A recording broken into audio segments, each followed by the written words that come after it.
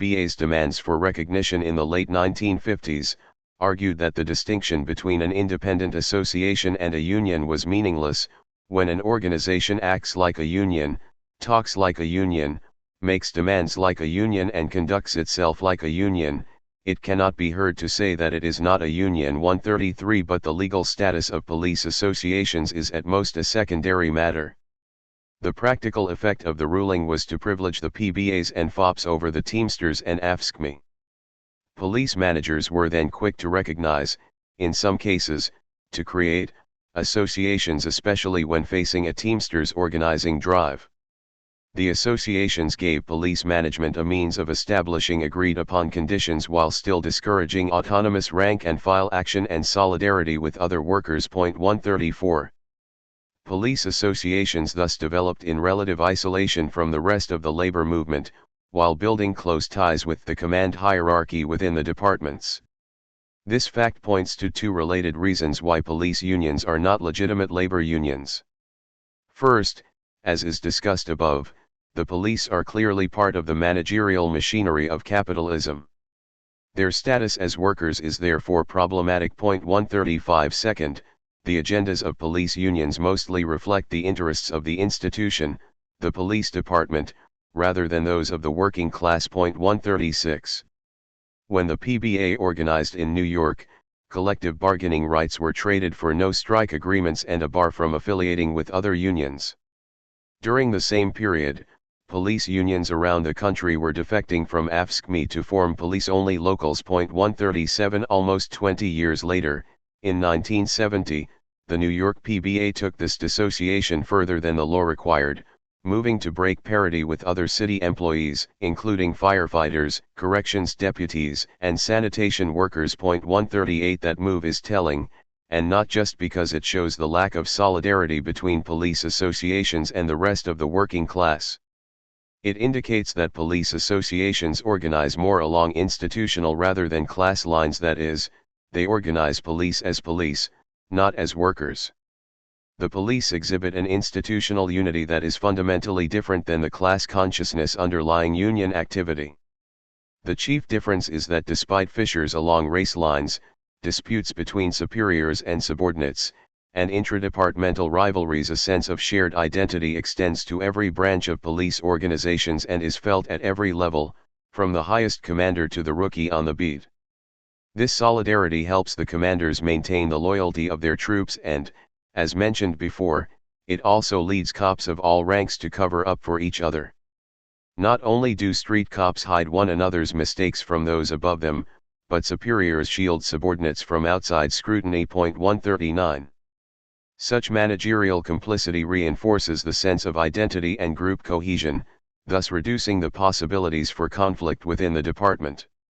And as the rank and file have become a more vocal, and more powerful, political constituency, some commanders have extended this strategy in order to share in the benefits of militancy. 140 A savvy commander can secure the loyalty of his troops by participating in their revolt, providing himself with the platform for leadership and at the same time retaining a militant force prepared to back him up in clashes with civil authorities. Police unions exercise influence over departments in ways other unions can only envy. However, apart from localized, usually individual, grievances, the officers and their managers share interests, perspectives, and a sense of identity. In the end, their institutional identification is superior to their class consciousness. To a very large extent, police departments achieve internal peace by subsuming the interests of both workers and managers to those of the institution. Even economic issues, like wages and hours, become common ground for cops and their bosses. Both want increases in department budgets. The officers, of course, enjoy a higher standard of living as a result, and police administrators can look forward to more funding, larger departments, better morale, and an easier time attracting recruits. For this reason, some scholars describe police contract negotiations as exercises in collusive bargaining. Margaret Levi explains. As the literature on private labor unions so often illustrates, collective bargaining often serves as a device of social control. It channels conflict and sets its terms. But collusive bargaining goes one step further. It enables management and labor negotiators to cooperate actively with each other. In order to convince their constituencies of their motives, the bargaining teams fight publicly, but privately they compromise. By engaging in collusive bargaining, city leaders gain credibility with the public for being tough, gain some assurance of relatively uninterrupted service delivery, and regain some power to make programmatic innovations. Of course, in return, they must grant some of the union's demands. 141. Union leaders, meanwhile, put on a similar act for the benefit of their constituency. As a result, they are able to deliver gains to the union members and retain their positions of influence, all without the risks of genuine conflict. As an example of this collusive approach, Levi cites the relationship between the Fraternal Order of Police and Atlanta Police Chief John Inman. The chief found the FOP was sympathetic enough to his policies to become a much-needed ally, and the FOP discovered it could gain promotions and respect. However, this alliance also contributed to the racism of the police labor organization. 142. In this way, antagonisms between labor and management become secondary to their common, institutional aims. As both press to increase the power, resources, and autonomy of the institution, they form a community of interests, an alliance against the meddling of city officials or the competing demands of other government agencies. Such an alliance bears the markings of a corporatist arrangement, defined by Colin Crouch and Ronald Dorey as an institutional pattern which involves an explicit or implicit bargain, or recurring bargaining, between some organ of government and private interest groups, including those promoting ideal interests causes, one element in the bargain being that the groups receive certain institutionalized or ad hoc benefits in return for guarantees by the group's representatives that their members will behave in certain ways considered to be in the public interest. They go on to cite both historical and recent examples. The doctors and lawyers of medieval England, as well as the civil engineers and all the other professional groups which got their charters in the 19th century, were granted monopoly privileges, the right to decide who should and who should not be allowed to sell certain kinds of services, in exchange for promises to make sure that the professional standards of those who did sell those services, their skills and their morals, were what the public had a right to expect. More modern forms this time the granting by the state of an ad hoc concession rather than an institutionalized privilege include, for instance, the bargains sometimes struck in the 1960s and 1970s in Britain between the British rail management, the railway unions, and the government, more state funds for railway modernization provided that the unions would agree to get their members to accept productivity improvements and changes in the work practice. 143. Corporatist arrangements in policing have taken both the medieval and the modern forms that Crouch and Dorey describe. As the historical comparisons indicate, each phase of police reform has tended toward corporatist arrangements, bureaucratization and professionalization under the medieval model, and unionization in a more modern guise. Currently, the medieval aspects find an analogy in the relations between police departments and governments, wherein bargaining is implicit, and the modern are in evidence with the three-party relations between the unions, the departments, and the government. However, with the police, the corporatist deal is not between the state and some outside group, but between various sections of the state. Specifically, it is an agreement between the elected civil authorities, the government, the police commanders, the department, and the representatives of the rank and file officers, the union. 144. This alignment between workers and management is not unique to police labor relations, but a common feature of many public or semi-public institutions. In the wave of public employee unionization of the 1960s, many public service workers, not just cops, began to demand changes in the way their work was organized, and sometimes sought to influence the social conditions that affected their work. But whereas teachers and social workers rallied against discrimination, inequality, and the meager remedies of the Great Society, the police turned sharply to the right. For example, a major demand of the 1967 Chicago social workers' strike was the provision of additional services for clients. Teachers' unions frequently demand smaller classes and better material. The police, in contrast, advocate longer prison sentences, fewer safeguards against brutality, and new weaponry. 145. In each case, the workers seek to make common cause with their clients, but the clientele of the various agencies are quite different. Smaller classes benefit both teachers and students. Additional social services are good for the people who receive them and for those who provide them. However, such provisions likely inconvenience taxpayers, other portions of the government, who compete for the funds, and the business and government elites who feel they can surely find better uses for the money and have little sympathy for the plight of public school students and the poor. In the case of the police, these relationships are exactly reversed. The police defend the interests of elites, and it is the poor who are burdened. 146. Thus, the social function of policing provides a permanent basis for the conservative orientation of police unions.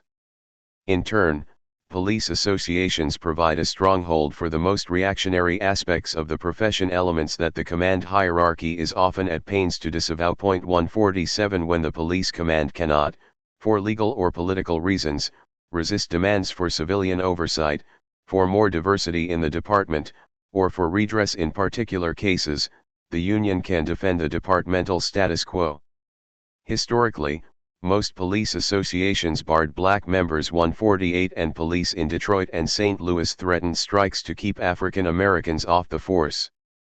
Police departments accommodated the racist officers in various ways, sometimes by refusing to hire black people, in other cases by keeping black officers out of uniform, restricting them to black neighborhoods, or barring them from arresting white people. 149. As recently as 1995, a group of black LAPD officers sued the Police Protective League for its role in preserving discrimination on the force, describing the union as a bastion of white supremacy. 150. Police unions are also on hand to defend individual officers whose misbehavior becomes embarrassing to the department and who therefore cannot be protected by their supervisors. For instance, in 1981, when 2 Portland officers were fired for leaving dead possums on the doorsteps of black-owned businesses, the Portland Police Association organized a march of 850 supporters, demanding they be reinstated. The case went to arbitration, and the officers returned to work. Almost 30 years later, in 2009, Officer Chris Humphreys was suspended after firing a less lethal shotgun at close range and hitting a 12-year-old black girl. The PPA again mobilized their supporters to demand he be reinstated. 600 people, mostly off-duty cops, marched on City Hall carrying signs reading "I am Chris Humphreys." He was returned to desk duty, and later exonerated by the Chief of Police. 151. The police union represents an extreme of autonomy, protecting officers of the lowest rank from authority both inside and outside the department. This has the effect of distributing some kinds of power toward the bottom of the formal hierarchy. 152. The careful tension between departmental policy and officer autonomy has its benefits for both the commanders and the line officers. Though police regulations do notoriously little to actually control officer conduct, they do provide a layer of plausible deniability between commanders and the routine activities of their troops. That is, the rules help to insulate commanders from responsibility for misconduct while at the same time police unions defend the rank and file from meaningful discipline. This arrangement allows for the formal appearance of a rigorous command and control while maintaining maximum discretion at the lowest levels of the organization.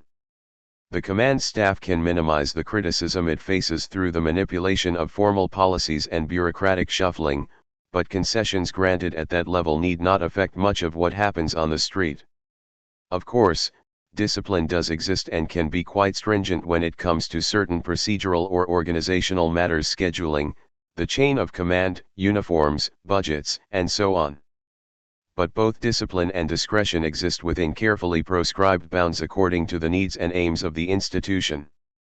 Discipline fails and discretion is preserved in those areas where it is most convenient for the department that it be so, that is, when the police come into contact with the public.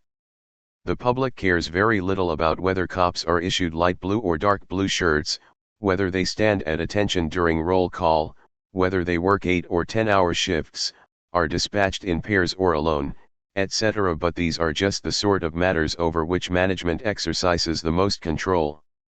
Those elements with which the public is especially concerned when and how force is used, how the police deal with a noisy but peaceful drunk, the basis on which people are treated with suspicion, these are left to the individual officer's discretion. Here is a convenient rule of thumb: police will be disciplined when their behavior threatens the smooth operation of the institution. But there is a corollary to this: to the degree that officers collectively control the department, discipline will be weaker, as elites will have to bargain for access to the institution's power. That is one effect of police unionization. Police labor action reminds local governments that they have created for themselves a rival to their own power. Unlike private sector strikes, which threaten the boss's ability to make a profit, public worker strikes threaten the local government's ability to provide services or, in the case of the police, to rule. They work by disrupting the city government's access to the institutions by which it achieves its ends. While a sit-down strike may raise the specter of workers controlling industry, since there is a natural continuum between workers shutting down a plant, occupying it, and running it themselves, analogous actions by the police would fall on a different continuum and foreshadow less utopian futures. If the police continued to patrol, make arrests, and otherwise conduct surveillance and enact violence, but do so without direction from the local government, that would amount to a transfer of power from the one institution to the other. It would portend the possibility of direct rule by the police. In 1919 it was thought, clumsily, that this was a threat to be repressed. And such repression has occurred since then, when police excesses create the conditions for unrest or otherwise threaten the status quo. But police ambitions cannot be permanently repressed if the cops are to continue in their capacity, reliably suppressing the unruly portions of the population. And so, through a long series of reforms and negotiations, a strategy of co-optation developed, and with it emerged the instrument for balancing police loyalty with the demands of a semi-autonomous organization. These instruments are generally called unions, though that misnomer, like so many others in police science, relies on a false analogy to other, dissimilar organizations. Police unions provide the means by which the officers can collectively negotiate with the civil authorities, determine together the conditions under which loyalty may be ensured, loyalty to the police commanders, civil authorities, and the ruling class, respectively. It is not the loyalty of the individual officers that is at stake; they are not freelancers or mercenaries negotiating a fee for service. Rather, it is the loyalty of the institution that the officers collectively, through their union, may not control but can disable. Interestingly, this leverage does not only increase the power and autonomy of the union, but of the entire department relative to the rest of the city government. The officers may, under rare conditions, even use their associations to compete with the civil authorities for control. Such power struggles are generally of short duration, but their effects can be long-lasting. They demonstrate the limit of police loyalty and the threat of mutiny, really, the usurpation of the institution, and in so doing they help to set the price for that loyalty. When that price is agreed on, the police again become fully available for the uses to which the ruling class, the state authorities, and their own commanders would put them. As police organize, lobby, and strike, it seems that their negotiations have as much to do with the elite's access to, and the smooth functioning of, the police institution itself as with wages and working conditions. In this, police bargaining resembles less the struggles of exploited workers than the agreements formed between sovereigns and their intermediaries in the creation or expansion of states. 153 In fact, in at least one sense, police associations are best conceived of as semi-autonomous, but constitutive, parts of the state. The police union as a semi-autonomous component of the state.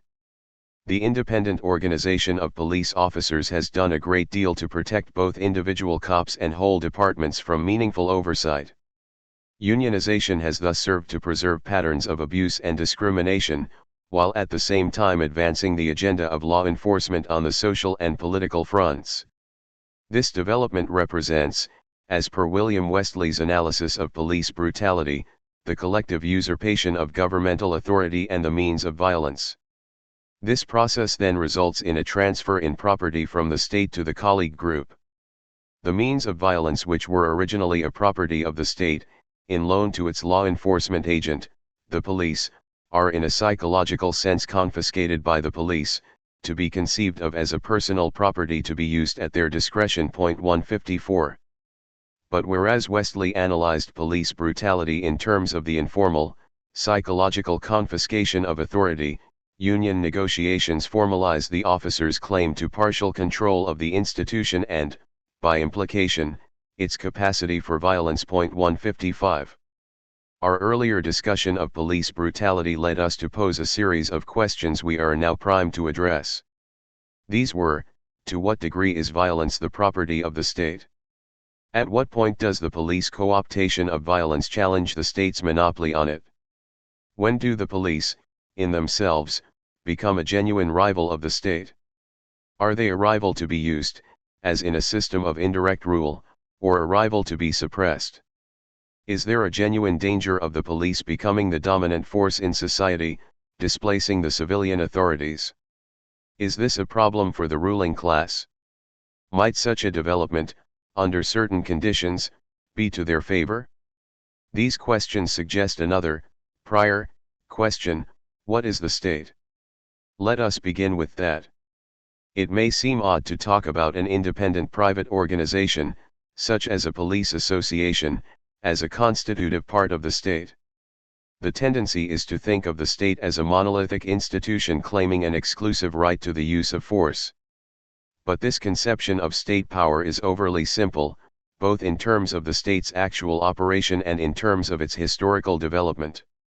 Martin J. Smith defines the state as a set of institutions which provide the parameters for political conflict between various interests over the use of resources and the direction of public policy. 156. The state is not a unitary organization, but rather a complex network, with components termed the welfare state, the police state, etc., and with extensions identified as the military-industrial complex, the prison-industrial complex, and so on.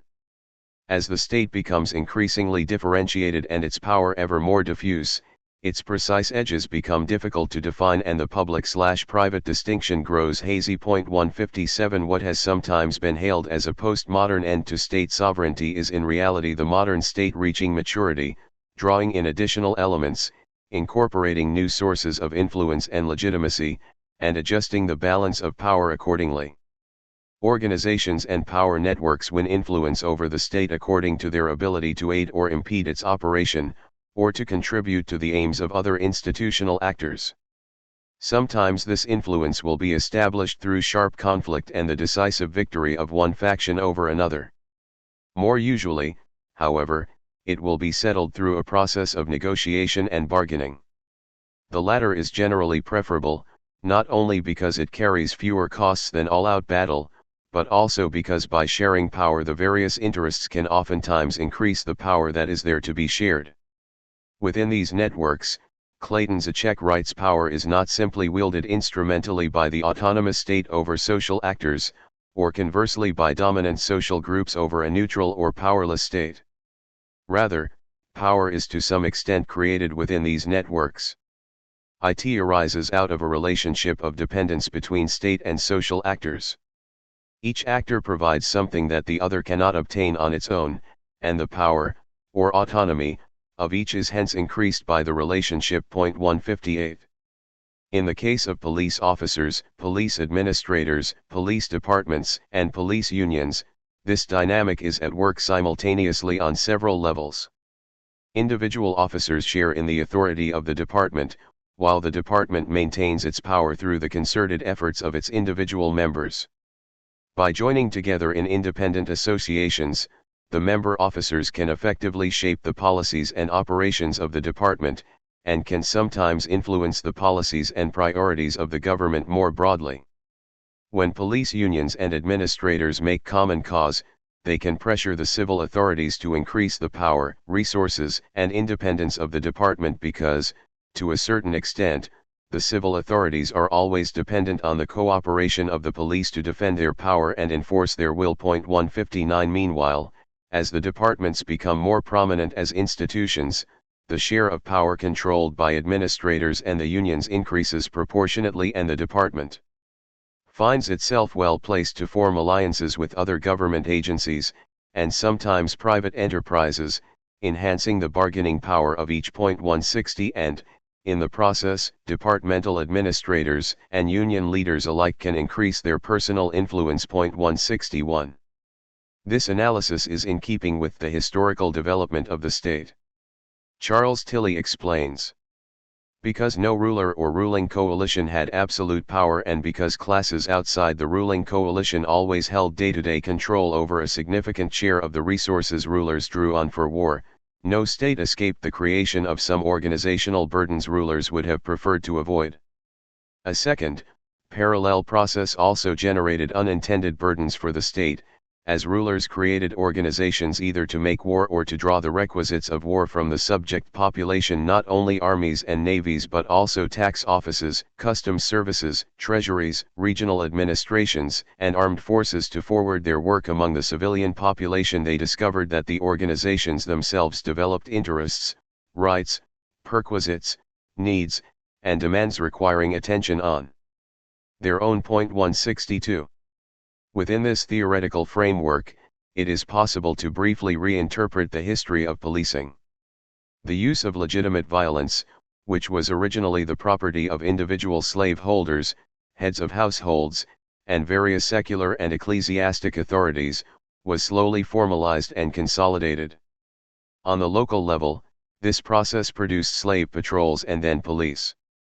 Initially, the police were highly dependent on local patrons and served as the instruments of political machines.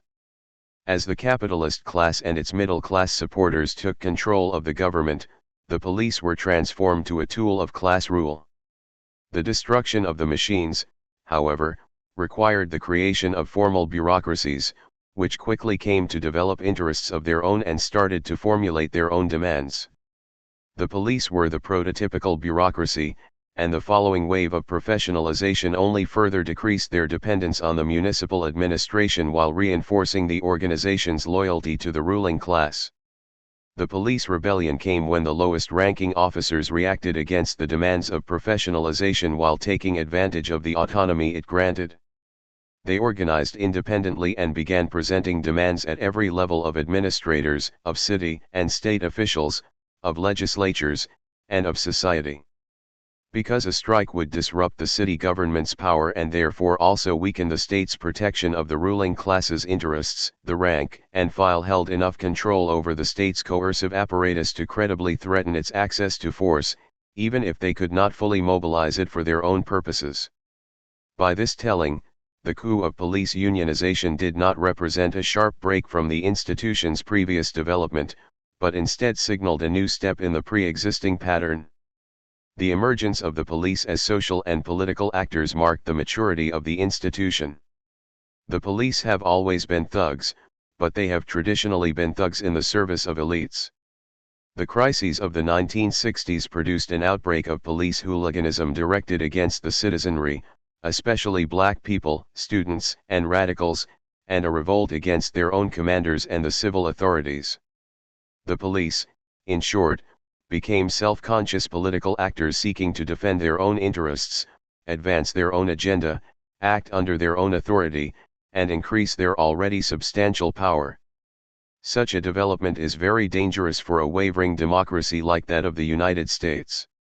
An uneasy truce has developed between the cops and the civil authorities. Police departments have been granted a great deal of autonomy concerning their policies, procedures, and discipline. This arrangement allows for peace between the civil authorities and the police while maintaining a degree of plausible deniability concerning misconduct, as long as abuse is directed against suitable targets, racial minorities and the poor. So, to answer our earlier questions, to what degree is violence the property of the state? In the United States, the state has increasingly exercised monopolistic control over legitimate violence, especially since the early 19th century.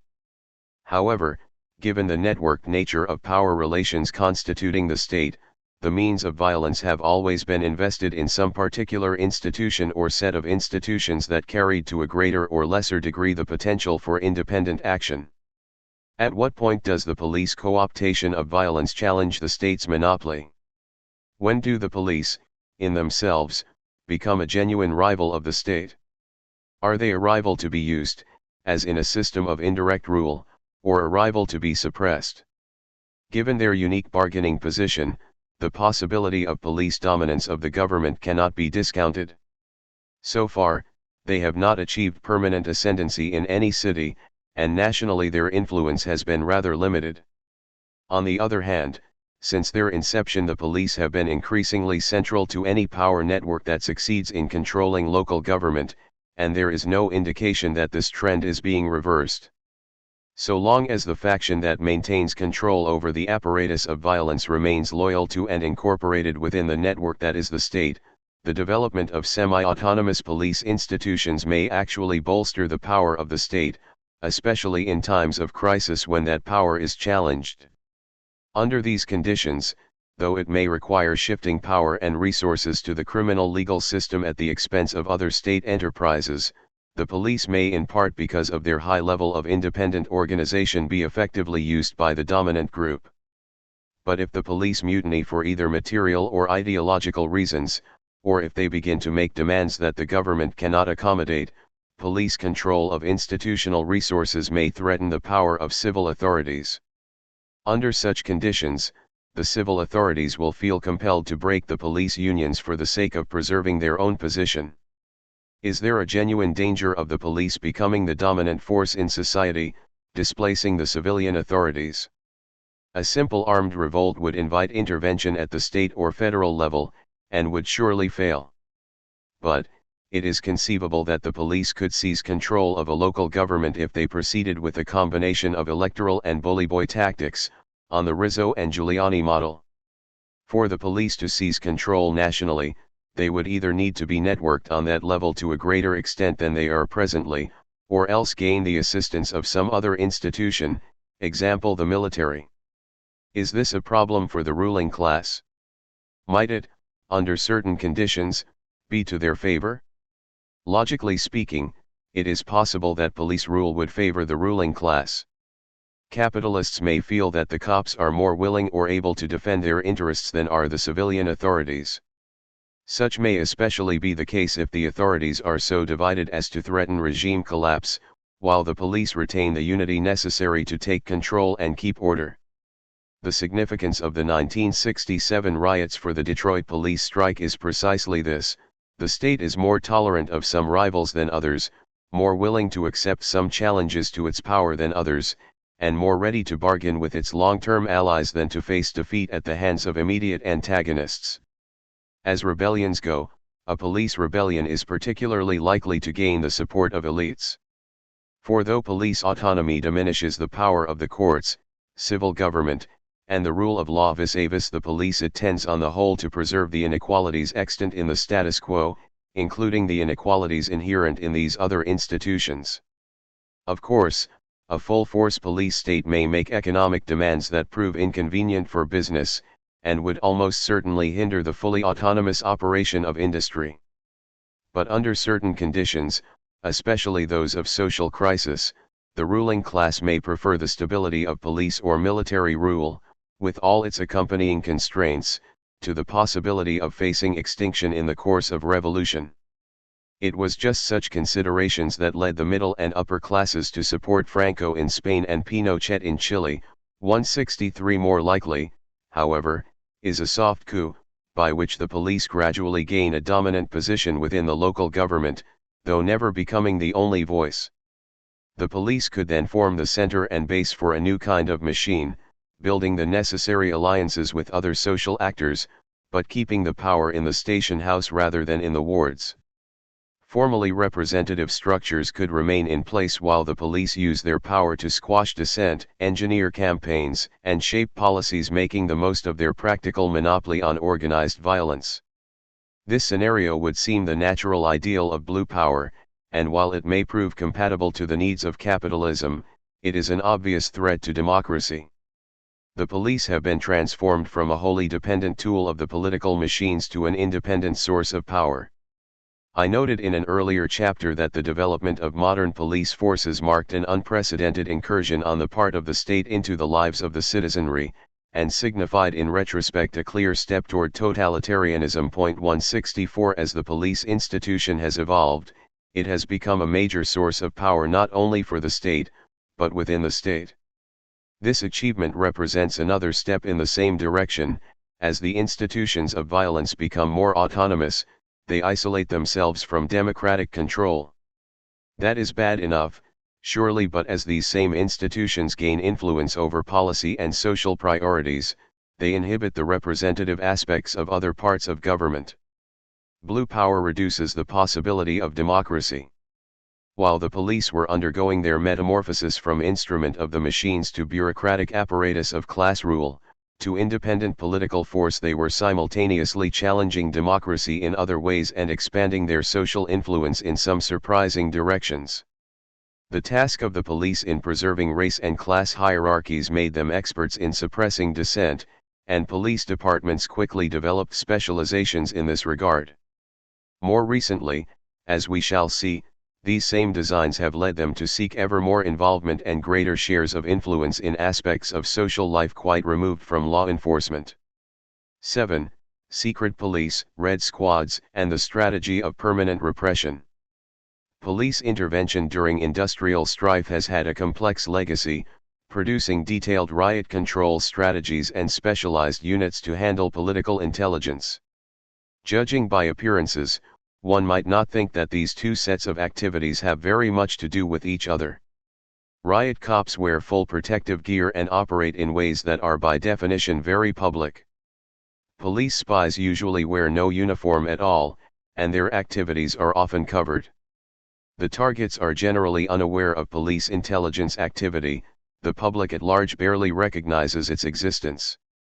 But historically, red squads were formed with crowd control in mind, and took on their secret police functions later. 1 Separate divisions now generally handle these duties, but their operations remain connected at the root. 2 Haymarket, anarchy is on trial. The role of police in crushing dissent, and the place of intelligence work within that pursuit, began to take shape in 1886 in response to the movement for an 8-hour workday. In May of that year, the nation saw a wave of strikes demanding 8 hours for work. 8 hours for sleep. 8 hours for what you will. 3 Much of the action was centered in Chicago, where on May 1, 40,000 workers walked off the job, and were joined a few days later by 25,000 more. 4 On May 3, police shot and killed 4 workers picketing the McCormick Harvester Works. Enraged, August spies and anarchists printed a forceful handbill calling for an open-air meeting on May 4 in Haymarket Square. The flyer was headed "Workingmen, to arms," and encouraged workers to come prepared to defend themselves. 5 The rally began as a typical affair. 3,000 people came to listen to speeches, but as the evening wore on and storm clouds gathered, their numbers dwindled to just a few hundred. At last, when the final speaker was on stage, 180 police appeared and ordered the crowd to disperse. In response, someone from the crowd, it has never been determined who, threw a bomb into the line of police. 76 cops were injured, 7 later died. The police immediately opened fire, killing about a dozen of the crowd and injuring 200 more, as well as hitting some of their own.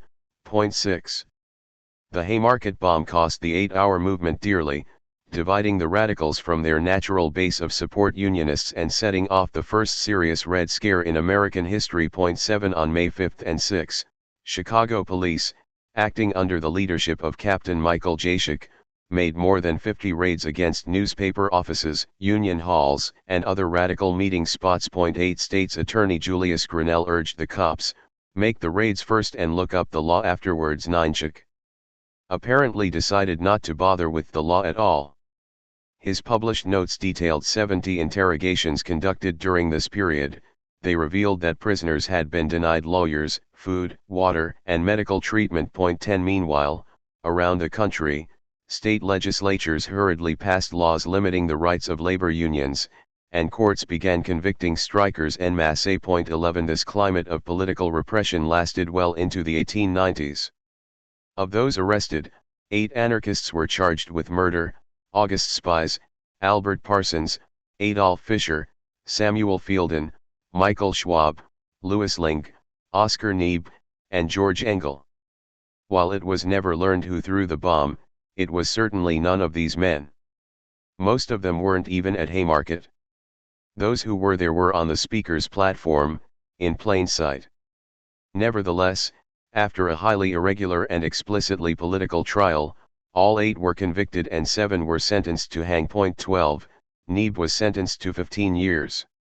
The tool for convicting innocent men of a capital offense was the claim that they had urged others to violence, and were therefore responsible for the violence that occurred. The prosecutor had originally sought to prove that the defendants had executed the bombing themselves. Failing that, he resorted to a theory that they had conspired together to kill policemen, crafting a plot carried out by another, unknown person. But there was no evidence for any such plot. Instead, the case came to rely on the allegation that the person who threw the bomb had been driven to do so by the defendant's anarchistic writings and fiery speeches. Over the objections of the defense, the prosecutor read aloud the fiercest anarchist writings he could lay his hands on. 13 Some of these were written by the defendants, others were not. Nobody paid much attention to such details, as the purpose of this evidence was purely prejudicial. State's Attorney Julius Grinnell put it this way, as he addressed the jury. Law is on trial. Anarchy is on trial. These men have been selected, picked out by the grand jury and indicted because they were leaders. They are no more guilty than the thousands who follow them. Gentlemen of the jury, convict these men, make examples of them, and you save our institutions, our society. 14. That it was anarchy on trial, Albert Parsons agreed. He wrote to a friend, "There is no evidence that I or any of us killed, or had anything to do with the killing of policemen at the Haymarket. None at all. But it was proven clearly that we were, all of us, anarchists, socialists, communists, Knights of Labor, Unionists. It was proven that 3 of us were editors of labor papers, that 5 of us were labor organizers and speakers at workingmen's mass meetings. They, this class court, jury, law, and verdict, have decided that we must be put to death because, as they say, we are leaders of men who denounce and battle against the oppression, slavery, robbery, and influences of the monopolists. Of these crimes against the capitalist class they found us guilty beyond a reasonable doubt, and, so finding, they have sentenced us. 15. Parsons, Spies, Fisher, and Engel eventually did hang. Link committed suicide while awaiting execution. The survivors first had their sentences commuted to life imprisonment, and 6 years later were pardoned by Governor John Altgeld. Altgeld made it clear in issuing his pardon that he did so because much of the evidence given at the trial was a pure fabrication. 16. Unfortunately, Haymarket established the pattern that anti-radical campaigns would follow for the century to come. The basic elements are present. In a climate of conflict and political polarization, an incident of dubious origin provides the pretext for suppressing radical movements. Raids, arrests, and media smear campaigns lead up to a criminal trial, at which the defendant's political views and associations are presented as evidence. The authorities involved in the Haymarket affair, Captain Chick especially, pioneered the use of radical hunting as a means of building a career, consolidating power, and lining one's pockets at the same time. Schick used his position for shameless self-promotion, casting himself as a first-class sleuth, bragging about conspiracies he had supposedly unearthed and plots he had foiled, and even writing a book on the matter, Anarchy and Anarchists.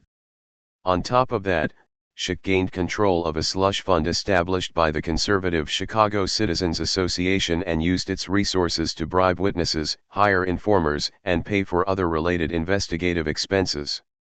In addition to this considerable sum, it was later revealed that he had, on more than one occasion, personally accepted bribes and helped himself to a great deal of the evidence seized in raids. 17 Schick quickly became dependent on the role he had created for himself, the great anarchist hunter.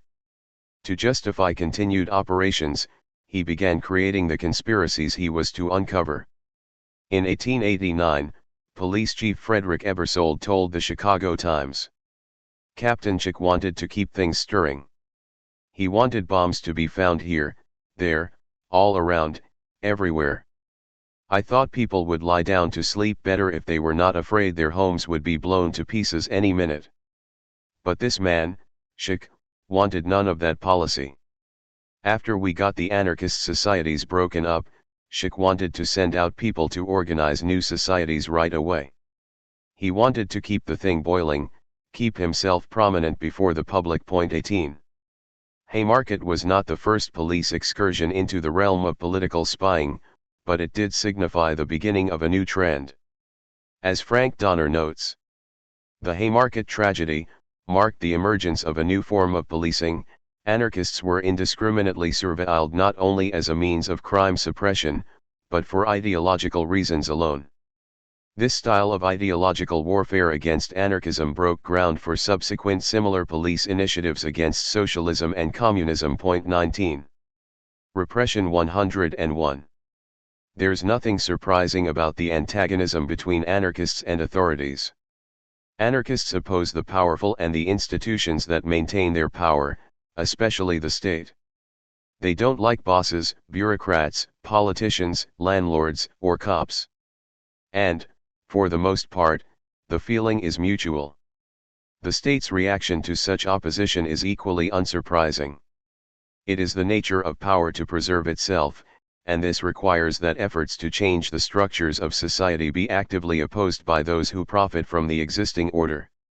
As Alan Wolf defines it, repression is a process by which those in power try to keep themselves in power by consciously attempting to destroy or render harmless organizations and ideologies that threaten their power. 20. Repression may be accomplished through propaganda, indoctrination, and other ideological means, or when these fail, through more direct means like harassment, imprisonment, and violence. Donner more specifically defines political repression, in the context of policing, as police behavior motivated or influenced in whole or in part by hostility to protest, dissent, and related activities perceived as a threat to the status quo. 21. In addition to the means listed above, repression may involve a much broader range of both overt and covert activities, including surveillance, false arrest, media smear campaigns, the use of disinformation, burglary, blackmail, infiltration, sabotage, the promotion of factionalism, entrapment, threats, brutality, assassinations, and torture. The form repression takes and the intensity with which it is applied will depend on a variety of factors, including the aims of the target group, its popularity, its strengths and weaknesses, its methods, and the goals, popularity, and relative strength or vulnerability of the government. But whatever its shape, the purpose of repression remains essentially the same. Based on his experiences in Northern Ireland, Kenya, Cyprus, and elsewhere in the crumbling British Empire, military strategist Frank Kitson described the task facing a government when rebellion surfaces. Translated into normal terms, the aim of the government is to regain if necessary and then retain the allegiance of the population, and for this purpose it must eliminate those involved in subversion. But in order to eliminate the subversive party and its unarmed and armed supporters, it must gain control of the population. 22. Repression is a tricky business. And it is complicated by the fact that the initiative seems to always rest with the subversives. Rebellions may brew, discontent spread, revolutionaries prepare their forces all before the government even realizes it is facing a threat. Intelligence work is intended to fill this gap. The Senate Select Committee to study government operations with respect to intelligence activities, the Church Committee, outlines the three types of intelligence activities. The first is intelligence collection, such as infiltrating groups with informants, wiretapping or opening letters. The second is dissemination of material which has been collected. The third is covert action designed to disrupt and discredit the activities of groups and individuals deemed a threat to the social order. These three types of intelligence activity are closely related in the practical world. Information which is disseminated by the intelligence community or used in disruptive programs has usually been obtained through surveillance. 23. Furthermore, the same techniques may be used for more than one purpose simultaneously. Surveillance has its obvious uses in collecting information, but conspicuous surveillance may also be used to harass the target, breed paranoia and feelings of persecution, and so on. Likewise, informants can supply information, but they can also be used to disrupt a group's organizing efforts, engaging in routine sabotage, provoking rivalries and infighting, and encouraging illegal, especially violent, activities that can discredit the movement. The specific strategies and techniques involved have been developed over time, with the 20th century representing a period of particular progress. The degree of actual activity has ebbed and flowed, for the most part following the level of dissident political activity, particularly dissent from the left. At the national level, this work has been centered in the federal intelligence agencies, the FBI, the CIA, Army intelligence, but has also come to involve, at times, practically every federal agency and every branch of government. At the local level, the bulk of intelligence work has been shared between the police and innumerable private agencies, beginning with the Pinkerton Detective Agency. Within police departments, the branches responsible for keeping the lid on subversives have gone under a wide variety of names, including the Radical Bureau, the Anarchist Squad, the Bomb Squad, the Intelligence Division, the Industrial Squad, the Bureau of Special Services, the Special Investigations Bureau, and others. For the sake of regularity, I will refer to them here primarily under the generic term Red Squad. The Red Squads. New York City's Red Squad got a head start on the rest of the country. On January 13, 1874, in what came to be termed the Tompkins Square Riot, 7,000 people took to the streets in a demonstration against unemployment, and the police responded by ruthlessly beating them. Following that debacle, the police department began assigning detectives to spy on socialist and union meetings. 24 Within just a few years, their operations expanded enormously. In 1895 and 1896 the NYPD tapped 350 phones, including those of churches. 25. This pattern was repeated in cities around the United States. The police began by attacking public events, especially demonstrations. They rigorously enforced laws, forcibly dispersed crowds, and expended a great deal of energy trying to identify and nab individual agitators who, they assumed, must be responsible for any such disturbance. This latter pursuit quickly developed to the point where police targeted entire organizations, sending informants to their meetings. 26 The creation of special branches devoted to this task took hold after 1900, prompted by labor unrest, the increased popularity of socialism, and a wave of immigration. 27 The role of the Red Squads further expanded during World War I, thanks in part to Attorney General A. Mitchell Palmer and his successive campaigns against radicals and immigrants. Local cops aided the Justice Department first in 1917, with a series of raids against the industrial workers of the world. IWW headquarters were raided in 11 cities and hundreds of union leaders were arrested, allegedly for interfering with the draft. The Red Squads repeated their performance 2 years later, beginning in 1919, as they provided support for Justice Department raids on a wide range of leftist organizations, resulting in 4,000 arrests and almost 1,000 deportations. 28 Local police agencies found support for these endeavors among the members of the American Protective League, APL, a volunteer organization formed during the war to combat espionage and sabotage, round up draft dodgers, and spy on immigrants.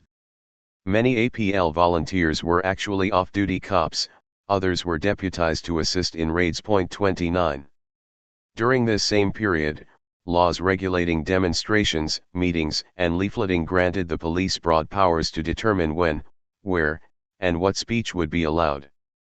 It thus became the explicit function of the police to suppress the free exercise of political speech. 30 As the Great Depression produced a swell of activism and unrest, police practices shifted toward a focus on intelligence operations rather than direct intervention.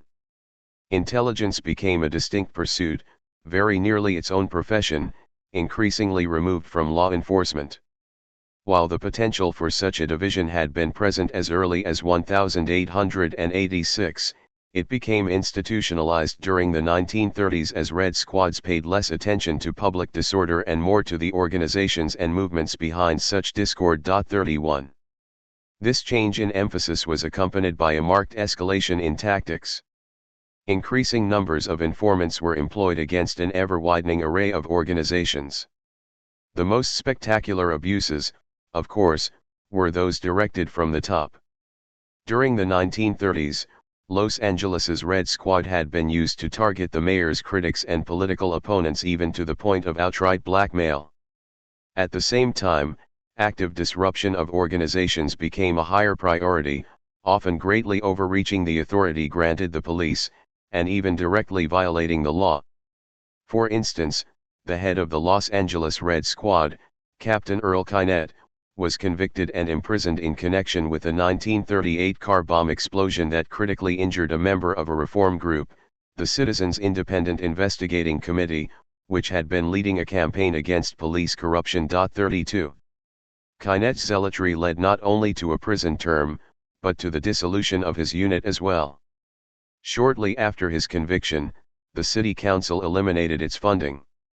Elsewhere in the country, Red Squads fell victim to their own success. In the conservative climate of the 1950s, they faced a repeat of Captain Chick's problem: a shortage of subversives. The response to this situation was twofold. In part, Red Squads focused again on their historical opponents, labor unions. At the same time, they were granted a new mission as auxiliary forces in the Cold War.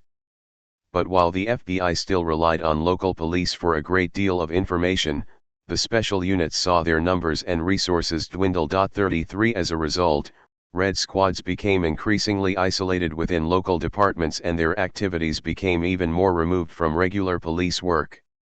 Simultaneously, and somewhat paradoxically, communist hunting was becoming an American obsession. A national network of suspicion, denunciation, and blacklisting emerged. The FBI, the House Un-American Activities Committee, and Senator Joseph McCarthy stood together at the center, but the Inquisition reached into every level of government, the academy, and private industry. Under the FBI's Responsibilities Program, which was active from February 1951 to March 1955, the Bureau secretly alerted governors, college presidents, and other reliable leaders of suspected subversives in their employ. At least 800 people were thus branded as Reds, more than half of them educators.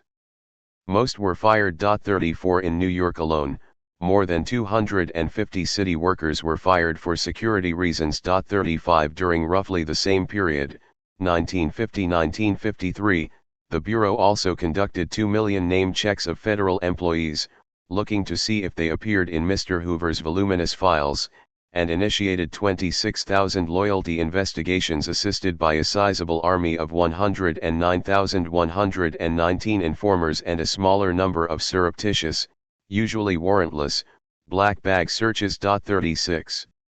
Much of the information used in this campaign of blackmail, slander, and career-terminating sanctioning came from the private efforts of American Legion volunteers and the publicly funded but secret activities of police Red Squads. On March 10, 1950, Pittsburgh police, under the direction of HUAC's chief investigator, Lewis Russell, raided the headquarters of the United Slave Congress, confiscating the group's mailing lists and membership files and turning them over to HUAC. 37. Less spectacularly, the New York State Police regularly checked the license plates of cars at left-wing meetings and social events, and routinely forwarded their files to HUAC. 38. Likewise, when the Citizens for Constitutional Rights hosted a fundraising dinner party, the FBI sent in an informer, and advised the local, Twinsburg, Ohio, police that the group was a front for the Communist Party. The cops conspicuously parked 2 squad cars outside the house where the party was hosted, marked down the license plates of everyone who attended, and strictly enforced parking regulations. 39. The McCarthy era facilitated the federalization of intelligence and the specialization of Red Squad operations, producing a distinct organizational culture and a distance from other police, not to mention the citizenry. When the 50s became the 60s, the police were continually called on to suppress what seemed to be ever-growing social movements, and these characteristics solidified. As the role of Red Squads expanded and the number of officers involved grew, the flaws, faults, and excesses of intelligence agencies, perhaps of intelligence per se, increased in magnitude and became more readily apparent. A renaissance of repression. During the 1960s, in city after city, Red Squads suddenly swelled like a fungus. Detroit's intelligence unit had only 6 members at the end of the 1950s, by 1968 that number had grown to 70. In most places, the rate of growth was sharpest at the very end of the decade.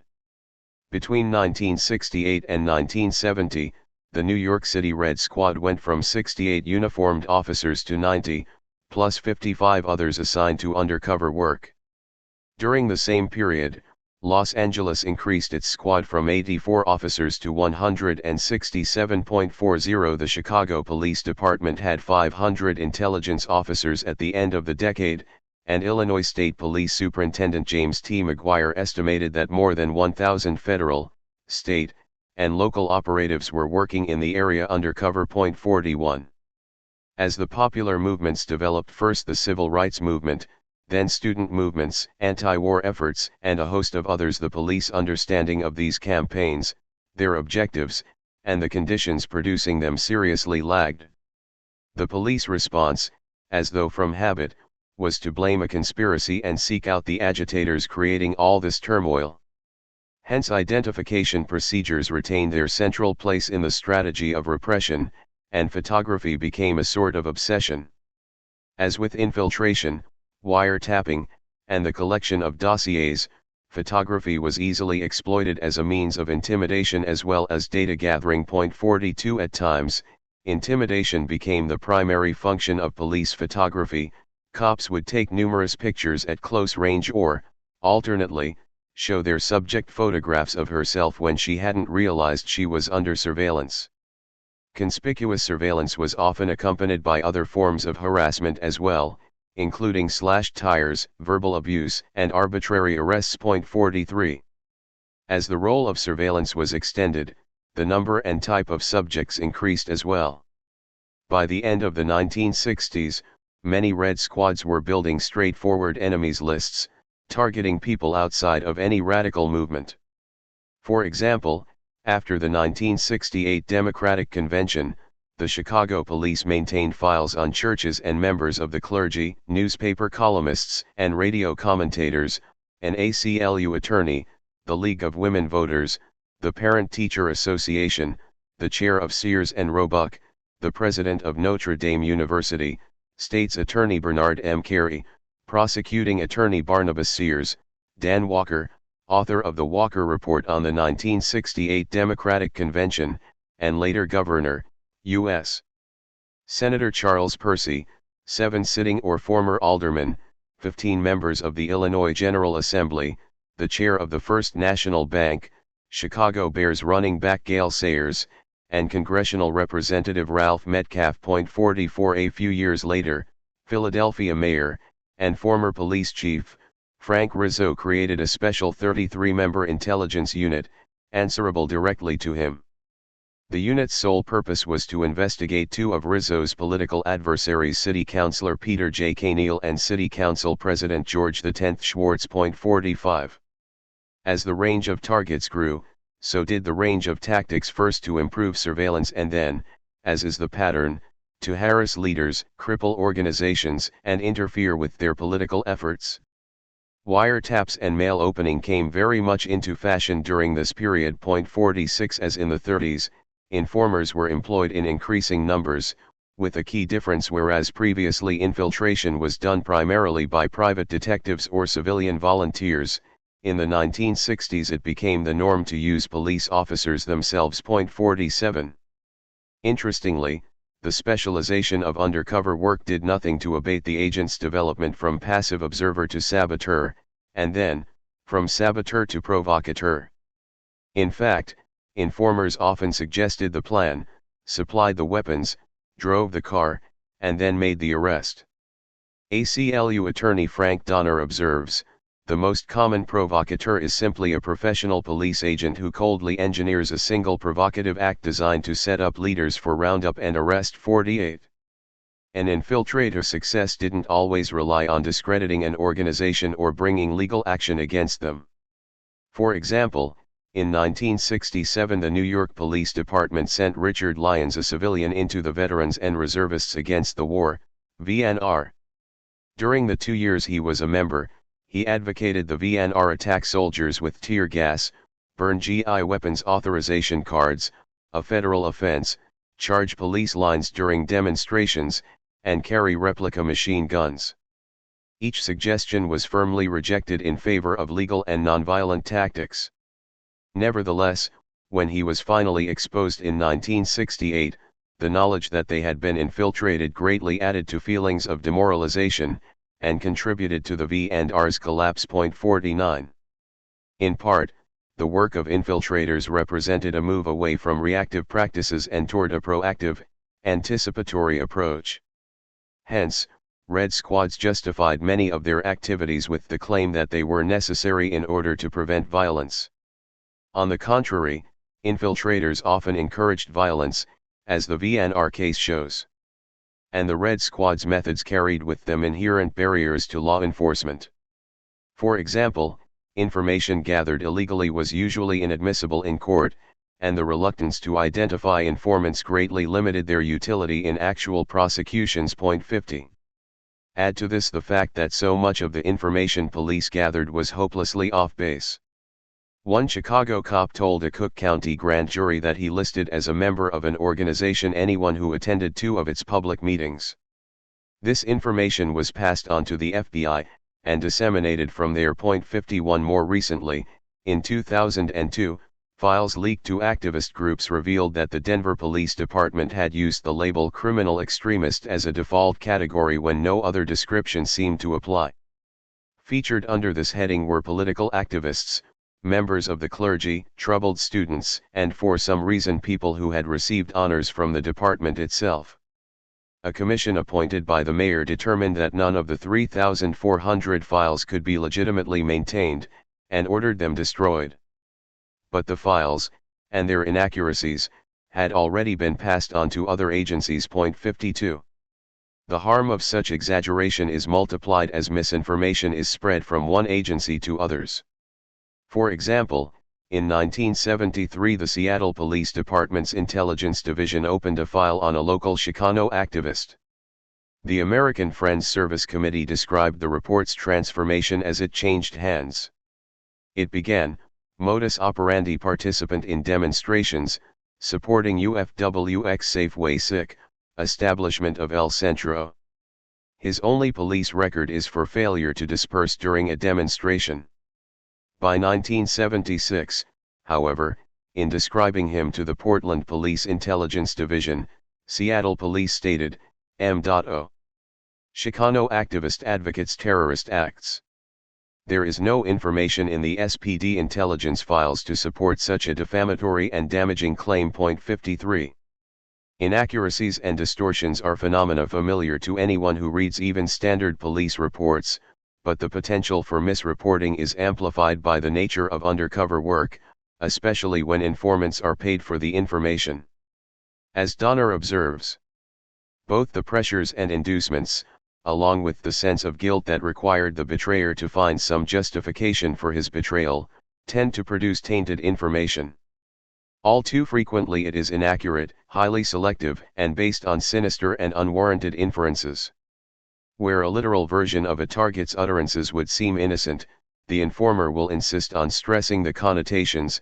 Conversely, where the language is figurative or metaphysical, the informer reports it as literally intended. Most important of all, he seizes on the transient fantasies of the powerless rhetoric and images not intended to be acted upon and transforms them into conspiracies whose purpose and commitment are wholly alien to their volatile and ambiguous context. 54. These interpretive practices underscore the symbolic value of Red Squad files. At first a simple administrative tool for collecting and organizing evidence, these files, like so much in the field of intelligence, quickly became a means of intimidation, and eventually became an end in themselves, serving to legitimize the Red Squad's other activities. 55.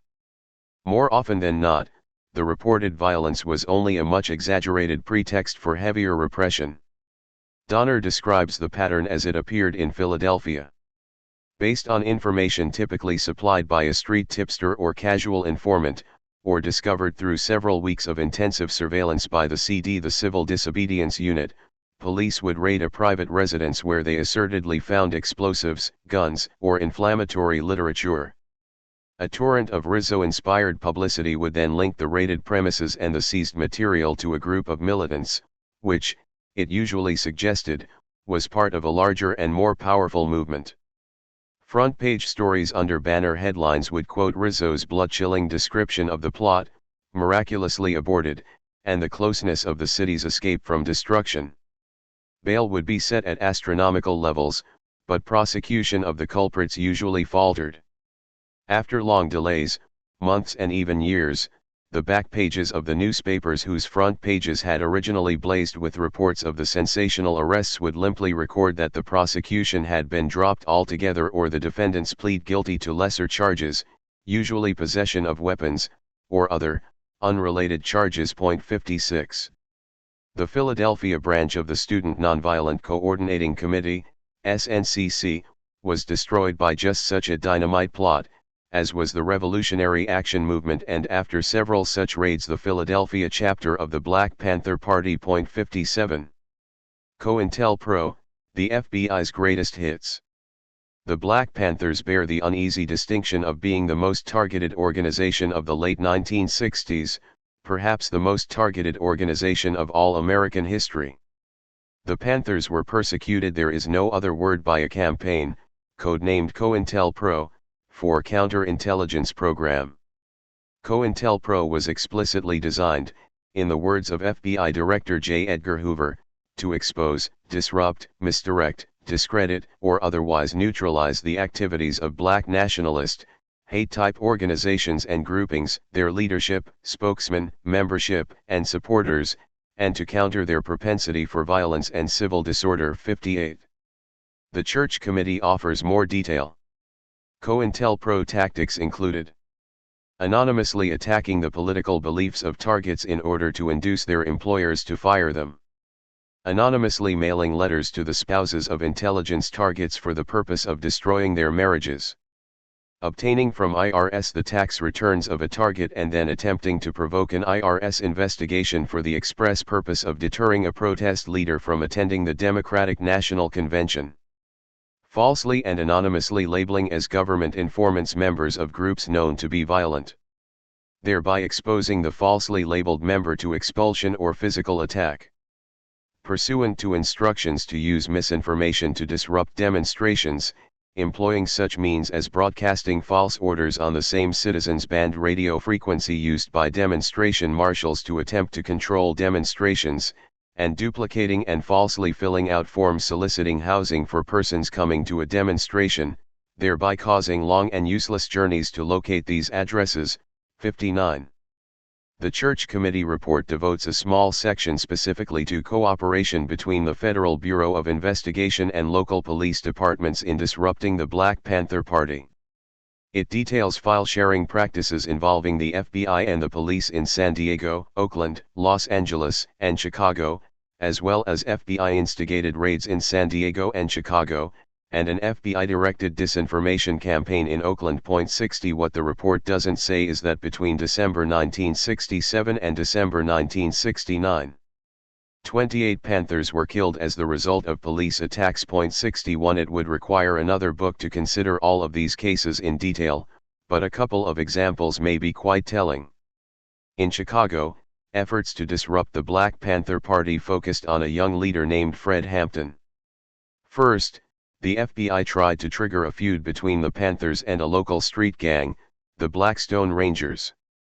FBI operatives sent Ranger leader Jeff Fort an anonymous letter claiming that Hampton had ordered his assassination. This tactic seems to have been selected in hopes of producing violence. The FBI memo describing it reads: It is believed that the letter may intensify the degree of animosity between the two groups and occasion Forte-SIC to take retaliatory action which could disrupt the BPP or lead to reprisals against its leadership. Consideration has been given to a similar letter to the BPP alleging a Ranger plot against BPP leadership.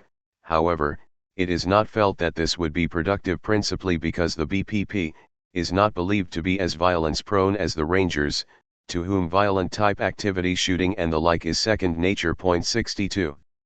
When the letter failed to produce the desired results, the FBI moved on to more direct means of neutralizing Hampton. On the morning of December 4, 1969, at 4 a.m., 14 police armed with submachine guns literally shot their way into Hampton's apartment. The police fired 98 rounds, killing Fred Hampton and Mark Clark, head of the Peoria, Illinois BPP, and injuring 3 others. Only a single round of fire was returned by Clark, as he died. Hampton was shot 5 times, 3 times in the chest, and then twice in the head. The raid had been planned a few weeks before by COINTELPRO operative Roy Mitchell and 2 cops assigned to a special unit under the direction of State's Attorney Edward V. Hanrahan. Mitchell had met with Hampton's bodyguard, William O'Neill, and received from him a detailed floor plan of the apartment, including the location of Hampton's bed. He also arranged for O'Neill to drug Hampton with a barbiturate on the night in question.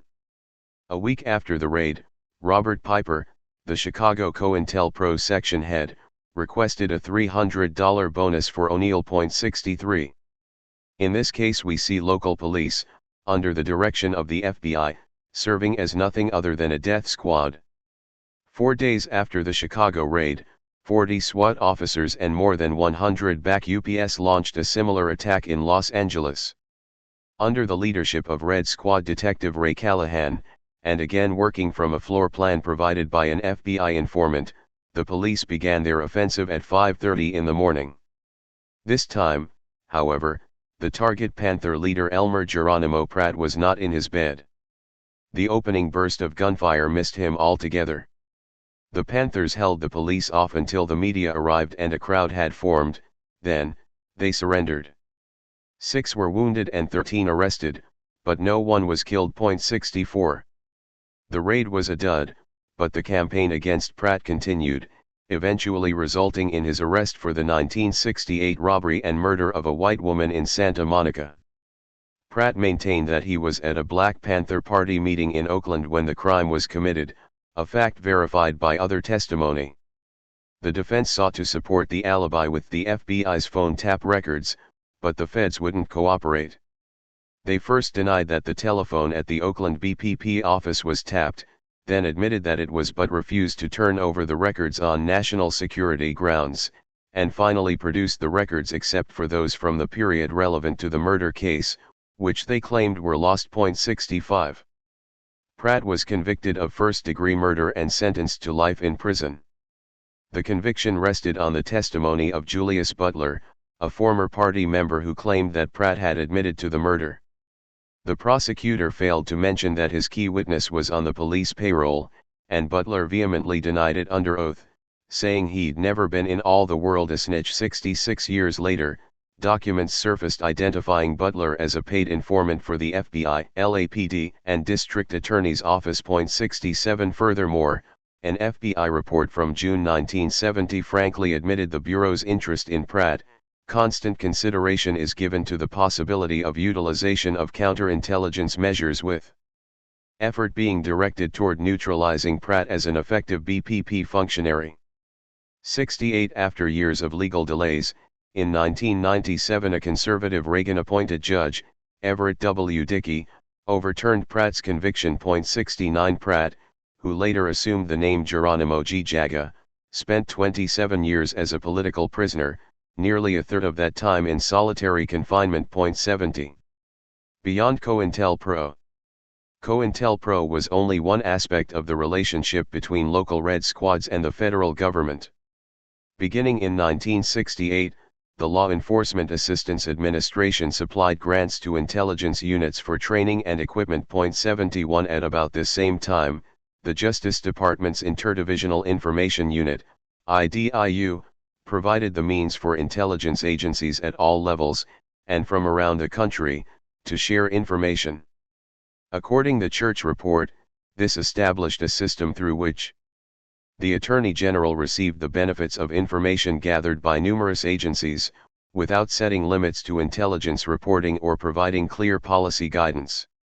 Each component of the structure, FBI, Army, IDIU, local police, and many others, set its own generalized standards and priorities, resulting in excessive collection of information about law-abiding citizens. 72.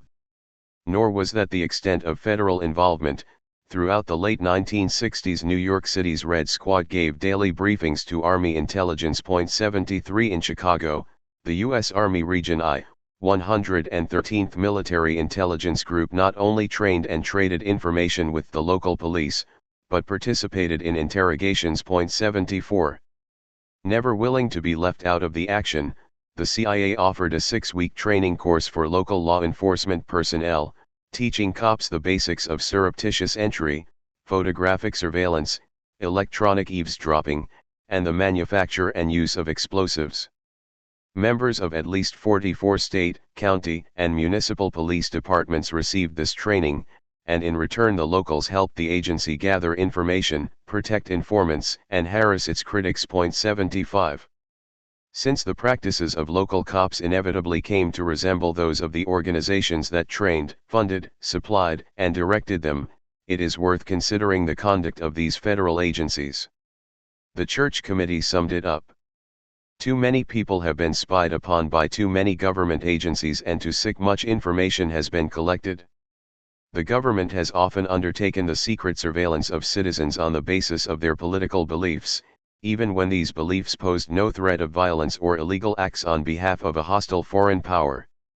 The government, operating primarily through secret informants, but also using other intrusive techniques such as wiretaps, microphone bugs, surreptitious mail opening, and break-ins, has swept in vast amounts of information about the personal lives, views, and associations of American citizens.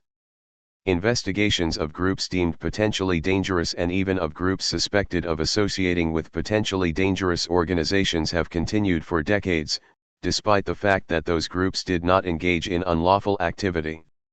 Groups and individuals have been harassed and disrupted because of their political views and their lifestyles. Investigations have been based upon vague standards whose breadth made excessive collection inevitable.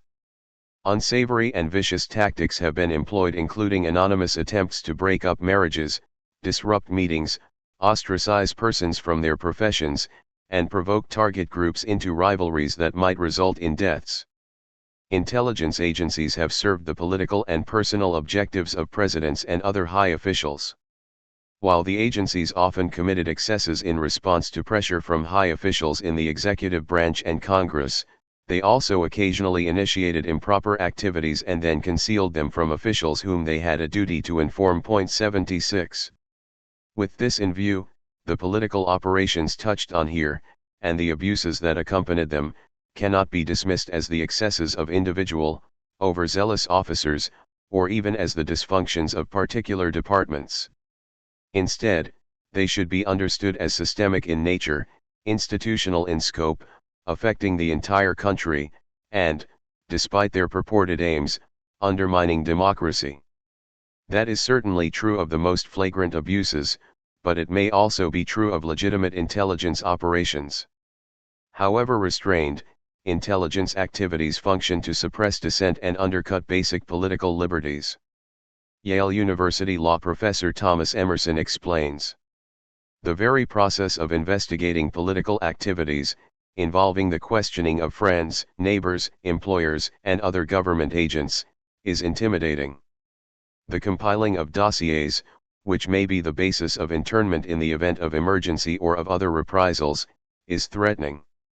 The very existence of agents, informers, and possible agents provocateurs is chilling. Opportunities for partisan abuse of intelligence powers become available and tempting. Freedom of expression cannot exist under these conditions. 77. Secret police are always the enemies of democracy. The death of the Red Squads. Paradoxically, political repression may itself undercut the public's faith in the government's benevolence.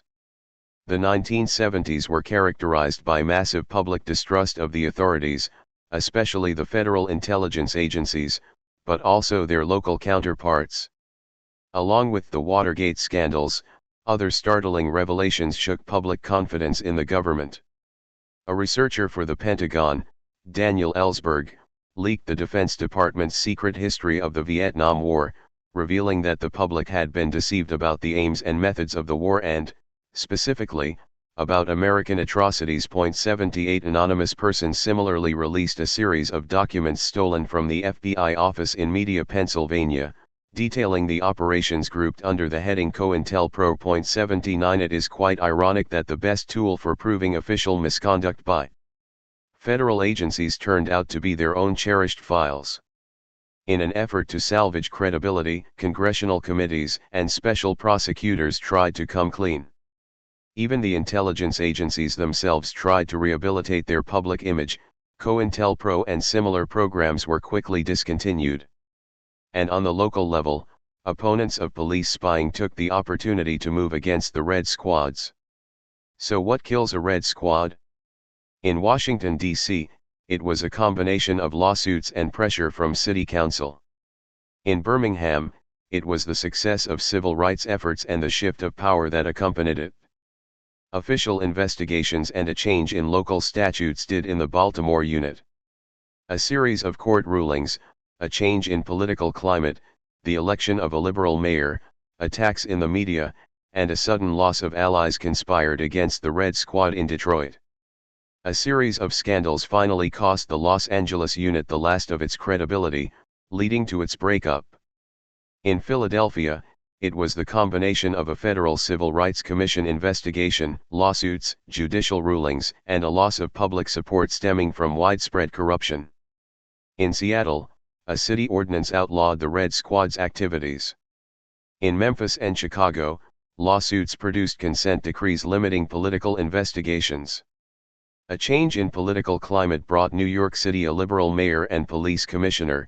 Combined with lawsuits, court rulings, and an overall loss of credibility, the change of administration spelled doom for the Red Squad.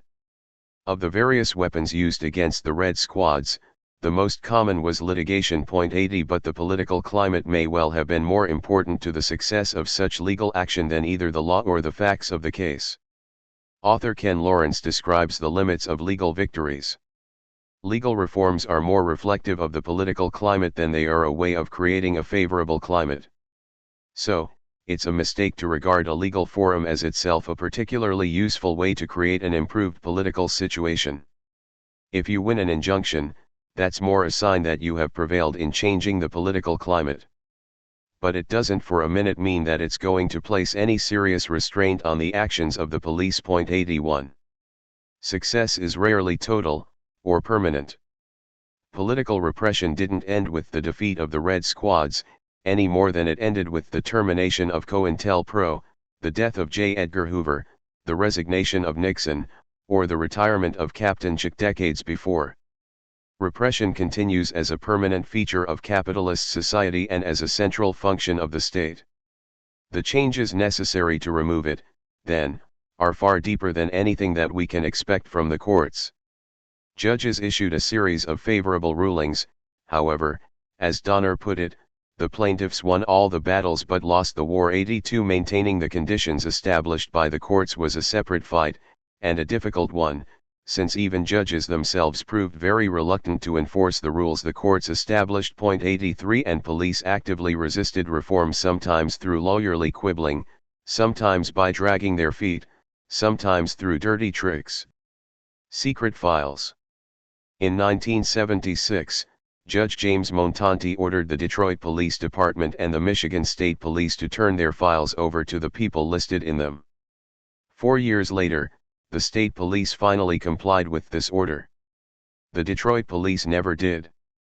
Instead, Mayor Coleman Young simply dissolved the Red Squad and transferred its files to other units in the department. 84 Elsewhere, the police responded to lawsuits by destroying files, thus preempting the legal discovery process, the court's attempt to inspect them, and any possible orders to make them public. that occurred in Memphis, Seattle, Chicago, and in a case involving the Mississippi Highway Patrol. 85. In Los Angeles, the police hid the files and just claimed they had been destroyed. 86 Red Squad Detective J. Paul rescued over 100 cartons of documents, storing them in several locations, including his own home. More than a dozen cops helped Paul with the move. Several others, including lieutenants and captains, knew it was happening, allowed it to proceed, and even approved the use of department resources and staff time to assist in the effort. 87. In 1983, Portland Police Bureau intelligence officer and John Birch Society member Winfield Falk undertook a similar task, stealing files that were headed for the shredder, taking them home, and adding to them on his own for several years. 88 Ranging from a 1924 Communist Party membership card to a 1986 anti-apartheid flyer, the files contained information on 576 organizations and more than 3,000 individuals, including elected officials. 89. Fox files provide an unnerving glimpse at the tactics employed by police agents. They detail the use of informants, and a 1972 document offers explicit instructions on infiltrating and disrupting dissident groups. 90 COINTELPRO-style dirty tricks are similarly discussed. When a black activist's mother overheard someone offer to sell her son dynamite, she accused the police of trying to entrap the young man. Officer Mike Salmon took a report and forwarded it to the head of intelligence, Lieutenant Melvin Corky Hewlett, along with a note, "I'm sending this direct to you, bypassing records, and I'll let you decide what to do with the report. For all we know what Mrs. Anderson says is true, it sounds sneaky, but a good idea." 91. Many of the files contain no allegations of criminal wrongdoing, but focus instead on personal information, including financial records, job applications, speculation about the subject's sexual orientation, and family photos. 92 The file South Africa Anti contain the birth dates, phone numbers, class schedules, and grades of 6 high school students who wrote letters against apartheid. The IRA file listed the names of hundreds of people who signed a petition against the mistreatment of political prisoners. The cults file included the 1983 annual report of the First Unitarian Church. 93 The file labeled Terrorism, Miscellaneous Oregon featured information on Physicians for Social Responsibility, the Portland State University Hispanic Student Union, and Ecumenical Ministries of Oregon. 94 Soup kitchens, daycare centers, food co-ops, a bicycle repair collective, a free dental clinic, and a rape crisis center all appear in the files. 95. Collecting such information on people not suspected of crimes has been against Police Bureau policy since 1975, and after 1981 it violated Oregon law as well. But many of Fox reports were addressed to senior officers, indicating that police commanders knew what he was up to. 96 While careful to deny knowledge of the file's existence, former Portland Police Chief Penny Harrington recounted an episode in 1985, when Falk called her to report on the activities of liberal city councilors, alleging they were out to take over the city government. Harrington wasn't surprised to hear that Falk had kept the files for his own use, that was happening all over the country at that time. Files were ending up in people's garages and basements. 97. A similar file rescue occurred in November 1990, when San Francisco Police Chief Willis Casey shut down his department's Red Squad. Instead of destroying the squad's files, Officer Tom Gerard moved them to his home. From there he distributed the documents to the Anti-Defamation League of B'nai B'rith, who passed them on to the Israeli government, and also to the apartheid government of South Africa. In total, Gerard maintained files on thousands of Arab Americans, 36 Arab groups, 33 anti-apartheid groups, 412 Pinko organizations, 349 right-wing groups, and 35 skinhead gangs, as well as the ACLU, the National Lawyers Guild, Mother Jones Magazine, the United Auto Workers, the Board of Directors of KQED, a public television station, the Black Studies Department at San Francisco University, Democratic politicians, and journalists. When Gerard's operation was discovered, It touched off a major scandal. But Richard Hersholt, executive director of the Anti-Defamation League's Central Pacific region, shrugged off the controversy. The relationship we had with him was the same as with thousands of police officers around the country. 98 Indeed, when the SFPD and FBI raided B'nai B'rith offices in San Francisco and Los Angeles, they discovered that the organization was keeping computerized files on nearly 10,000 people. Approximately 75% of the data in the files had been obtained illegally from police, federal agents, or the Department of Motor Vehicles. 99. A shell game. As municipal red squads closed up shop, the burden of political repression was moved off of city police departments and onto county or state agencies. At the end of the 1970s, as city police were officially getting out of the spy business, state units were formed in California, Connecticut, Maryland, Michigan, New Jersey, New York, Ohio, New Hampshire, and Georgia. 100. A simultaneous charade was being played out at the federal level. As attorney Brian Glick notes, by discontinuing use of the term COINTELPRO, the Bureau gave the appearance of acceding to public and congressional pressure. In reality, it protected its capacity to continue precisely the same activity under other names. Decentralization of covert operations vastly reduced the volume of required reporting. It dispersed the remaining documentation to individual case files in diverse field offices, and it purged these files of any caption suggesting domestic covert action. 101. From the FBI's perspective, the problem with COINTELPRO was that it created a paper trail leading to its exposure. The solution, then, lay not in discontinuing the operation, but in decentralizing it, thus making it far less vulnerable. One innovation: the Joint Terrorism Task Force, JTTF, allowed both local and federal agencies to sidestep restrictions on their activities by working together. JTTFs are composed of agents from numerous local, state, and federal agencies, and headed by the FBI.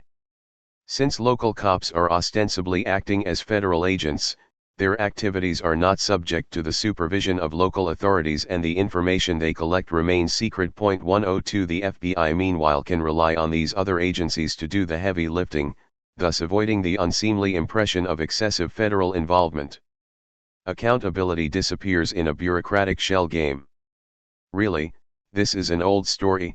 When New York's anarchist squad was disbanded in 1914, its responsibilities were shifted to the bomb squad.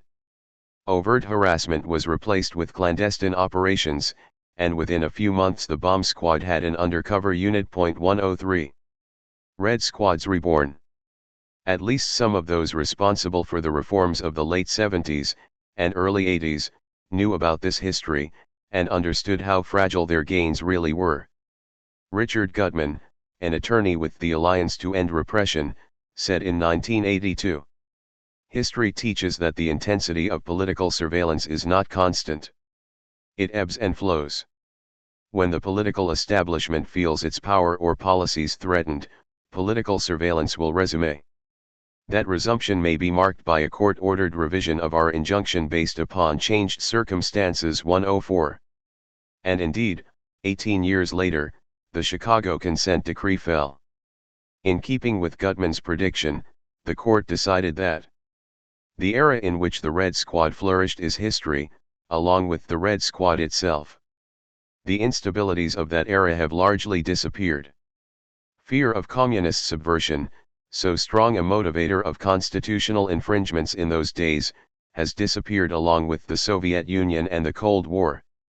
Legal controls over the police, legal sanctions for infringement of constitutional rights, have multiplied. The culture that created and nourished the Red Squad has evaporated. The Consent Decree has done its job. 105.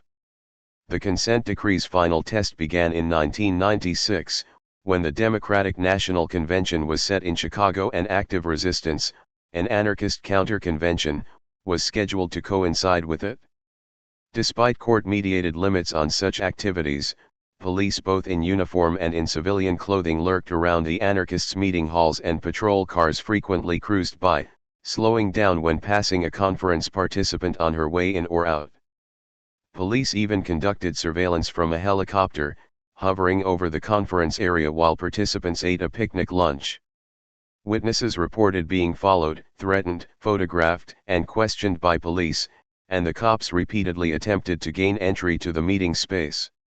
A demonstration connected with active resistance was attacked by police using horses and nightsticks, and those arrested were interrogated about their political views, their participation in protest activity, and related matters. 106 Finally, on August 29, 1996, the conference space was raided by several officers wearing uniforms but no badges.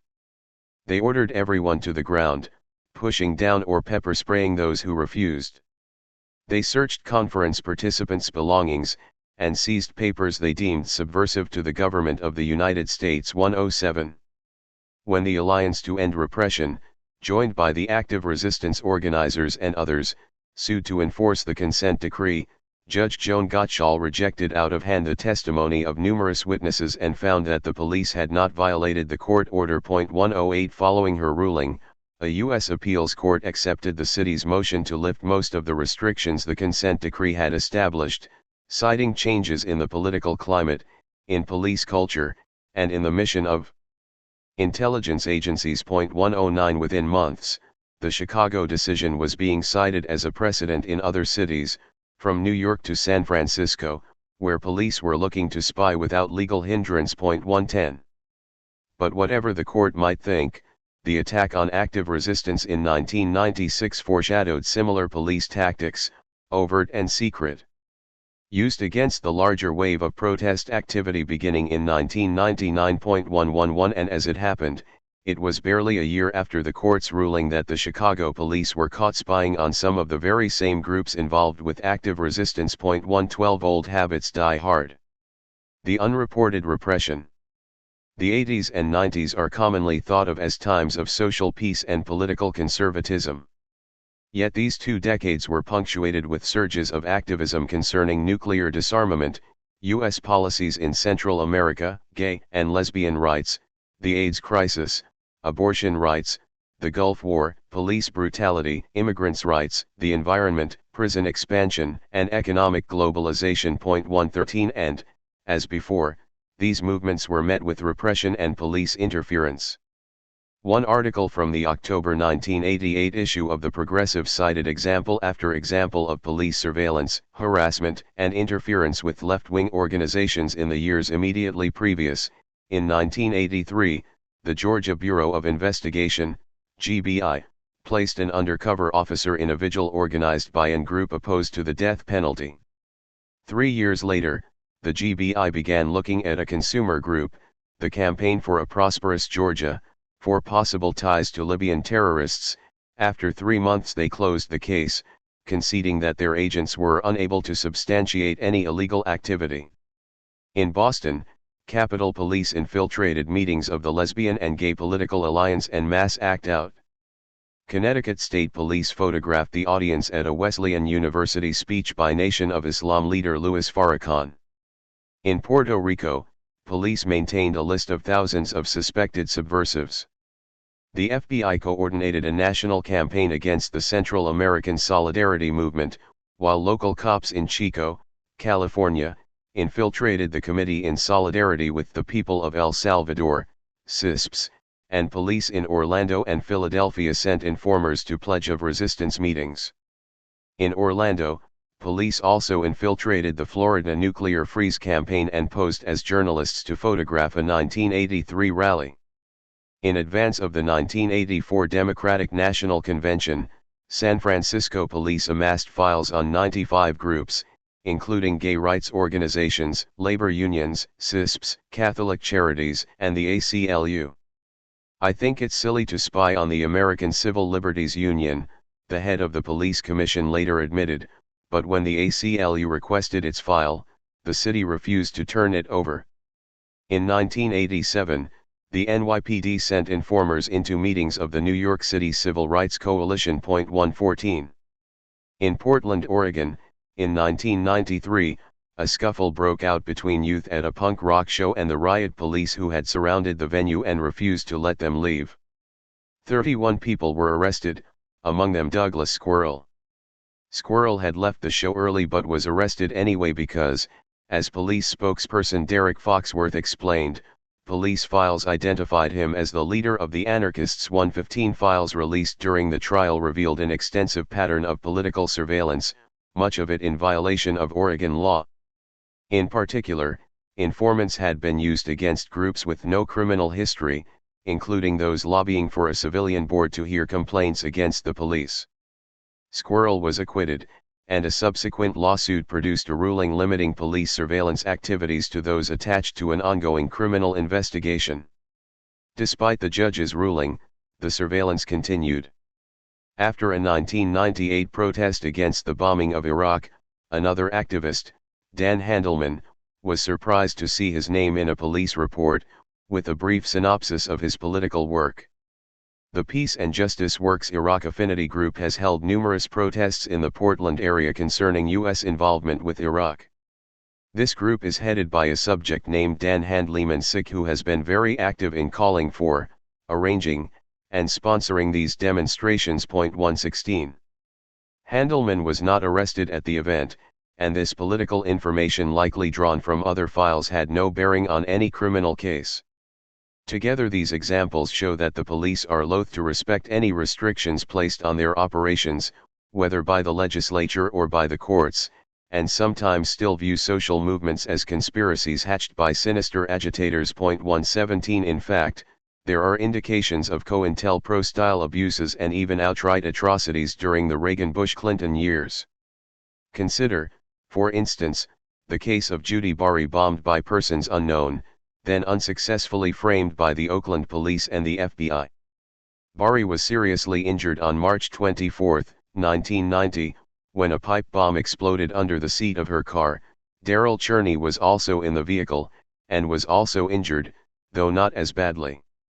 The two were members of the radical environmental group Earth First, and were in the midst of organizing a civil disobedience campaign against logging in Northern California.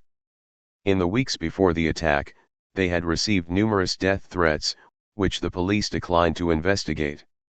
When the bomb exploded, the cops under the always helpful guidance of the FBI were quick to blame the victims. Bari and Cherney were arrested for transporting explosives and branded in the media as terrorists. But the physical evidence did not match the official theory that the pair were knowingly transporting a bomb. The damage to the car, and to Bari herself, indicated that the bomb was under the driver's seat, not in the back seat where the police said it had been. The DA declined to prosecute, the police refused to look for other suspects, and Bari and Cherney sued. 118. The lawsuit brought forth evidence suggestive of possibilities far more sinister than simple incompetence, including details of an FBI-run bomb school held on lumber company property weeks before the explosion.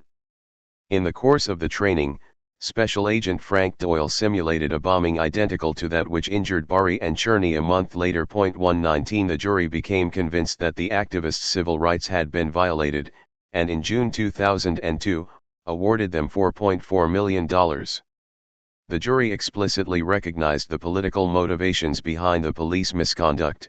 Violations of the plaintiff's First Amendment rights represented 80% of the damages. 121 Unnamed juror told the Press Democrat, "There were too many lies and manipulation of the evidence.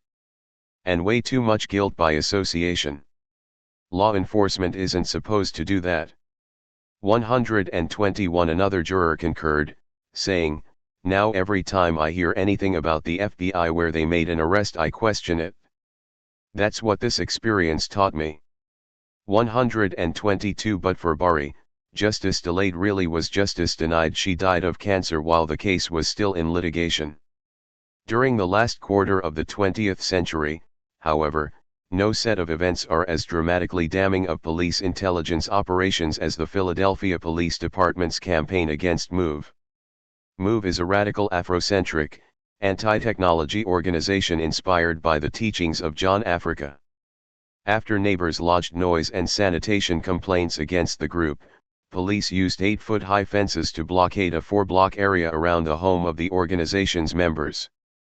From May 1977 until March 1978, the Powelton neighborhood came to resemble an internment camp. Under the command of Red Squad Lieutenant George Fenkel, the area was only accessible through a police checkpoint.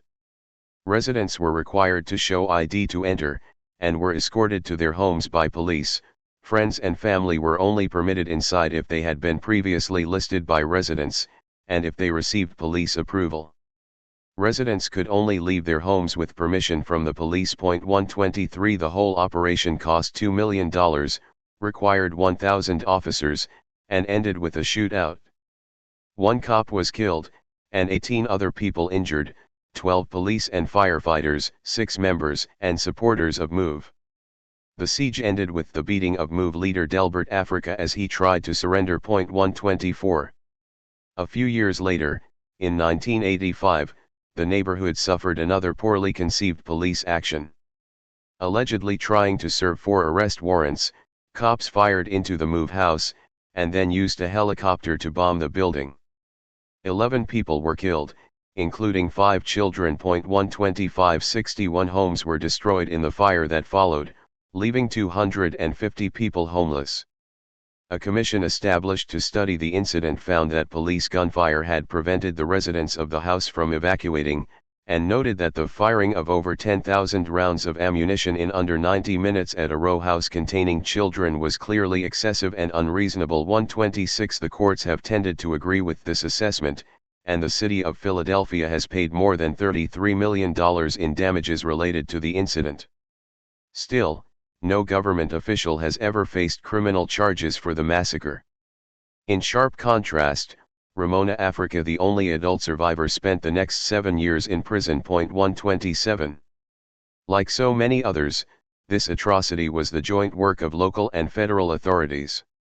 MOVE members catalogued the weaponry used against them: tear gas, water cannons, shotguns, Uzis, M16s, Browning automatic rifles, M60 machine guns, a 20mm anti-tank gun, and a 50 caliber machine gun plus, of course, a bomb.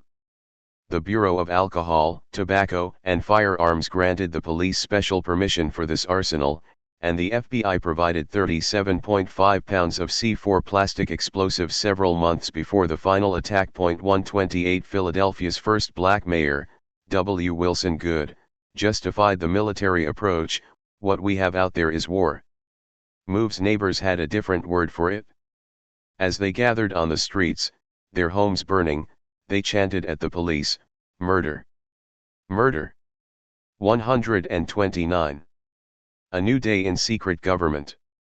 In terms of official repression, the 21st century may come to surpass the 20th. Repressive operations have only escalated, and accelerated, since the September 11, 2001, attacks on the Pentagon and the World Trade Center. Both the domestic security forces and the military have used the climate of fear following the attacks to justify radical expansion of their activities. Around the country, police pressed for increased powers and sought relief from the limits imposed in the 1970s. 130. Just weeks after the attacks, Congress did its part to advance the domestic espionage agenda, passing the Uniting and Strengthening America by providing appropriate tools required to intercept and obstruct terrorism, USA Patriot Act. The Washington Post described the law. Molded by wartime politics and passed, in furious haste, the new anti-terrorism bill lays the foundation for a domestic intelligence gathering system of unprecedented scale and technological prowess, according to both supporters and critics of the legislation. The bill effectively tears down a legal firewall erected 25 years ago during the Watergate era. 131. Or, as the ACLU's Dave Fident put it, this is the dawn of a new day in secret government. 132. The Patriot Act represents the Palmer raids and Watergate-style black bag jobs, rolled into one and stamped with congressional approval. 133 Passed and signed on October 26, 2001, this law expanded the definition of terrorism, formalized guilt by association, reduced the legal rights of immigrants, and granted the police greater powers to conduct surveillance, while limiting judicial oversight. 134 Its definition of material support for terrorism is so vague that former President Jimmy Carter expressed concern that we at the Carter Center will be prosecuted for our work to promote peace and freedom. 135 His worry may well be real. The Holy Land Foundation was convicted under the material support provision for funding Palestinian charities that also received assistance from the U.S. government. The government did not even allege that Holy Land money found its way to terrorists, but merely that the programs it funded lent Hamas an air of legitimacy. 136 It is hard to conceive of a more purely political prosecution. The Patriot Act also reduced protections for individual privacy by encouraging secret searches, increasing eavesdropping, and removing many protections for confidential information. Section 213 allows police to search a person's property without notifying her that a warrant has been issued. Likewise, Section 216 allows for increased surveillance of electronic communication, removes most restrictions on the use of wiretaps, and substantially limits the role of judicial review, essentially giving law enforcement a free hand to monitor telecommunications. 137. Predictably, by authorizing such practices while preventing any effective oversight, the law opened the door for more and greater abuses of power. But the full extent of domestic surveillance wasn't clear if, in fact, it is understood now until in 2013 Edward Snowden, an intelligence contractor, leaked documents showing that in 2010 the National Security Agency intercepted 1.7 billion domestic communications each day, forwarding what it found to the CIA and FBI, practically without oversight. 138 As Snowden explained his job at the NSA, I, sitting at my desk, could wiretap anyone, from you or your accountant, to a federal judge or even the president, if I had a personal email. 139 Glenn Greenwald summed it up. Taken in its entirety, the Snowden archive led to an ultimately simple conclusion: the US government had built a system that has as its goal the complete elimination of electronic privacy worldwide. 140 In fact, General Keith Alexander, who headed the agency from 2005 to 2014, took as his personal motto the phrase "collect it all." 141. In short, the first years of the new century saw the complete restructuring of the American security forces. The Patriot Act increased information sharing between the FBI, CIA, NSA, immigration authorities, and Secret Service, and granted them access to previously off-limits grand jury information. 142 A year later, the Homeland Security Act incorporated 170,000 employees from 22 agencies into an integrated domestic anti-terrorism apparatus, representing the largest bureaucratic reorganization since the creation of the Defense Department. 143 The new Department of Homeland Security centrally manages tasks related to sharing information, monitoring electronic communications, regulating the borders, responding to emergencies, and coordinating local anti-terrorism efforts. 144 It includes 74,300 armed federal agents and takes on many of the tasks formerly performed by the Immigration and Naturalization Service, INS, Customs, the Coast Guard, and the Border Patrol. 145 The FBI, meanwhile, was ordered to shift its primary focus from investigating and prosecuting past crimes to identifying threats of future terrorist attacks. 146 In the decade that followed, the Bureau more than doubled the number of its agents assigned to national security cases. 147 It created 71 new joint terrorism task forces, bringing the total to 106 JTTFs, involving 4,400 officers from more than 650 organizations. 148 And it amassed 700 million terrorism files, listing 1.1 million suspects. 149 Register, detain, infiltrate, entrap. Predictably, the new government powers were first used against the Muslim community. In the months following the September 11 attacks, the FBI rounded up an unknown number of Middle Eastern immigrants. The Justice Department stopped counting at 1,147, and the ACLU estimated that the total may have been as high as 5,000 people. 150 Many detainees were held incommunicado. They were commonly denied legal representation and their families were not told where or in some cases, whether they were in custody. 151 While Attorney General John Ashcroft called the detainees suspected terrorists, none were charged with a crime related to terrorist activity. 152 In fact, the Justice Department estimated that only 10 or 12 of those held were connected to Al-Qaeda, and documents released under the Freedom of Information Act show that, of the first 725 arrested, 300 were of no interest to any terror investigation. 153 Yet in a clear inversion of the presumption of innocence, the detainees were held under the pretext of minor immigration violations until the authorities could be convinced of their innocence. They were then either released or deported. 154 In a typical case, Hadi Hassan Omar, an Egyptian national, fell under suspicion because he made airline reservations from a Kinko's computer. On the basis of this questionable conduct, he was arrested, held for 2 months, and then released without charges. 155 Or, to take another case, Shahin Hajizadeh, a legal resident awaiting his permanent status, appeared at the INS office in Los Angeles to comply with regulations requiring the registration and fingerprinting of all Middle Eastern men over 16 years of age. He was detained, kicked in the ribs by a guard, and placed in an overcrowded cell without adequate food, water, or bathroom facilities. He was then transferred to an unheated cell in the desert town of Lancaster, allowed to sleep for about an hour, moved back to LA, and released. 156 Hajizadeh was just one of hundreds of Middle Eastern men detained while attempting to comply with the new rules. As usual, the government refused to cite exact figures, but put the number arrested somewhere in the low 200s. 157 Civil rights activists, attorneys representing the detainees, and anonymous immigration officials put the number between 500 and 700. 158 Most of those detained were in the country legally.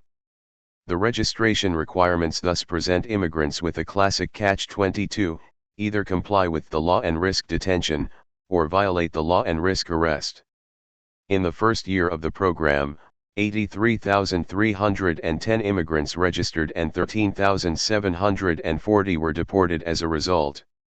None were convicted of terrorism. 159 The FBI uses the threat of arrest and deportation to pressure Muslims to become informants. 160 Or sometimes, federal agents resort to simple blackmail. In Operation Flex, the FBI recruited Craig Monteil to enter the Orange County Muslim community and sniff out immigration violations, illicit affairs, drug use, or other minor misdeeds that the feds could use as leverage when recruiting other informers.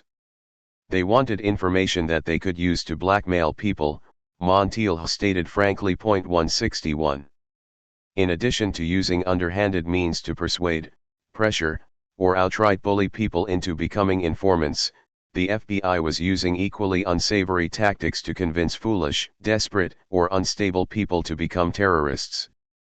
In the typical case, an informant finds some sucker with dreams of a holy war, develops a relationship with him, and helps put together an, ultimately fictitious, mission. Posing as a representative of Al-Qaeda or some other outfit, the provocateur supplies the mark with all the ingredients for an attack except the actual explosives and then has him arrested. As U.S. District Judge Colleen McMahon explained in reviewing one case, the essence of what occurred here is that a government, understandably zealous to protect its citizens from terrorism, came upon a man both bigoted and suggestible, one who was incapable of committing an act of terrorism on his own. It created acts of terrorism out of his fantasies of bravado and bigotry, and then made those fantasies come true. I suspect that real terrorists would not have bothered themselves with a person who was so utterly inept. Only the government could have made a terrorist out of Mr. Cromitty, whose buffoonery is positively Shakespearean in scope. 162 The defendant in the case, James Cromitty, was unemployed, mentally disabled, recovering from addiction, and suffering schizophrenia.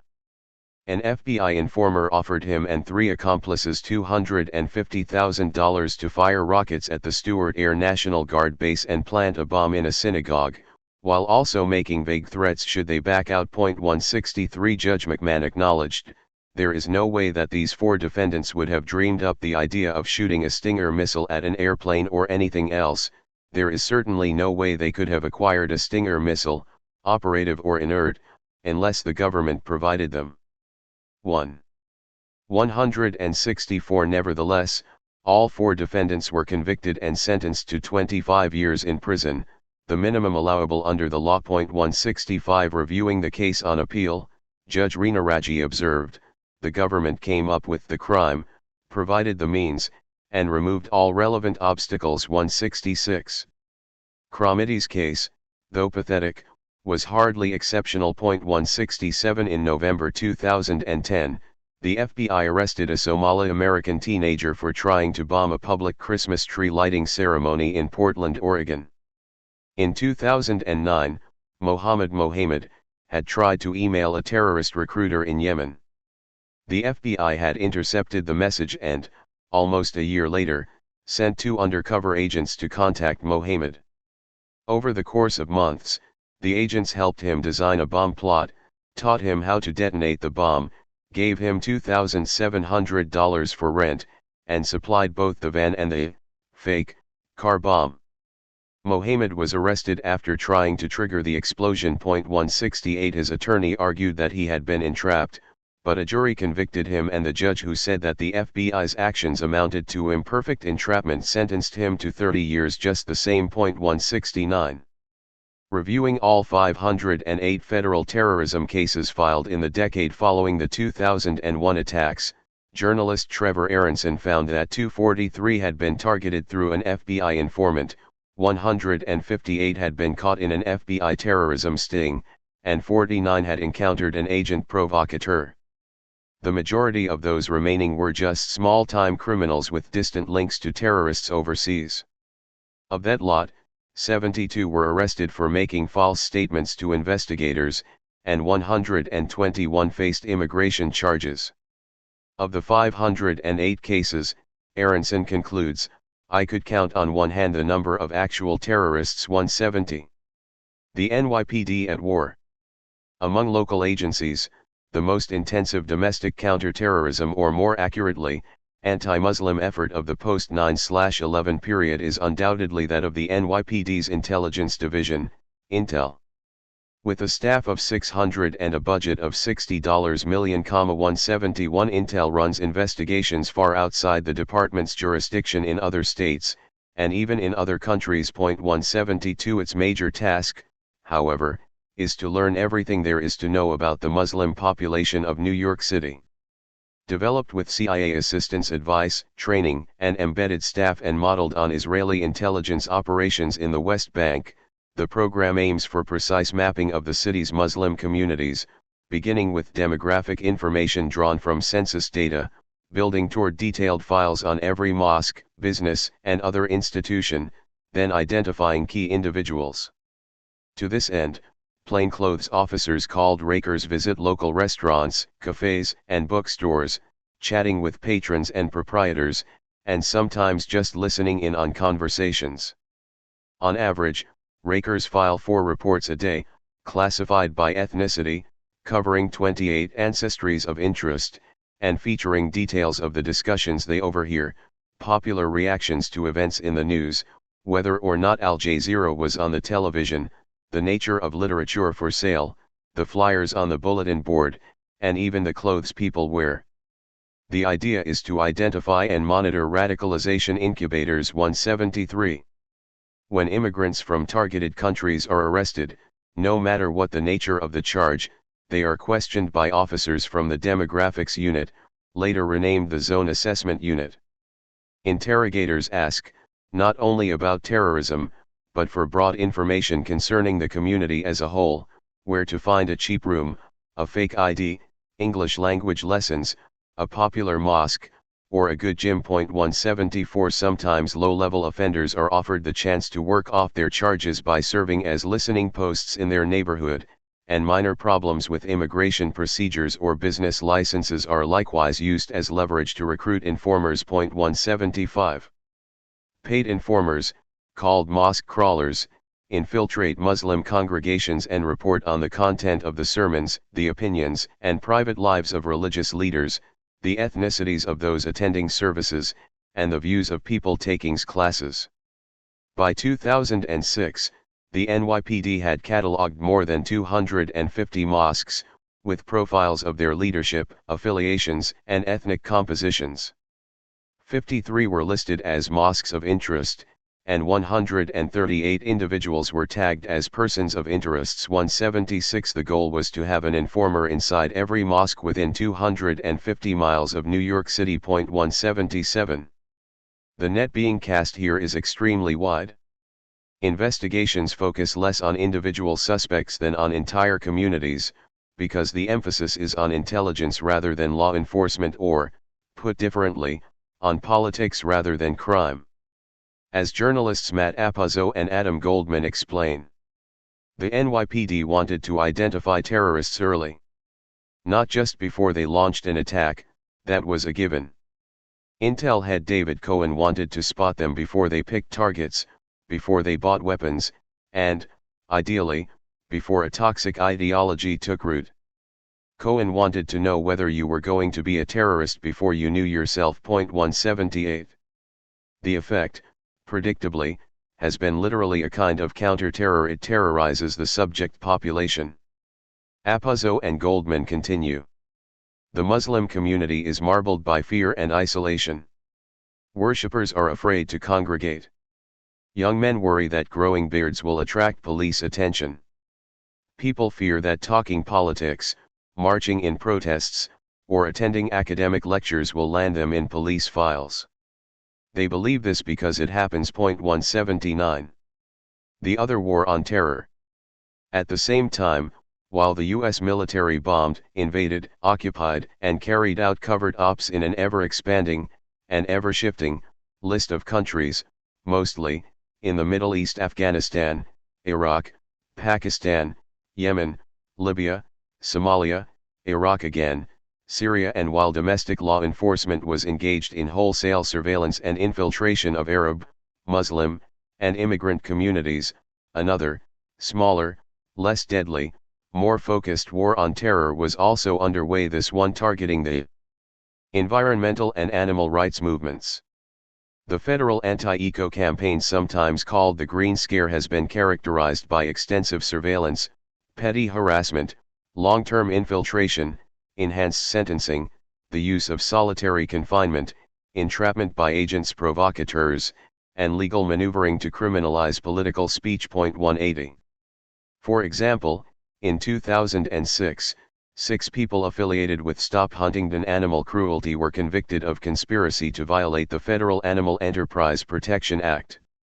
Their crime was maintaining a website that detailed actions, including vandalism, against Huntingdon Life Sciences and listed the home addresses of corporate executives. For posting such information on the internet, the activists were jailed for 4 to 6 years. 181 In February that same year, another activist was arrested for a lecture he had given, describing an environmentally motivated arson for which he had already spent 4 years in federal prison. During the question and answer portion of his talk, Rod Coronado responded to an inquiry about the design of the firebomb he had used. He then found himself charged with demonstrating the manufacture of an incendiary device. Pleading guilty, he returned to prison for 12 more months. 182 Also in 2006, on January 13, Eric McDavid, Zachary Jensen, and Lauren Weiner were arrested in Auburn, California, for conspiring to attack the Institute of Forest Genetics, take down cell phone towers, and blow up a dam. In keeping with the larger pattern of terrorism conspiracy cases, the plot was chiefly driven by an agent provocateur working for the FBI, and there was no bomb. The undercover operative, going under the name Anna, arranged the meetings, kept the notes, paid for their travel, rented the cabin where they stayed, and supplied the instructions and the materials for making a bomb, all while urging, cajoling, manipulating, or outright bullying the others to get more serious, think bigger, set a damned goal, and keep the damned plan. 183 Diane Bennett, a juror from the case, accused the FBI, through Anna, of providing all of the essential tools for the group, the cabin, the money, the idea, the books, everything. 184 For her efforts, Anna was paid over $65,000. Jensen and Weiner agreed to testify in exchange for reduced sentences. In fact, Time served. McDavid was sentenced to 19 years and 7 months in prison, but was released after 9 years when it was discovered that the FBI had withheld evidence from his attorneys. 185. The most spectacular success of the FBI's campaign was surely Operation Backfire. The Backfire defendants were accused of a series of Earth Liberation Front and Animal Liberation Front arsons from the late 1990s, activities the FBI characterized as domestic terrorism. 186. The investigation into the ELF had stalled out for years, and only started to show progress in 2001 when an investigation into a stolen truck led the police to question a heroin addict named Jacob Ferguson. The police noticed that the theft occurred on the same night as an arson at a Eugene, Oregon SUV dealership, and deduced, wrongly, that Ferguson might have started the fire. Twice subpoenaed to grand juries and finally facing charges himself, in 2004 Ferguson offered investigators information on 22 Earth Liberation Front and Animal Liberation Front actions, naming those involved. He then spent months traveling the country, meeting up with his old comrades and secretly recording their reminiscences about their adventures as saboteurs. Once it was going, the cycle of arrest and denunciation was quick to repeat itself. A few of those accused fought the charges, plead guilty without implicating others, or fled. Most, however, turned against their friends in the hope of more lenient sentencing. Confronted with evidence from their former comrades, new suspects were then quick to inform on others, renewing the cycle and leading to more interrogations, more confessions, more naming names, more arrests, and more jailed activists. 187. Altogether 18 people were indicted. 16 were sent to prison for as long as 13 years, 1 is still at large, and 1 William Rogers killed himself, soon after his capture. 188. Anarchists, again. Overlapping with the suppression of the environmental movement, the authorities were also turning their attention, with renewed vigor, to the ideological descendants of their Haymarket adversaries, anarchists.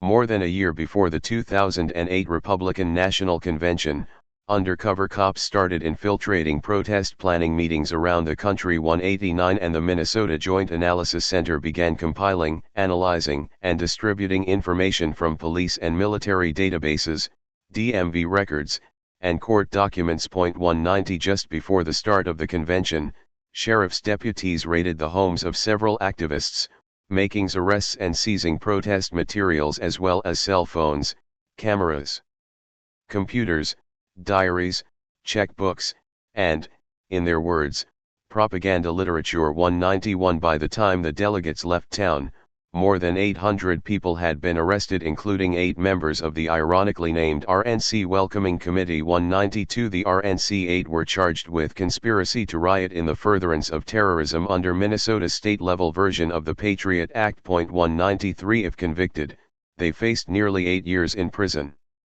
Instead, charges were dropped against 3 of them and the rest plead guilty to gross misdemeanors. Only 1 went to jail, 90 days. 194. This outcome was part of a larger pattern. The majority of people arrested, 584 out of more than 800, were either released without charges or had their cases dismissed. Only 10 suffered felony convictions. 195. Among the unlucky 10 were David McKay and Bradley Crowder, 2 young men convicted of making firebombs. They had traveled to St. Paul as part of the Austin Affinity Group, alongside an older, more experienced activist named Brandon Darby. Darby, who became something of a role model to them both, was secretly working for the FBI. Almost as soon as they arrived in the Twin Cities, things started to go wrong. First, acting on a tip from Darby, the police stopped their van and seized homemade riot shields. The boys were discouraged, but Darby was vocal in demanding some sort of retaliation. "We're not going to take this lying down. You've got to do something about it." 196. That evening, McKay and Crowder made Molotov cocktails, but lacking support from the rest of their affinity group, decided not to use them. Later, though, at Darby's urging, McKay suggested attacking parked police cars. He didn't follow up on the plan, and Crowder was already in jail at the time, but they were charged and convicted just the same. Crowder was sentenced to 2 years, McKay to 4. Darby was paid $12,750, plus $3,028 for expenses. He's now a columnist writing for conservative websites. 197. Such provocateur tactics, already well established in the creation and arrest of Muslim terrorists, have increasingly targeted the anarchist movement as well. In 2012, 5 young men were similarly manipulated into a plot to blow up a bridge near Cleveland.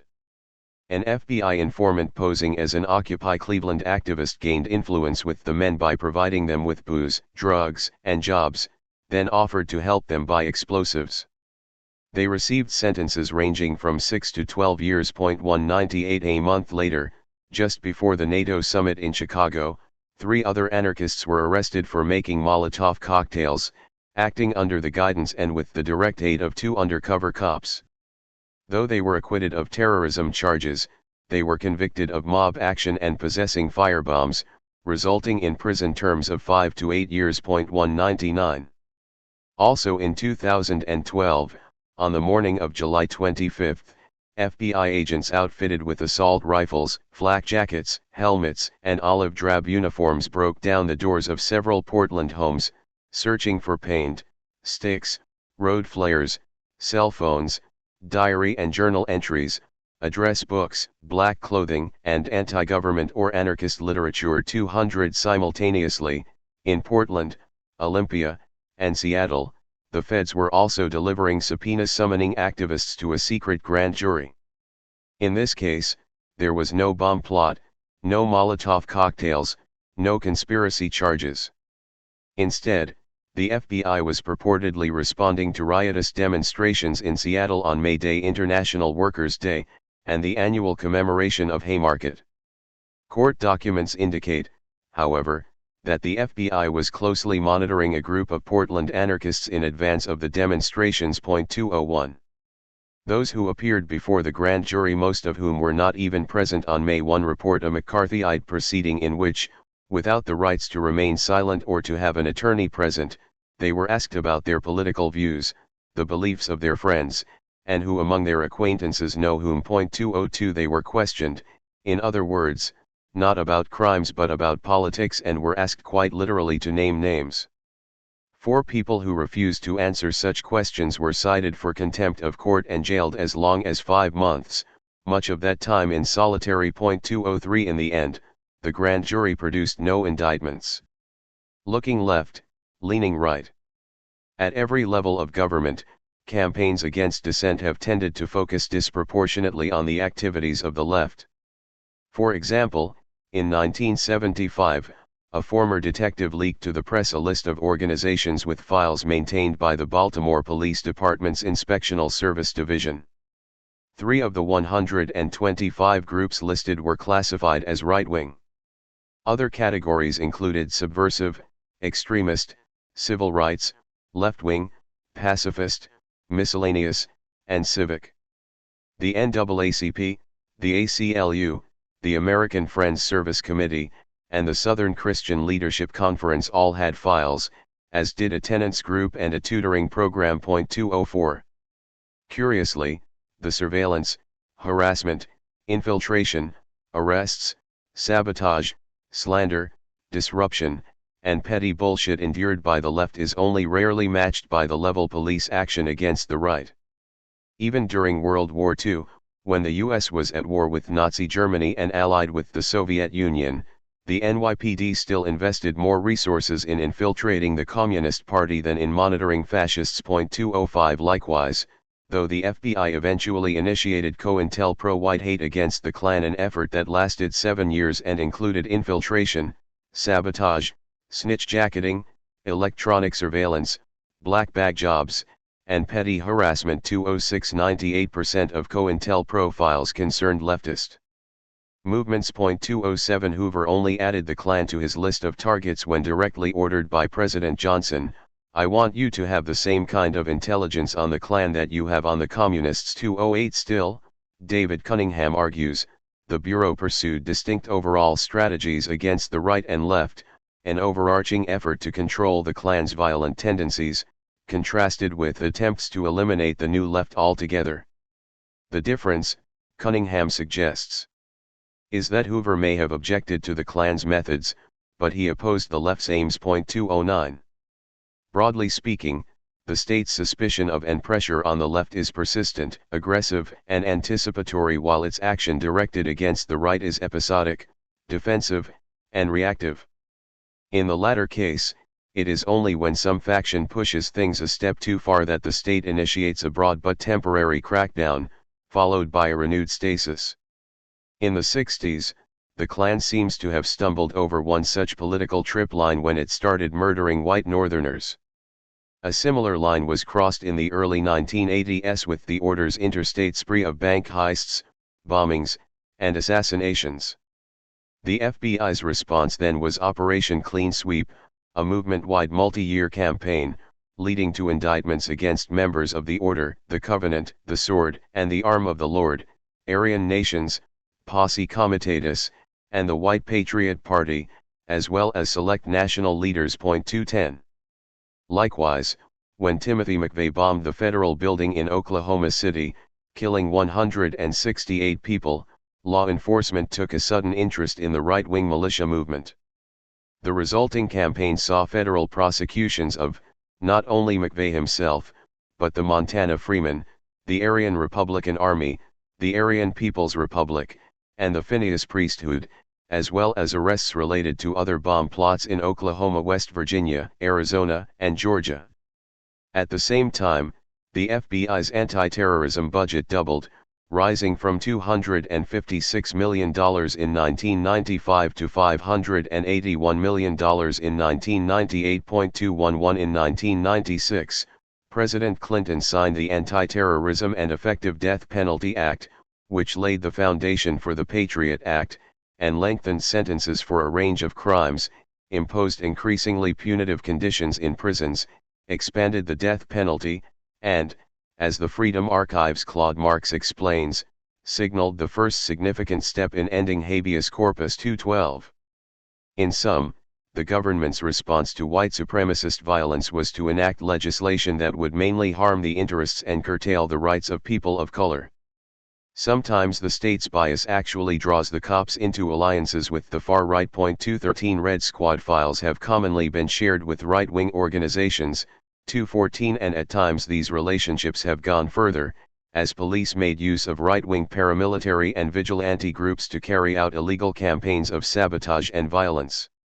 For example, during the late 1960s, the Legion of Justice conducted a series of burglaries, beatings, and arson attacks on behalf of the Chicago Police Red Squad. 215 A few years later, in San Diego, the secret army organization, a group led by an FBI informant and armed with $10,000 worth of bureau-supplied weaponry, was busy beating up Chicano activists, trashing the offices of radical newspapers, and attempting to assassinate anti-war organizers. 216 Here, too, the rightward bias is apparent.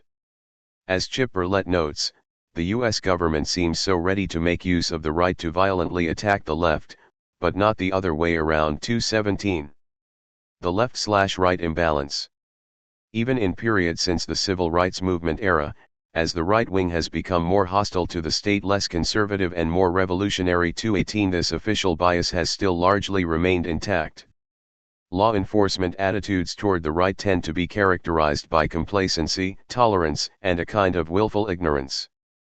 Journalist Will Potter has noted, for example, that while the FBI was exaggerating the threat posed by the Earth Liberation Front and Animal Liberation Front, who had damaged property, but never targeted people, the Bureau was simultaneously either grossly miscalculating, or intentionally downplaying murders and violent attacks from right-wing extremists.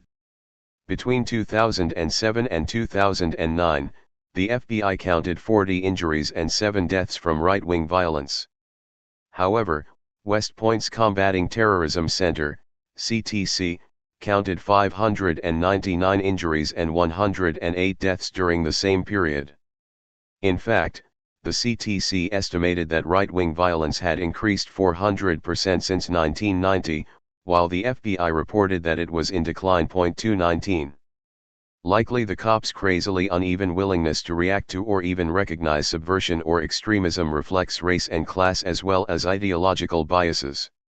Considering the federal response to the militia movement, Leonard Zeskind hypothesizes that had it been black people marching through the woods and firing armor-piercing, cop-killing ammunition, the entire movement would not have lasted 5 minutes, much less 5 years. 220 Potter, on the other hand, points out that the victims of right-wing violence are typically immigrants, Muslims, and people of color, while the targets of environmental and animal rights activism are among the most powerful corporations on the planet. 221 Hence the state's relative indifference to the one and obsession with the other.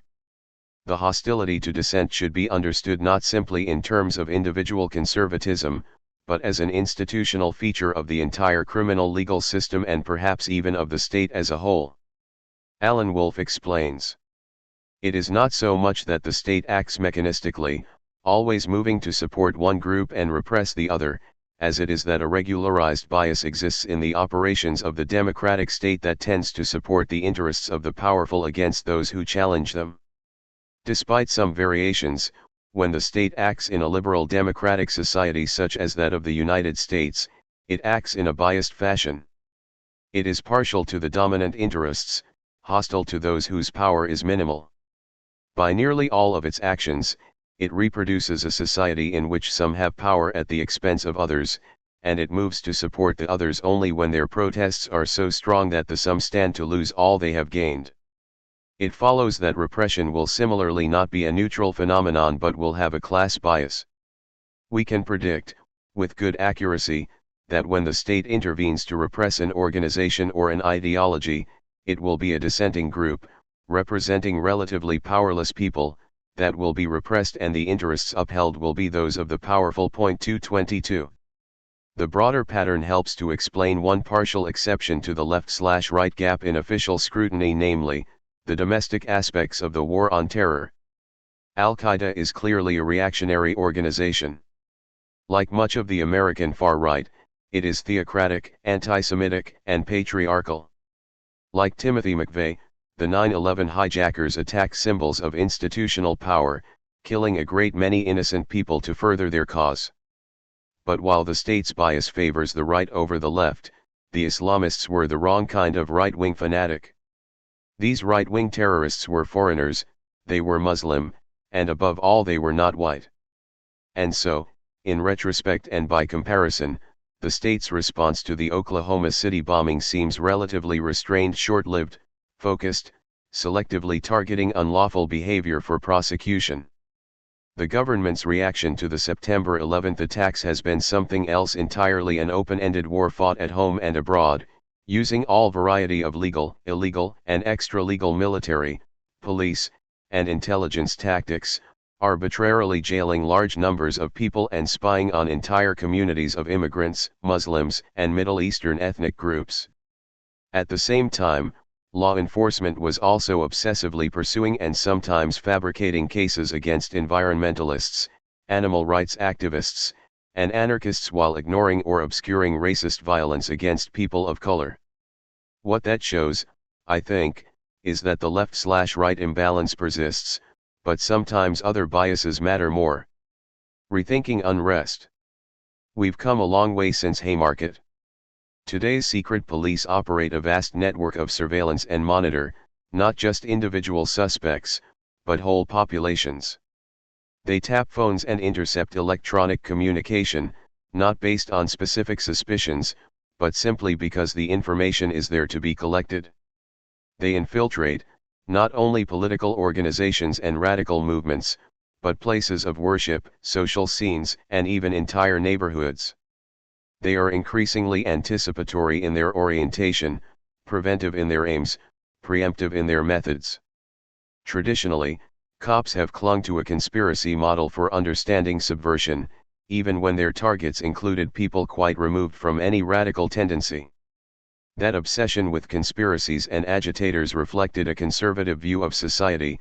The political order was fundamentally stable, unrest was anomalous and irrational, dissent was not prompted by social conditions but by communist plots. As Frank Donner notes, to equate dissent with subversion, as intelligence officials do, is to deny that the demand for change is based on real social, economic, or political conditions. A familiar example of this is the almost paranoid obsession with the agitator. Intelligence proceeds on the assumption that most people are reasonably contented but are incited or misled by an agitator, a figure who typically comes from outside to stir up trouble. The task is to track down this sinister individual and bring him to account. All will then be well again. 223. Working from these premises, the police were incapable of understanding social movements when they arose, and could do practically nothing to prevent them. Eventually, the shortcomings of this approach necessitated the shift to COINTELPRO tactics and the covert disruption of radical movements. But COINTELPRO, too, was essentially reactive. It sought to disorganize existing movements and isolate them from their constituencies, but could not prevent them from arising in the first place.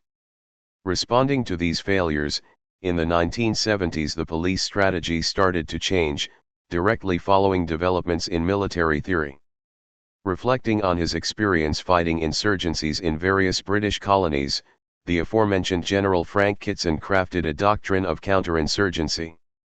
Kitson's analysis of rebellions outlined 3 stages of a subversive campaign: preparation, nonviolence, and insurgency. The security forces need to be ready at every stage, beginning with the preparatory stage when everything seems calm.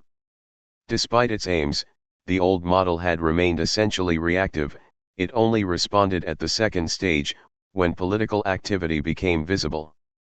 Kitson's hope was to prevent the enemy from ever reaching the second stage. 224 He wrote, "Looking in retrospect at any counter-subversion or counterinsurgency campaign, it is easy to see that the first step should have been to prevent the enemy from gaining an ascendancy over the civil population, and in particular to disrupt his efforts at establishing his political organization.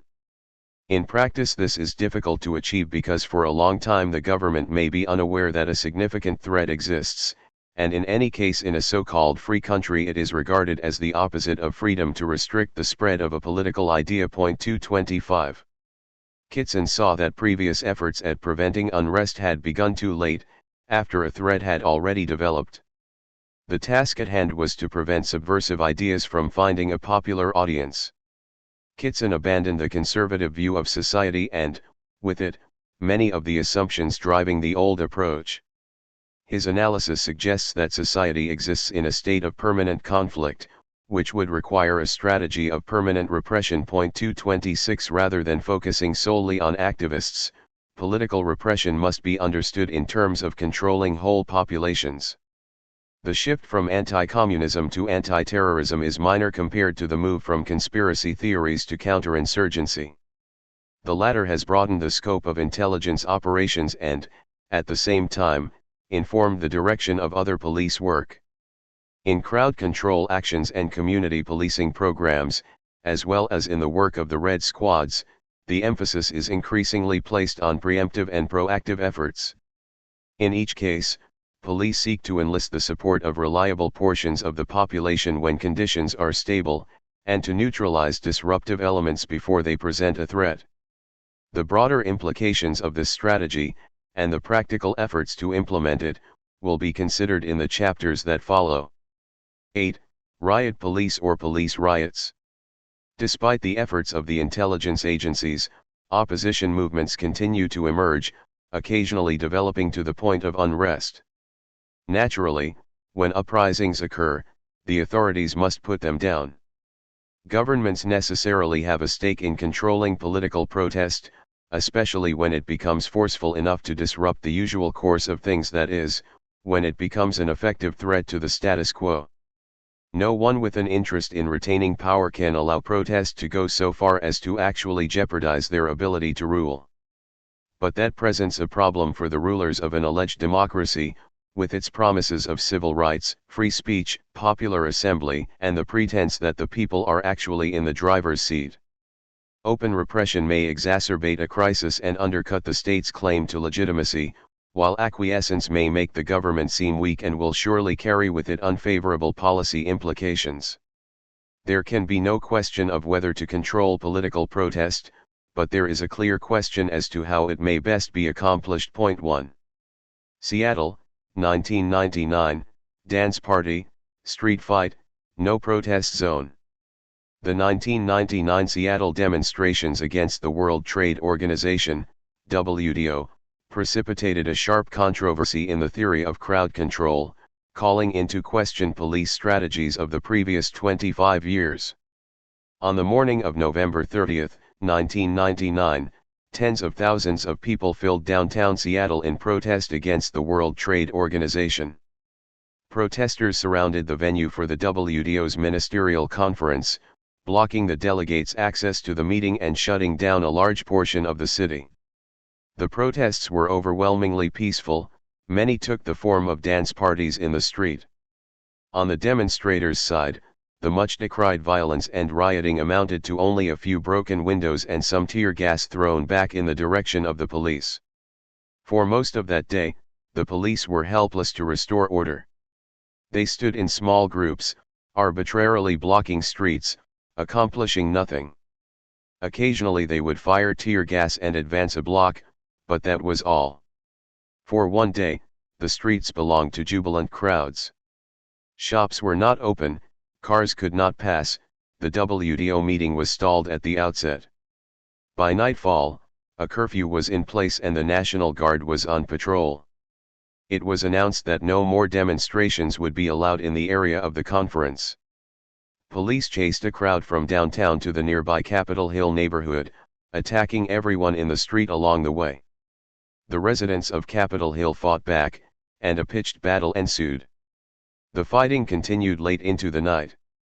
On December 1, the streets belonged to the cops. Early that morning, the police arrested more than 600 people just outside the no-protest zone. Police were shown on national television indiscriminately firing tear gas, rubber bullets, and other less lethal munitions. Beatings were common. Not only protesters, but bystanders and reporters were attacked. Still the demonstrations continued. On December 2, several hundred people surrounded the jail, demanding their comrades be released. A compromise was reached when the authorities allowed lawyers in to see the prisoners, the first legal access since the arrests began. In the end, the protesters won.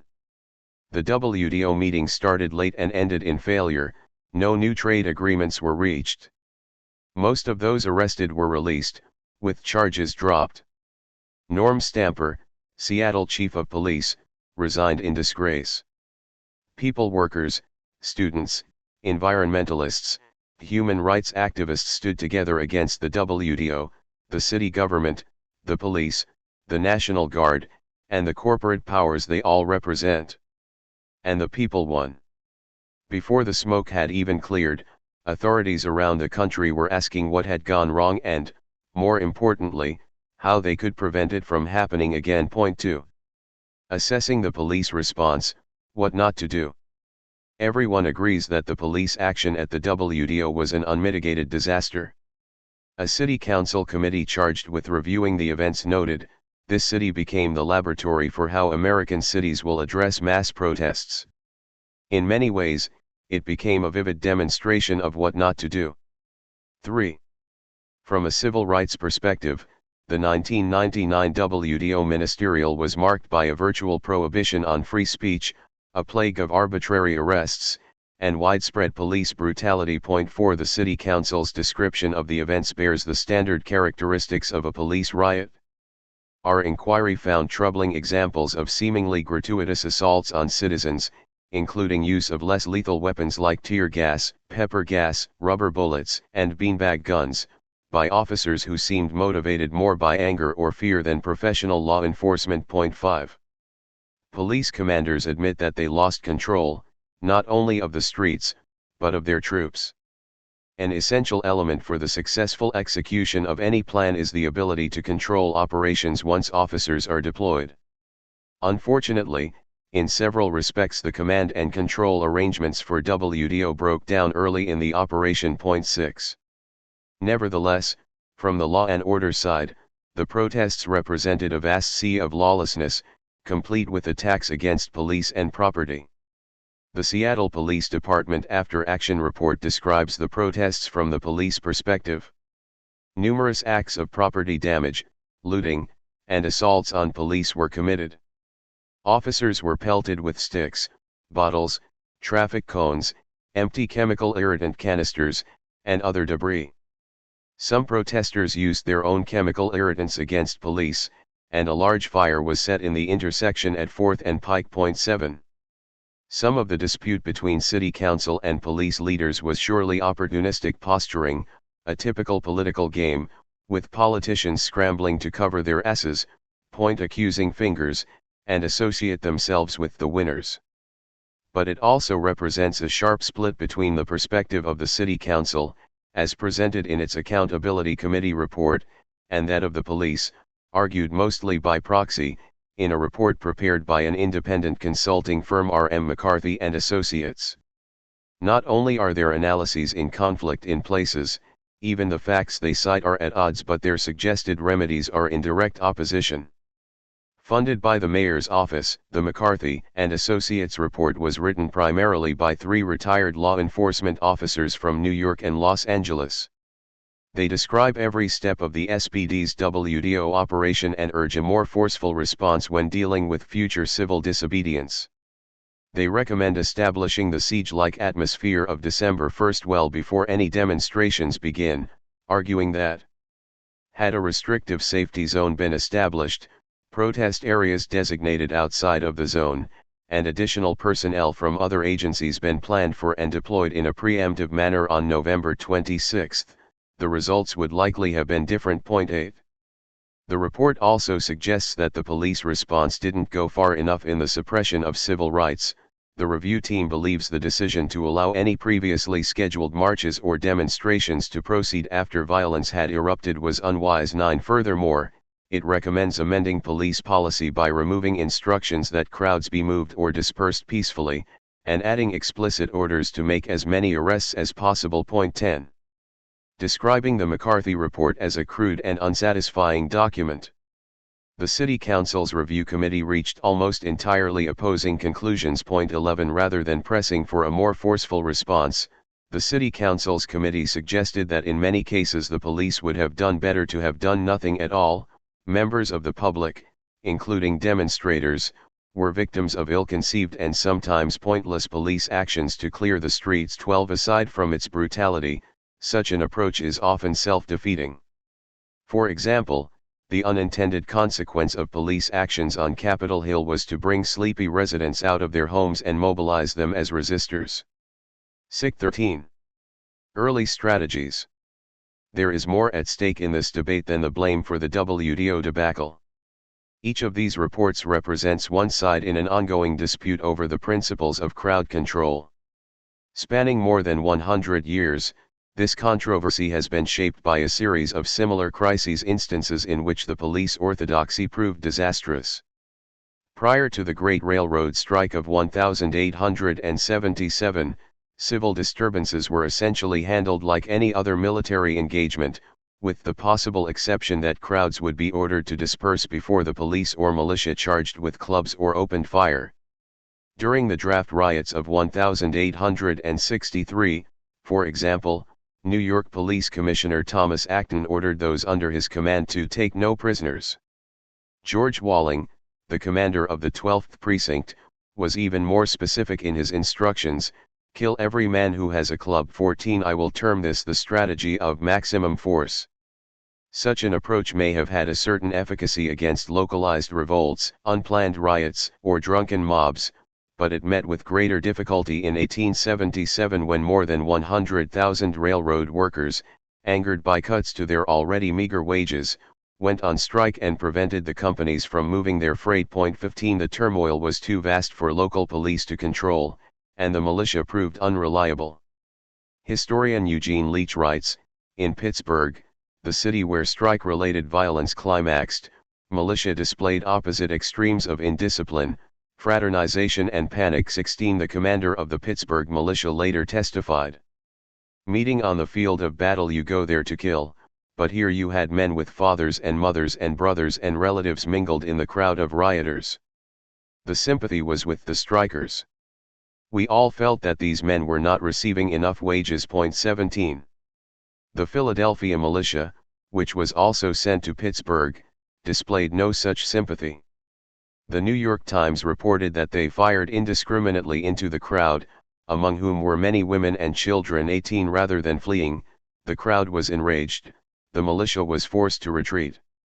Likewise, in Reading, when troops killed 11 strikers, the general population only grew more furious. Strike supporters looted freight, tore up tracks, and armed themselves with rifles from the militia's own armory. When reinforcements arrived, they sided with the crowds and threatened their colleagues, "If you fire at the mob, we'll fire at you." 19. These same problems arose in every city facing strikes. In Newark, Ohio, and Hornellsville, New York, militiamen openly fraternized with strikers, much to the dismay of their commanders. In Martinsburg, West Virginia, the commander of the Beverly Light Guards telegraphed the governor, worried by his troops' sympathy with the strikers. In Harrisburg, Morristown, and Altoona, Pennsylvania, the militia surrendered. Half of the soldiers in the Maryland 6th Regiment broke into an undisciplined retreat during a Baltimore street fight. And in Lebanon, Pennsylvania, a company of militia mutinied. 20. In the end, a combination of attrition, fatigue, and military force won out over the striking workers. 21. But still, the authorities were very disappointed. They immediately set about building the militias into well-disciplined machines, capable of quelling riots or, more to the point, breaking up strikes. 22. During this period, the state militias were reconstituted into the modern National Guard. 23. Military training was imposed and matters of discipline rigidly enforced, including inspections by regular Army officers. In addition, more emphasis was placed on recruitment, and armories were built throughout the North. 24. These changes in the organization, training, discipline, and culture of the Guard were accompanied by new articulations of crowd control strategies. A number of manuals suddenly appeared spelling out the strategy for stifling unrest. These books were generally unconcerned with the social causes of disorder, content to blame them on agitators of various sorts. Most continued to advocate the principle of maximum force. They predicted increased militancy among workers, and offered increased state violence as the remedy. E. L. Molyneux, the commander of the New York National Guard, wrote, "In its incipient stage a riot can be readily quelled, if met bodily and resisted at once with energy and determination. Danger lurks in delay." 25. A milder version of the doctrine did emerge, and gained popularity among local commanders. According to this show of force, my term, theory. Strikes and riots were outbursts that could be controlled, perhaps even prevented, by shows of authority which even rowdy workers were presumed to respect, or by shows of force which workers would fear. From these premises it followed that the function of the militia on riot duty was as much demonstrative, even theatrical, as it was coercive. The goal was to disperse rioters, not as General Vages would have it to corner them and wipe them out. 26. If the workers could be overawed without firing a shot, so much the better. One manual stated, "A strong display of a well-disciplined and skillfully handled force will in most instances be sufficient in itself to suppress a riot." 27. This presumption was later shown to be false. A large police presence is not so much preventive as it is provocative. Such errors were at least partly a product of the theory's underlying premise that rioters are psychologically deranged rather than politically or economically motivated. In any case, the practical consequence of the show of force theory was a new demand for dress uniforms, public drilling, and parades. 28. It was not shown to reduce the likelihood of class conflict or to prevent strikes. In the 1880s, a wave of immigration made the authorities less reluctant to use force against striking workers. 29. And after the Haymarket incident of 1886, the show of force approach was almost entirely abandoned in favor of more direct responses. Tacticians came to favor the use of force over shows of force. Leach writes. 30. Tellingly, racist comparisons between workers and Native Americans became more common. In 1892 the Army and Navy Register opined, The red savage is pretty well subdued, but there are white savages growing more numerous and dangerous as our great cities become greater. 31 This analogy was not merely rhetorical, many of the same units were used against strikers as against indigenous peoples. The maximum force approach did have its disadvantages. Fire tactics appropriate for conventional warfare, Leach notes, jeopardized innocent lives, invited public condemnation, and simply did not work in the urban terrain where most riots took place. 32 As the National Guard's reputation for brutality grew, so did sympathy for those who opposed them, especially striking workers. At the same time, maximum force was out of step with the authorities' overall strategy in handling strikes, as the government and businesses came to rely more and more on the pacifying effects of concessions. 33 Nevertheless, and despite atrocities like the Ludlow massacre when National Guard troops used a machine gun against striking workers and set fire to their tent city, ultimately killing 66 people, 34 maximum force remained the dominant approach well into the 20th century. Rationalizing force. It was not until World War I and its accompanying Red Scare that the maximum force doctrine was revised. State violence was then rationalized, broken into discrete, ordered stages. This change represented one component in an early effort to take some of the conflict out of class conflict. In short, Leach explains, repealing bellicose post-Haymarket formulas for riot control was part of a multifaceted drive to wreck the left, strip the working class of radical leaders, and put progressive managers in their place. 35. Of the new crowd control strategists, the most influential was Henry A. Bellows, an officer in the Minnesota Home Guard and the author of a Manual for Local Defense, 1919, and a treatise on riot duty for the National Guard, 1920. In these works, he drew a distinction between crowds and mobs, and argued that the key was to keep a crowd from becoming a mob. Ideally, this could be accomplished by preventing crowds from forming in the first place, or, failing that, by breaking up any crowd that did form and doing so before it had the chance to transform into a mob. The crowd should be dispersed with as little actual violence as possible, but without hesitating to use whatever force was necessary. Practically every riot can be prevented without bloodshed, Bellows wrote, if sufficient force can be brought to bear on it in time. 36. Army Major Richard Stockton and New Jersey National Guard Captain Saskett Dixon expressed a similar view in their Troops on Riot Duty, a manual for the use of the armed forces of the United States. They wrote, "Troops on riot duty should keep in mind the fact that they are called upon to put down disorder, absolutely and promptly, with as little force as possible, but it should be remembered, also, that in the majority of cases the way to accomplish these ends is to use at once every particle of force necessary to stop all disorder." 37. The new theorists sought a doctrine by which force would be prescribed in proportion to the difficulty of dispersing the crowd.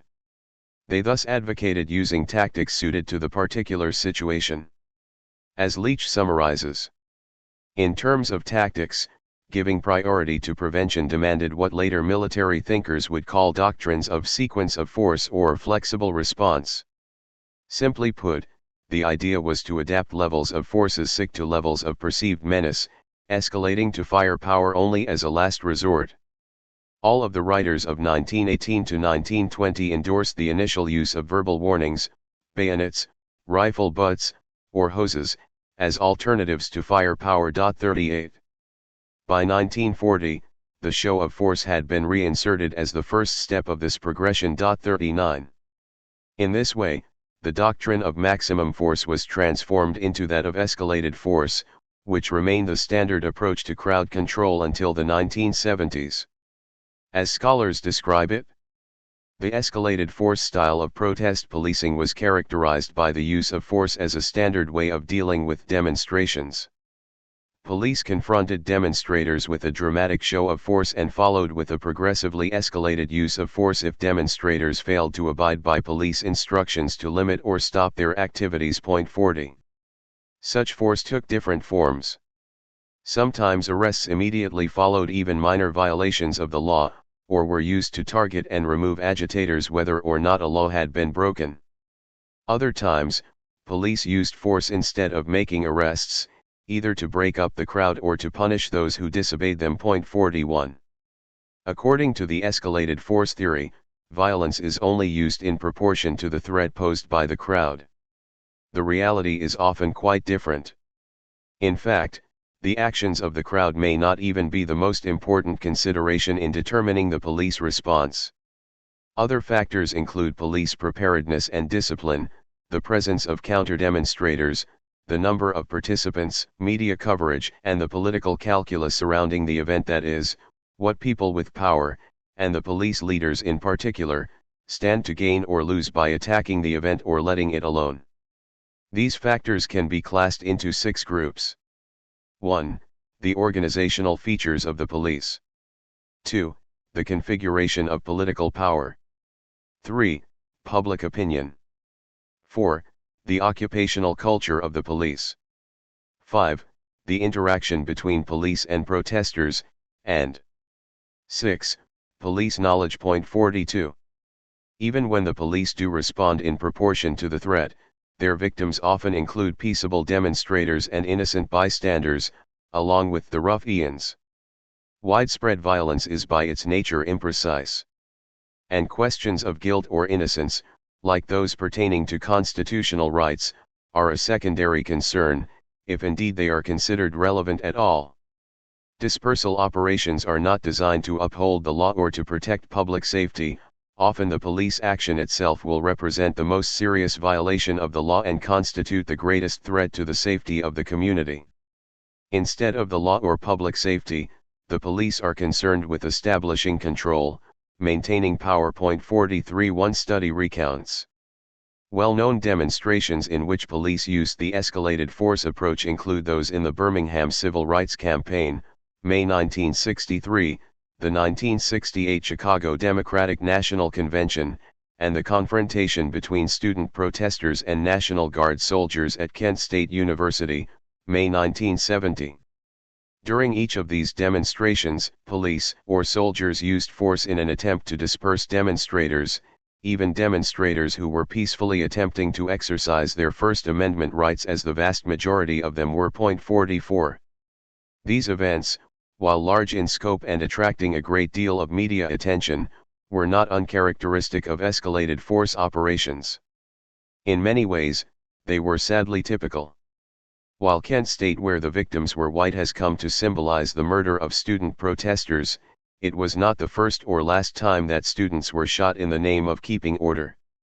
In May 1967, 3 years before Kent State, a black student was killed at Jackson State College in Mississippi. In February 1968, 3 students were killed at South Carolina State College. One was killed in Berkeley in May 1969, and another at North Carolina Agricultural and Mechanical College that same month. One was killed in Santa Barbara in February 1970. In March 1970, 12 were shot, but no one killed, at State University of New York, Buffalo. Most famously, in May 1970, 4 were murdered at Kent State. That same month, 20 were shot just down the road at Ohio State, all survived, and 14 were shot, again, at Jackson State, 2 of whom died. In July 1970, 1 was killed at the University of Kansas, Lawrence, and another at the University of Wisconsin, Milwaukee. 2 years later, in November 1972, 2 more students were killed at the University of New Orleans. 45. Predictably, urban black people received even worse treatment. In the Detroit Uprising of 1967, 43 people were killed, 36 of whom were black. 29 of these deaths were definitely attributable to police, National Guard troops, or the Army. The remaining 13 died from any of a variety of causes. Some were shot by store owners, some died in fires, 2 were electrocuted by fallen power lines. No deaths were directly attributable to the violence of the crowds. Despite the rhetoric surrounding them, historian Paul Gielge notes, black uprisings in the 60s were marked by a relative absence of violence committed by rioters against people. Careful examination of the casualty lists shows that police and military inflicted the vast majority of fatalities and injuries on blacks in the riot area. 46. A glimpse at 1968. These facts speak to the level of police violence, but they say very little about its prevalence in crowd control situations.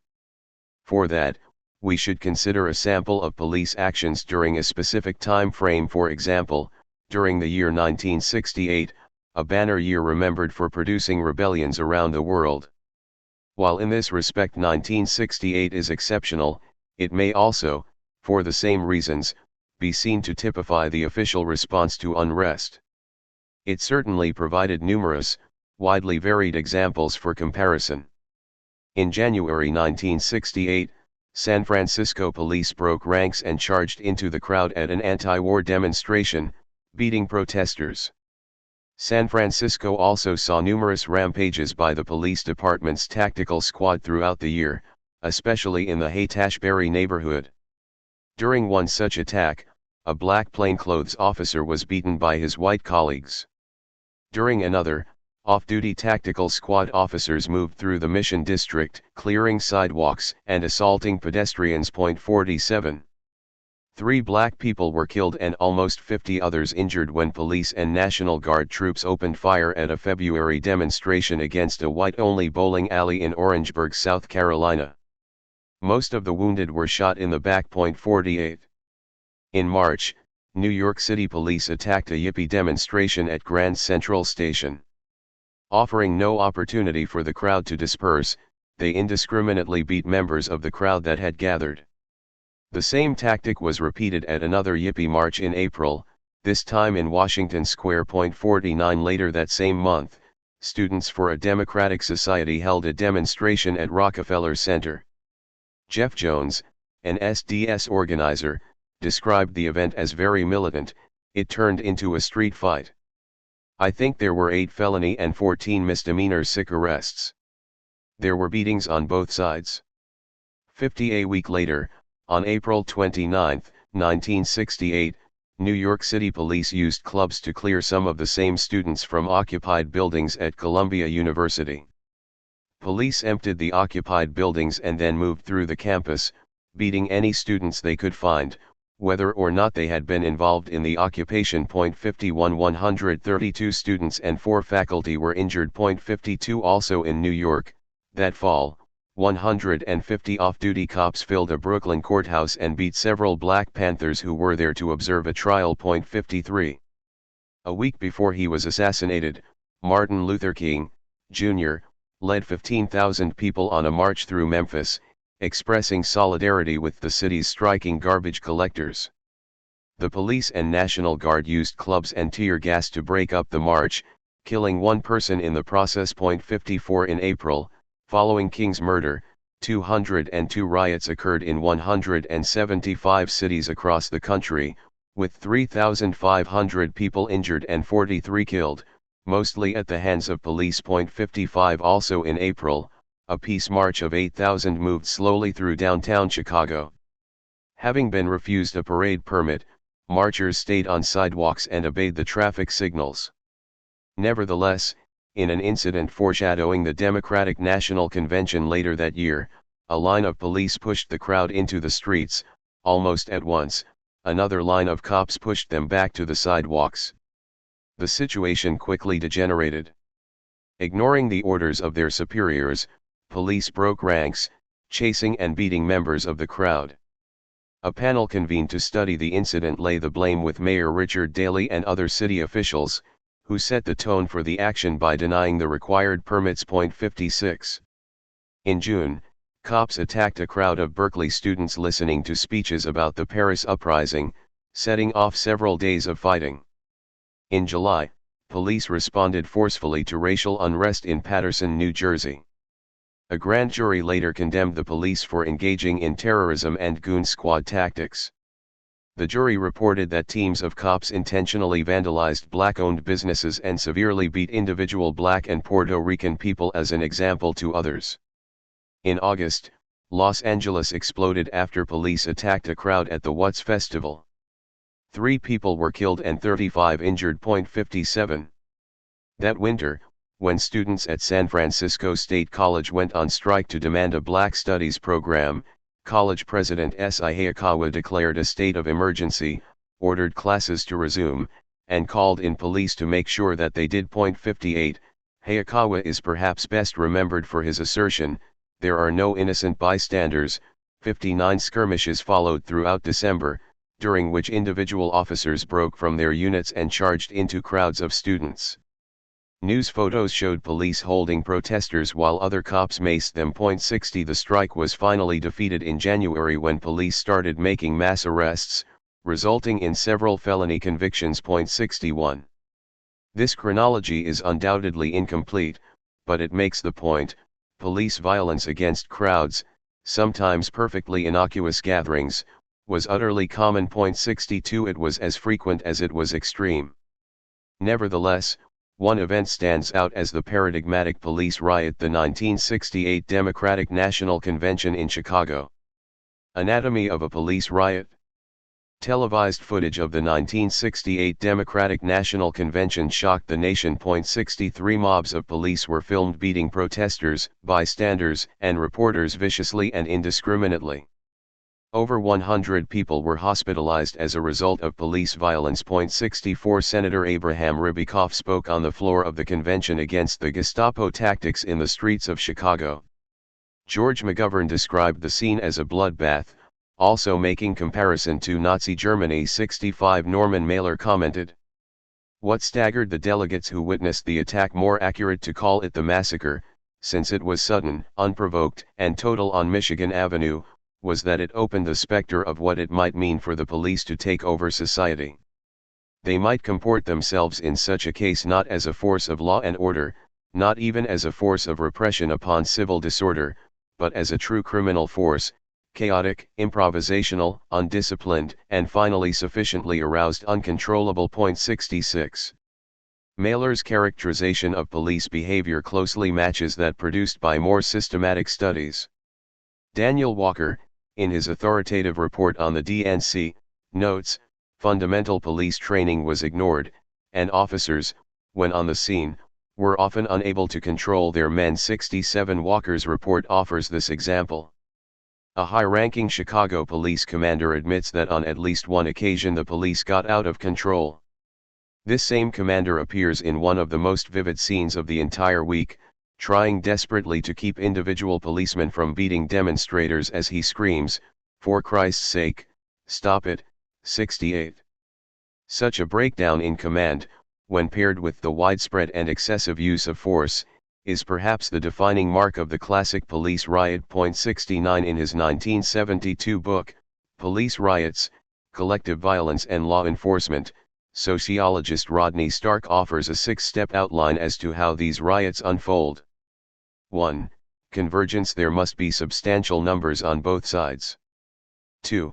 Confrontation: either police actions attract hostile crowds, or police deem some gathering illegal and move in to break it up. 3. Dispersal: police attempt to break up the crowd. 4. The utilization of force: police use force against the crowd. 5. The limited riot: excessive or punitive force ends once the crowd is dispersed.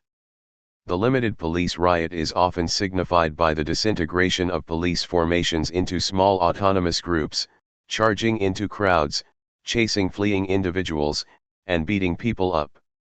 6. The extended police riot: attacks continue even after the crowd has dispersed. Extended riots are most common in densely populated areas, like college campuses or urban ghettos.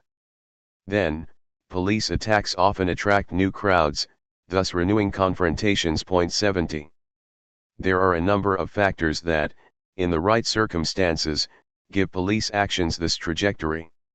Among them are specific crowd control tactics, operational deficiencies, the machismo inherent to cop culture. 71 And a paranoid ideology that leads police to overestimate the threat crowds pose. 72 On the tactical level, Stark notes, the incapacities and misconceptions of the police contribute to the occurrence of police riots in a number of ways. First, simply massing the police together, given their lack of discipline and tactical competence, provides an opportunity for them to attack crowds. Second, Massive displays of police power provoke demonstrators and tend to produce confrontations and deeper conflicts. Third, police tactics mislead policemen about what is expected of them and increases their anxiety and hostility. The obsession with officer safety leads to overpreparedness, overreaction, and a disregard for the general safety. 73. Add to this an habitual reliance on violence, and the production of a riot seems quite predictable. 74. These difficulties were exacerbated by organizational weaknesses common to police departments, namely the lack of internal discipline. The tactics of riot control are generally derived from the military, but the police proved to be a very different type of organization than the army. To put it bluntly, Stark writes, the American police cannot perform at the minimum levels of teamwork, impersonality, and discipline which these military tactics take for granted. 75. For example, in the Detroit riot of 1967, the police and National Guard were responsible for establishing order on one side of town. U.S. Army paratroopers were assigned to the other side. Within a few hours, the Army had restored order in their area, having fired 201 rounds of ammunition and having killed one person. The police and guard, in contrast, fired thousands of rounds and killed 28 people, while the disorder continued. Stark explains. These dramatic and critical differences seem to have stemmed from discipline. The paratroopers had it, the police and guardsmen did not. The Army ordered the lights back on and troopers to show themselves as conspicuously as possible. The police and the guardsmen continued shooting out all lights and crouched fearfully in the darkness. The troopers were ordered to hold their fire, and did so. The police and guardsmen shot wildly and often at one another. The troopers were ordered to unload their weapons, and did so. The guardsmen were so ordered, but did not comply. 76. The guard, whose training approximates that of the Army, may have lost discipline in part because of how they were deployed. The police effectively disorganized the National Guard by converting it into a police force. One National Guard commander complained. They sliced us like bologna. The police wanted bodies. They grabbed sick guardsmen as soon as they reached the armories, before their units were made up, and sent them out, two on a fire truck, this one in a police car, that one to guard some installation. The guards simply became lost boys in the big town carrying guns. 77. In the case of the 1968 Democratic Convention, other factors also came into play, in particular the attitudes of civil authorities. Walker mentions, Chicago police had been led to expect that violence against demonstrators, as against rioters, would be condoned by city officials. 78. In fact, this expectation was validated. Mayor Daley continued to defend his officers long after his excuses could be considered in any way credible. 79. One further fact complicates the picture. Much of the convention week violence was planned. Some reporters received warnings from cops with whom they were friendly. They were told the police intended to target members of the media. 80. With these facts in mind, the police riot seems to take on a different air. The cops did not simply panic, they knew what they meant to do. While internal discipline broke down, the police action as a whole filled its intended role. Indeed, the cops had been encouraged, and then protected, by the mayor. Certain commanders may have been appalled by what they saw or may simply have been afflicted by the managerial need to assert their authority in a crisis, but this did nothing to affect the behavior of the institution as a whole.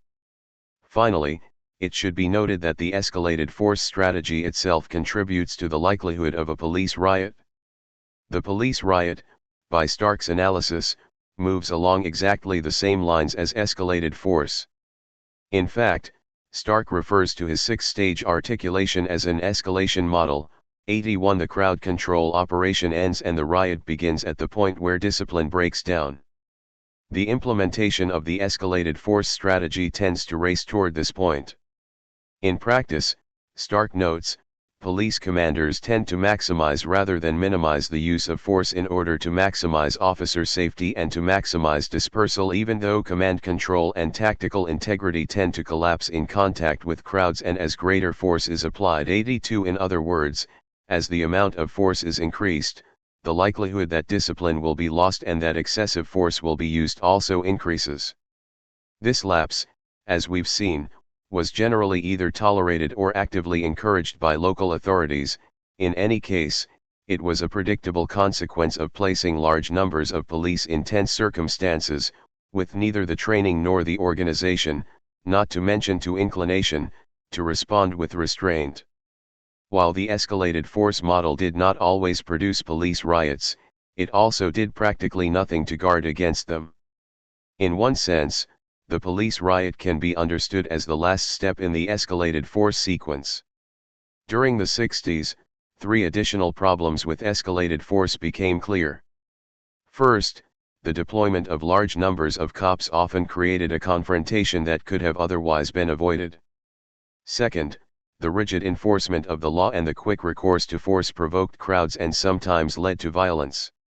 And third, as a strategy for restoring order, escalated force failed. 83. Revising the theory. Following the disasters of the late 60s, some people started to question the wisdom of a police strategy designed to escalate violence. Several commissions were set up to study the disturbances of the period, their causes, and the police response to them. Most prominent among these were the Kerner, Eisenhower, and Scranton commissions. All 3 bodies concluded that police actions against crowds often intensified, and in some cases provoked, civil disorder. They also recognized that the dangers of the escalated force model were not only tactical, but political. The Scranton Commission wrote, "To respond to peaceful protest with repression and brutal tactics is dangerously unwise. It makes extremists of moderates, deepens the divisions in the nation and increases the chances that future protests will be violent." 84. Consequently, these boards recommended a number of changes in police handling of demonstrations. The Kerner Commission, for instance, advocated a strategy emphasizing manpower over firepower, prevention over reaction, and increased management and regimentation of the police. A new strategy, negotiated management, was born. Negotiated management was designed to correct for the excesses of the escalated force model. Clark McPhail describes the approach. Police do not try to prevent demonstrations, but attempt to limit the amount of disruption they cause. Police attempt to steer demonstrations to times and places where disruption will be minimized. Even civil disobedience, by definition illegal, is not usually problematic for police. They often cooperate with protesters when their civil disobedience is intentionally symbolic. 85. Under negotiated management, arrests are used only as a last resort, and force is kept to a strict minimum. Rather than trying to disperse the crowd, the police plan so as to contain it. Rather than responding to disorder with force, the police calculate their tactics so as to defuse potentially explosive situations. The innovation of this approach lies in the understanding that de-escalation is sometimes possible. According to the political scientists Donatella Della Porta and Herbert Reiter, the 3 most significant tactical tendencies characterizing protest policing in the 1990s appear to be, a. Under-enforcement of the law, b. The search to negotiate, c. Large-scale collection of information. Beginning in the 1980s, police strategy was dominated by the attempt to avoid coercive interaction as much as possible. Law-breaking, which is implicit in several forms of protest, tends to be tolerated by the police.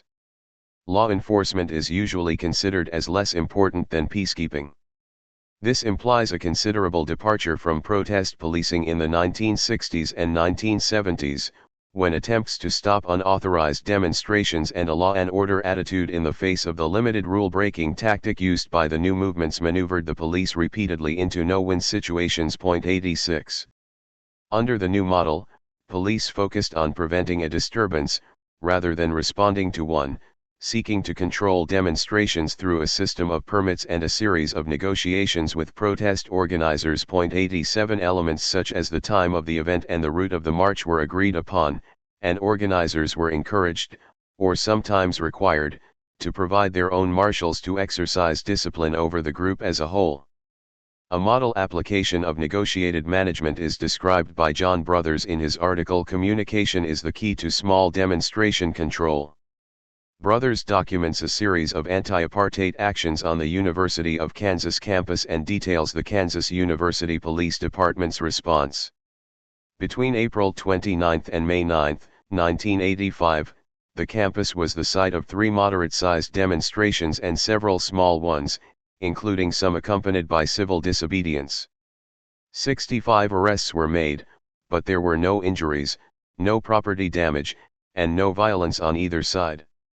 This small miracle was accomplished by establishing friendly relations with the demonstrators and being patient enough to let crowds dwindle on their own. Police kept their presence to a minimum and carefully crafted a non-aggressive demeanor, in part by not donning riot gear. They also provided refreshments on hot days, and waited to receive complaints before issuing citations.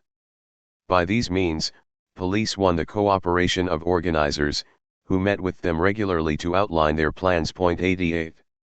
Clearly, this approach is better suited to a political system that espouses ideals of freedom and popular sovereignty, but the ultimate aim of negotiated management remains the same as that of escalated force, or even maximum force, before that, to control dissent, to render protest ineffective. Looking now at the Scranton, Eisenhower, and Kerner reports, what strikes the reader is the apparent schizophrenia of them all. They decry social injustice with criticisms of racial discrimination, prison conditions, and the plight of the urban poor. They push for greater inclusivity at all levels of society. But they also denounce the actions that successfully brought attention to these problems, and effected change. The Eisenhower report explicitly denounces civil disobedience.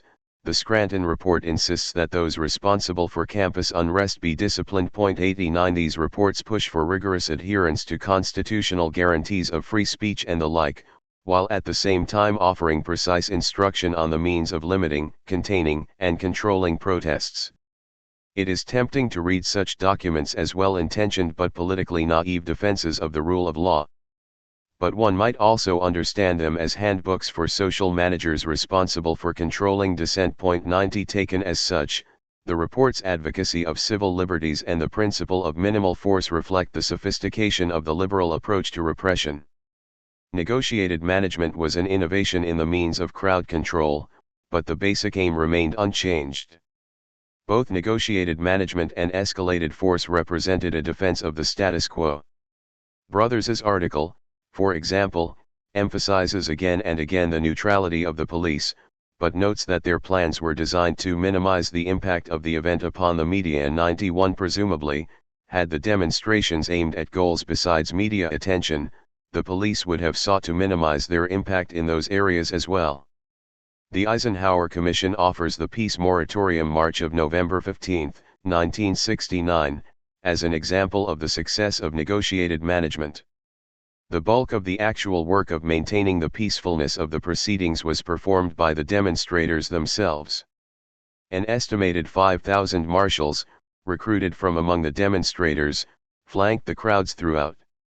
Their effectiveness was shown when they succeeded in stopping an attempt by the fringe radicals to leave the line of the march in an effort to reach the White House. 92.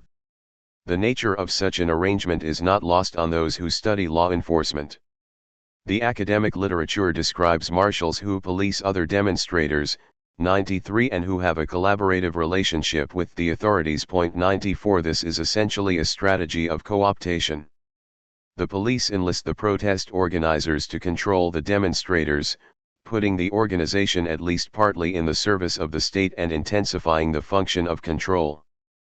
Playing by the rules. The negotiated management model had its weaknesses as well. Its success required a certain kind of cop and a certain kind of protest. If either was unavailable, negotiated management became impossible. The Philadelphia Police Department made a very early attempt at this softer approach, and failed for lack of the right cop. In 1964, Police Commissioner Howard Leary created a civil disobedience unit charged with both keeping order and protecting the civil rights of demonstrators. This unit was to be headed by an officer proven to be calm, patient, and friendly. His job was to build a relationship with protest leaders and work with them to keep the peace. The unit never functioned as it was intended to. Instead, it quickly degenerated into a domineering Red Squad. 95 This quick return to the antagonistic approach was the result of several deeply rooted features of the police as a group, including the rejection of compromise and conciliatory tactics, an obsession with agitators and conspiracies, and the system of political sponsorship that guided promotion into the unit. 96 Police/protester cooperation required a fundamental adjustment in the attitude of the authorities. The negotiated management approach demanded the institutionalization of protest. Demonstrations had to be granted some degree of legitimacy so they could be carefully managed rather than simply shoved about. This approach de-emphasized the radical or antagonistic aspects of protest in favor of a routinized and collaborative approach. Naturally, such a relationship brought with it some fairly tight constraints as to the kinds of protest activity available.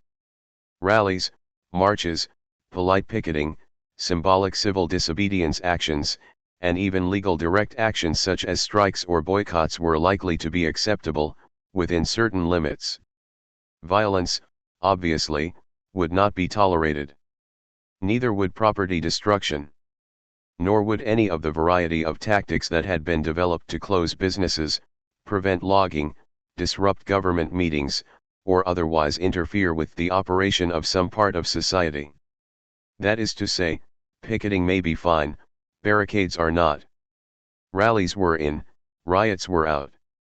Taking to the streets under certain circumstances may be acceptable, taking over the factories was not. The danger, for activists, is that they might permanently limit themselves to tactics that were predictable, non-disruptive, and ultimately ineffective. 97 On the other side, negotiated management opened a pitfall for police wherein they might come to rely on this cooperative arrangement. If the police assumed that activists would conduct themselves within the bounds set by this approach, they left themselves open for some nasty surprises. Essentially, that is what happened to the Seattle police in 1999. According to the SPD's After Action report, police planners adopted a negotiated management strategy early on and failed to consider contingencies that would make other options necessary. Despite well-publicized plans to disrupt the WDO conference, the police decided to trust that Seattle's strong historical precedents of peaceful protest and our ongoing negotiations with protest groups would govern the actions of demonstrators. 98 On November 30, their mistake must have been only too obvious. When the institutional framework of protest was challenged, the cooperative relationship proved fragile and the basis of the negotiated management model was undermined. Not only did radicals refuse to play the game by its usual rules, even respectable protest groups were unable to keep their members in line. For example, when police changed the route of the officially sanctioned labor march, hoping to keep union members away from the center of the disturbance, they were surprised when several thousand of the marchers ignored the marshals, left the route, and joined the fray. 99 The SPD offered this analysis of their mistake: while we needed to think about a new paradigm of disruptive protest, we relied on our knowledge of past demonstrations, concluding that the worst case would not occur here. 100 Such blindness is a typical fault of police agencies. Equally typical is the panic that followed a defeat, a panic felt not only in Seattle, but around the country, resulting in the sudden shift in police tactics at demonstrations nationwide. 101 Toward a new model. Police across the country were determined not to repeat Seattle's mistakes, and in the wake of the WDO protests the use of force received a new emphasis. Riot gear, tear gas, mass arrests, and widespread violence returned as common features of demonstrations. Police violence, while always a possibility, again began to resemble an open threat. To some degree, the reliance on force was a sign of desperation. But at the same time, the police were also experimenting, groping their way toward a new strategy. With the WDO still fresh in their minds, police in D.C. had a secure perimeter in place considerably before the April 16, 2000 IMF/World Bank meetings. They also had more than 500 protesters in jail before the meetings even began, having surrounded an early march, arresting everyone present. Then they raided the protesters' convergence center, where they seized puppets, banners, and first aid kits. They ordered the building closed under the pretext of fire code violations.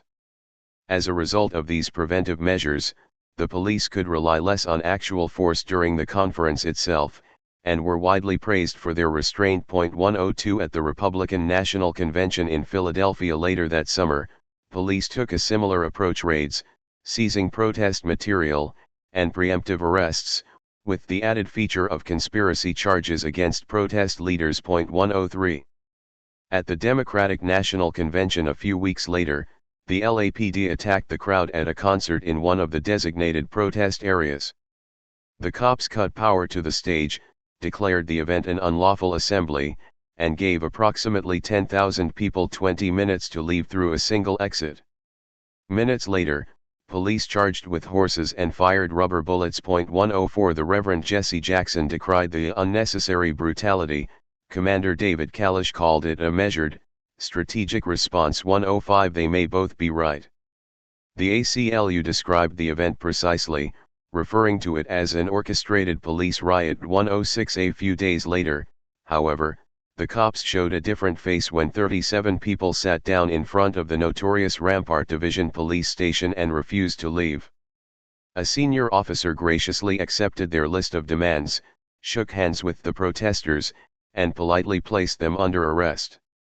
One journalist noted, the civil disobedience action attempted to focus on the brutality, corruption, and violence of the LAPD, but because the organizers had collaborated closely with the Rampart police prior to the action. The result was a PR/media opportunity to showcase the civility and nonviolent behavior of the cops. 107 It was a masterful bit of theater. The reliance on naked coercion reached its zenith in 2003, at protests against the free trade area of the American negotiations in Miami. Luis Fernandez, a sociologist who observed the protests, describes the scene. The Miami-Dade Police Department, in collaborating with dozens of local, state, and national law enforcement agencies, welcomed protesters with decisive force. In the days before the protest, the police patrolled the streets with heavily armored, military-style personnel carriers and swept over downtown Miami with police helicopters. By demonstration time, the city was packed with thousands of police officers dressed like soldiers in khaki uniforms with full black body armor and gas masks, marching down the streets shouting "Back! Back!" while beating batons against their shields. For no apparent reason, they fired skin-piercing rubber bullets indiscriminately into crowds of unarmed peaceful protesters, sprayed tear gas at thousands of others, and shocked still others with tasers. It is no hyperbole to say that, during the FTAA demonstration, Miami became a militarized sector, closely resembling a war zone. 108. Nearly 2,500 cops from 40 agencies were assigned to the FTAA events. A large portion of downtown was fenced off and forbidden to the general public. Police manned military-style checkpoints and positioned snipers on rooftops in the surrounding area.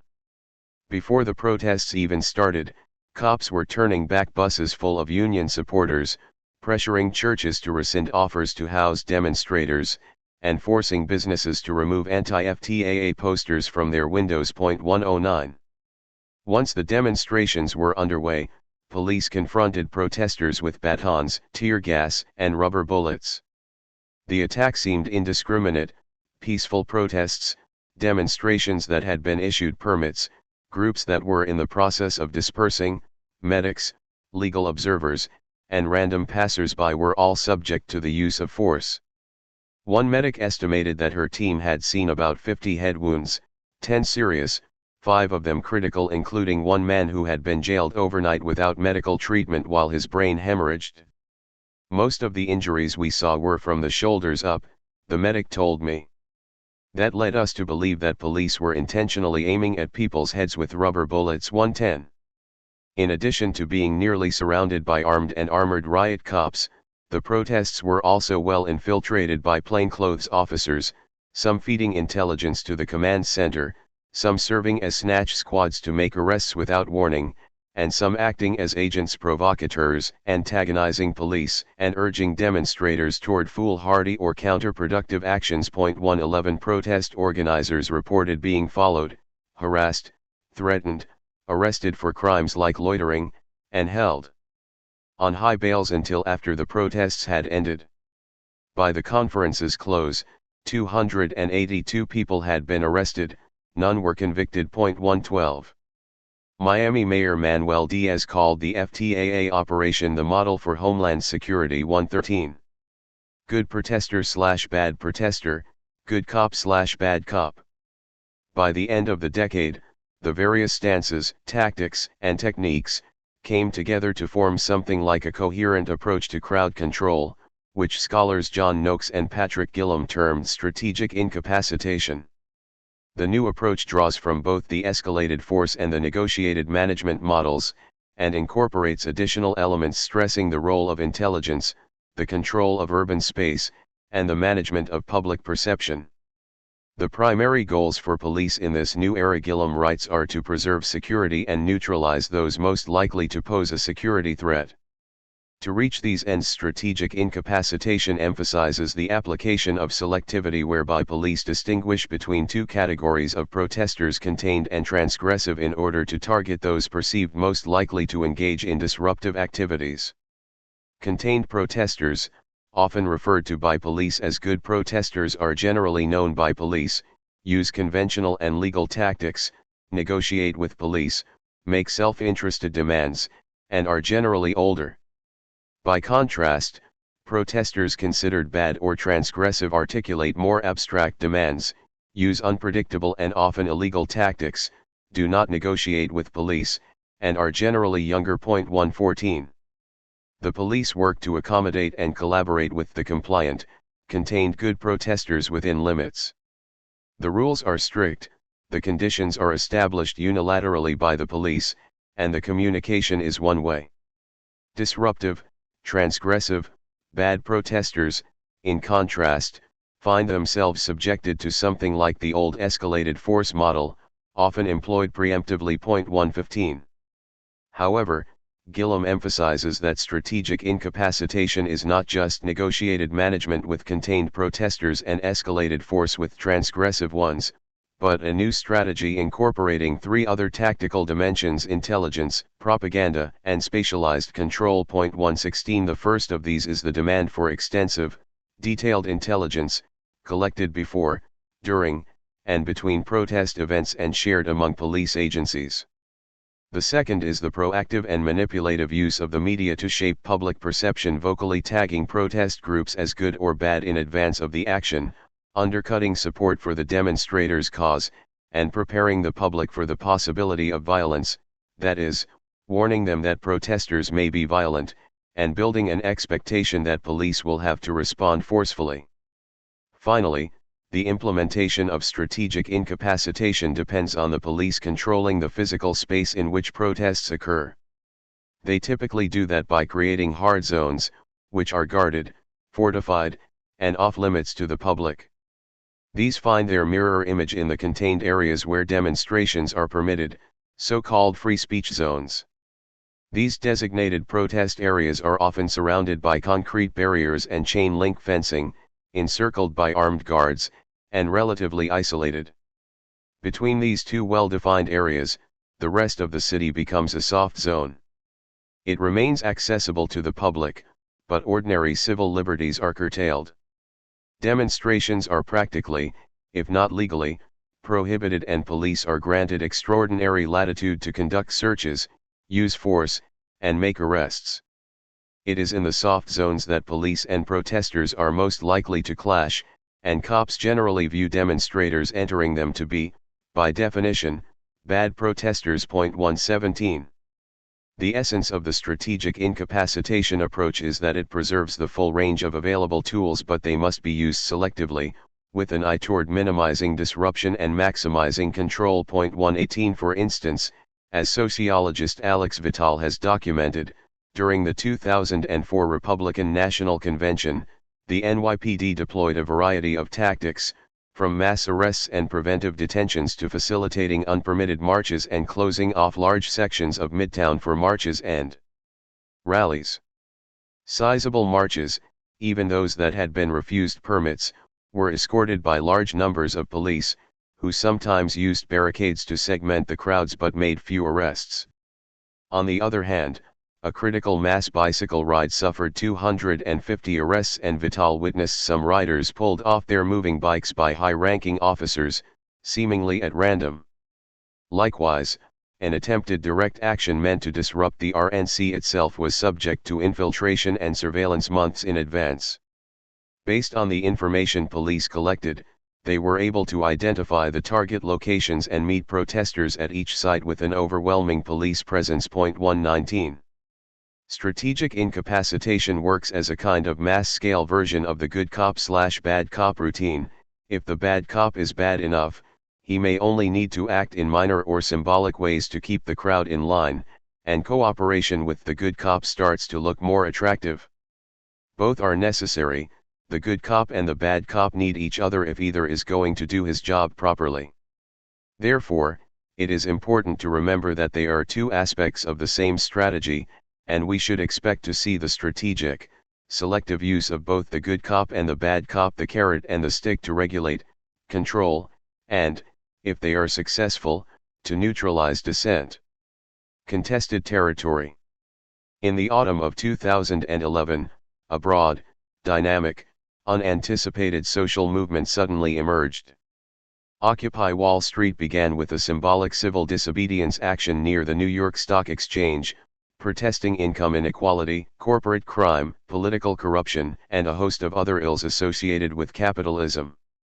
The first occupation, on September 1, 2011, was quickly ended with a few arrests. 120. A couple weeks later, however, on September 17, OWS established an encampment in New York's Zuccotti Park and used it as a hub from which to launch daily protests timed to coincide with the stock exchange's opening and closing bells.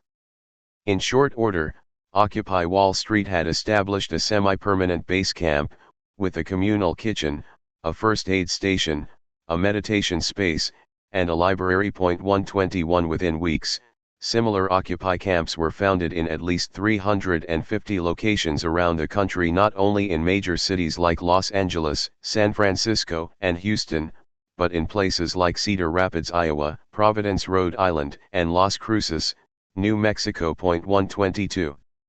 The official response to the Occupy protests was fitful, fickle, and confusing.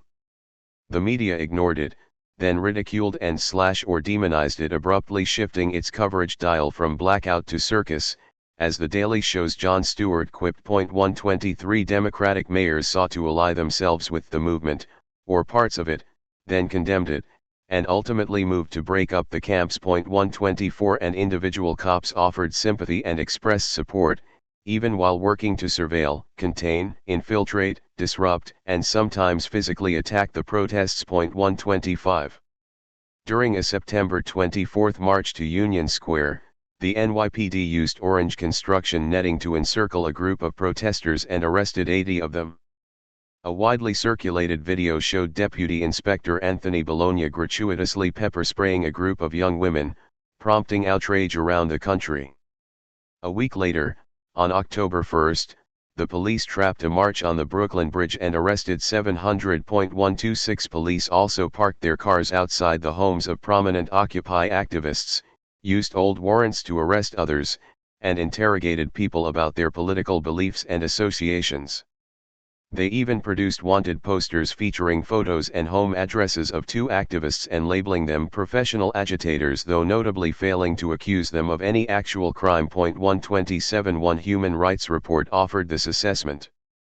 Here have been reports of repeated excessive or unnecessary police use of force, massive and continuous over-policing and poor communication, obstruction of press freedoms and independent legal monitoring, constant police surveillance, unjustified restrictions on the ability of individuals to peacefully assemble in public spaces, arbitrary rule enforcement, and transparency failures. There has also been near-complete impunity for alleged abuses. 128. Things looked much the same elsewhere. though on a smaller scale. On October 10, about 140 activists were arrested at Occupy Boston. On October 22, a dozen were arrested as Occupy Houston marched on the police precinct. On October 30, 24 were arrested at Occupy Portland, and 38 at Occupy Austin. 129 in Cincinnati, the police first cited demonstrators, issuing 253 tickets for $105 each. Later they arrested 60 camp occupants. 130. Oakland hosted the most prominent Occupy site outside of New York, christened Oscar Grant Plaza in honor of the young man killed by police a couple years earlier. 131 On October 25, police cleared protesters from the camp and attacked them with less lethal weapons, firing tear gas directly at protesters, hitting an Iraq War veteran named Scott Olson in the face and fracturing his skull. Cops then threw concussion grenades at the medics who rushed to help him. 2 days later, protesters tore down fences and took back the plaza. They called for a general strike on November 2. The strike fell short of its general ambitions, but 25,000 workers and students took part and pickets closed the port of Oakland. 132 Police responded according to their habit, with riot gear, less lethal weapons, and over 100 arrests. 133. On November 10, the Police Executive Research Forum hosted a conference call for police chiefs around the country to discuss what to do about Occupy. The next day a similar call included mayors from 18 cities, among them New York, Oakland, Portland, and Philadelphia. 134 Then, on November 14, police began decisive, coordinated attacks on the main Occupy encampments. Occupy Oakland was evicted again, leading to more than 20 arrests. Dan Siegel, the mayor's legal advisor, resigned in protest. 135. That same evening, on the other side of the country, police distributed eviction notices at Occupy Wall Street. Hours later, at 1 a.m. on November 15, the NYPD raided Zuccotti Park. Floodlights lit the area brighter than day, and loudspeakers blasted a recorded message ordering people out of the area. Police maintained a perimeter a block or more away from the park, keeping supporters, onlookers, and journalists away from the confrontation and using police vans to obscure their view. About 1,000 cops descended upon the area, using clubs, shields, and pepper spray to force the occupants out. Altogether 142 people were arrested in the park and about 60 others in surrounding streets, among them a city councilor and several journalists. Human rights observers documented 48 instances of excessive force. Tents, computers, and approximately 5,000 books from the Occupy library were unceremoniously tossed into Department of Sanitation trucks. Most were destroyed. 136. The next day, police arrested protesters in Portland, Berkeley, San Francisco, Los Angeles, and Salt Lake City.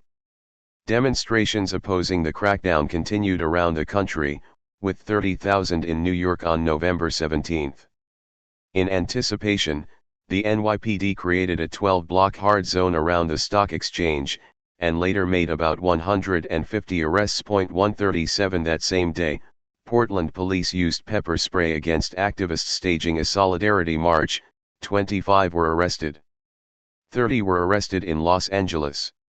And Occupy Dallas was evicted from their encampment, with 18 arrests. Just hours later, at 2 a.m. on November 18, police raided Occupy Cal, at UC Berkeley. Then, on November 27, 1,400 cops raided the Occupy LA camp, tearing down tents and beating protesters. 300 were arrested. 138 And finally, on November 30, police evicted the Occupy Philly encampment. The occupiers, while initially willing to leave Dilworth Plaza peacefully, mounted an unpermitted march through the center city area, continuing long after midnight. Police arrested 52. 139. The loss of the camp signaled the defeat of the movement. Never simply a place to meet and sleep, the Occupy encampments had become symbolic representations of disenfranchisement and utopian experiments in direct democracy. Without them, the movement lost focus and quickly faded, barely 2 months after it began. Yet, whatever its shortcomings, the Occupy movement did reveal a weakness in the strategic incapacitation strategy. 140 OWS expressed widespread public grievances, identified itself with the broadest segment of our society, expressed in the slogan, "We are the 99%, and conducted itself nearly always, but especially at the beginning according to principles of strict nonviolence. However, it also quite deliberately violated laws, disobeyed police, and disrupted the usual business of capitalism. As Patrick Gillam put it, OWS activists generally elected not to limit their actions to free speech zones, choosing instead to engage in transgressive and sometimes illegal actions. 141 The police thus classified the occupiers as transgressive bad protesters, leading, for example, to the use of force against young women trapped behind police barricades, against students peacefully sitting with arms linked, against retired school teachers, and people who were walking away, and many, many others besides. 142 Much of this violence was caught on video, and when it circulated it generated public sympathy for the Occupy movement, correspondingly increased antipathy toward the cops, and legitimized the militancy of later protests. Police brutality pushed Occupy into the headlines, and made inequality a political issue in a way it hadn't been before. 144 In other words, strategic incapacitation led the police into the same political traps that escalated force had a generation earlier. Yet clearly much has changed since, for example, the '68 Democratic Convention. It is not just that there is less violence in protest policing, but the violence is more selective, more strategic. In addition to a greater reliance on intelligence and more concern with public perception and political legitimacy, the new strategy also demands greater restraint and improved command and control. In all of these respects, strategic incapacitation is exactly in keeping with the broader trends that have shaped policing over the past 40 years. 9. Your friendly neighborhood police state. The difficulties of crowd control have shown the need for police to balance their reliance on force against the possibility of containment, negotiation, and the co-optation of leadership. Over-reliance on either approach is likely to lead to disaster. Naked repression can create or escalate resistance and discredit the authorities, while resting on the framework of institutionalized dissent can leave the state's forces unprepared for tactical innovations or renewed militancy among protesters. The challenge for police is to chart a middle course between the WDO protests in Seattle and the massacre at Kent State. Though drawn from their experiences with protests and riots, these lessons have come to shape the development of police strategy overall. They have thus given rise to the seemingly incongruous but, in fact, complementary trends of militarization and community policing. Bringing the war home. Militarization is a buzzword, popular chiefly among critics of the police. The term is in some sense pejorative, as military incursions into the domestic sphere are taboo in liberal democracies. But militarization is rarely defined, and the use of the word is often superficial. This is true in two senses. First, the term is sometimes chosen more for its sinister connotations than for any literal meaning. Second, it is used to describe the most obvious aspects of policing: the equipment, uniforms, and weaponry. By implication, armored cars, riot gear, and assault rifles evidence militarization, the friendly cop on the beat does not. This dichotomy is false, and dangerous. It misconstrues the nature of militarization and underestimates its impact. Militarization affects not only police paraphernalia, but the police mission, the roles of violence and intelligence, police ideology, rhetoric, training, and organization. A leading scholar of militarization, Peter Kraska, offers this definition.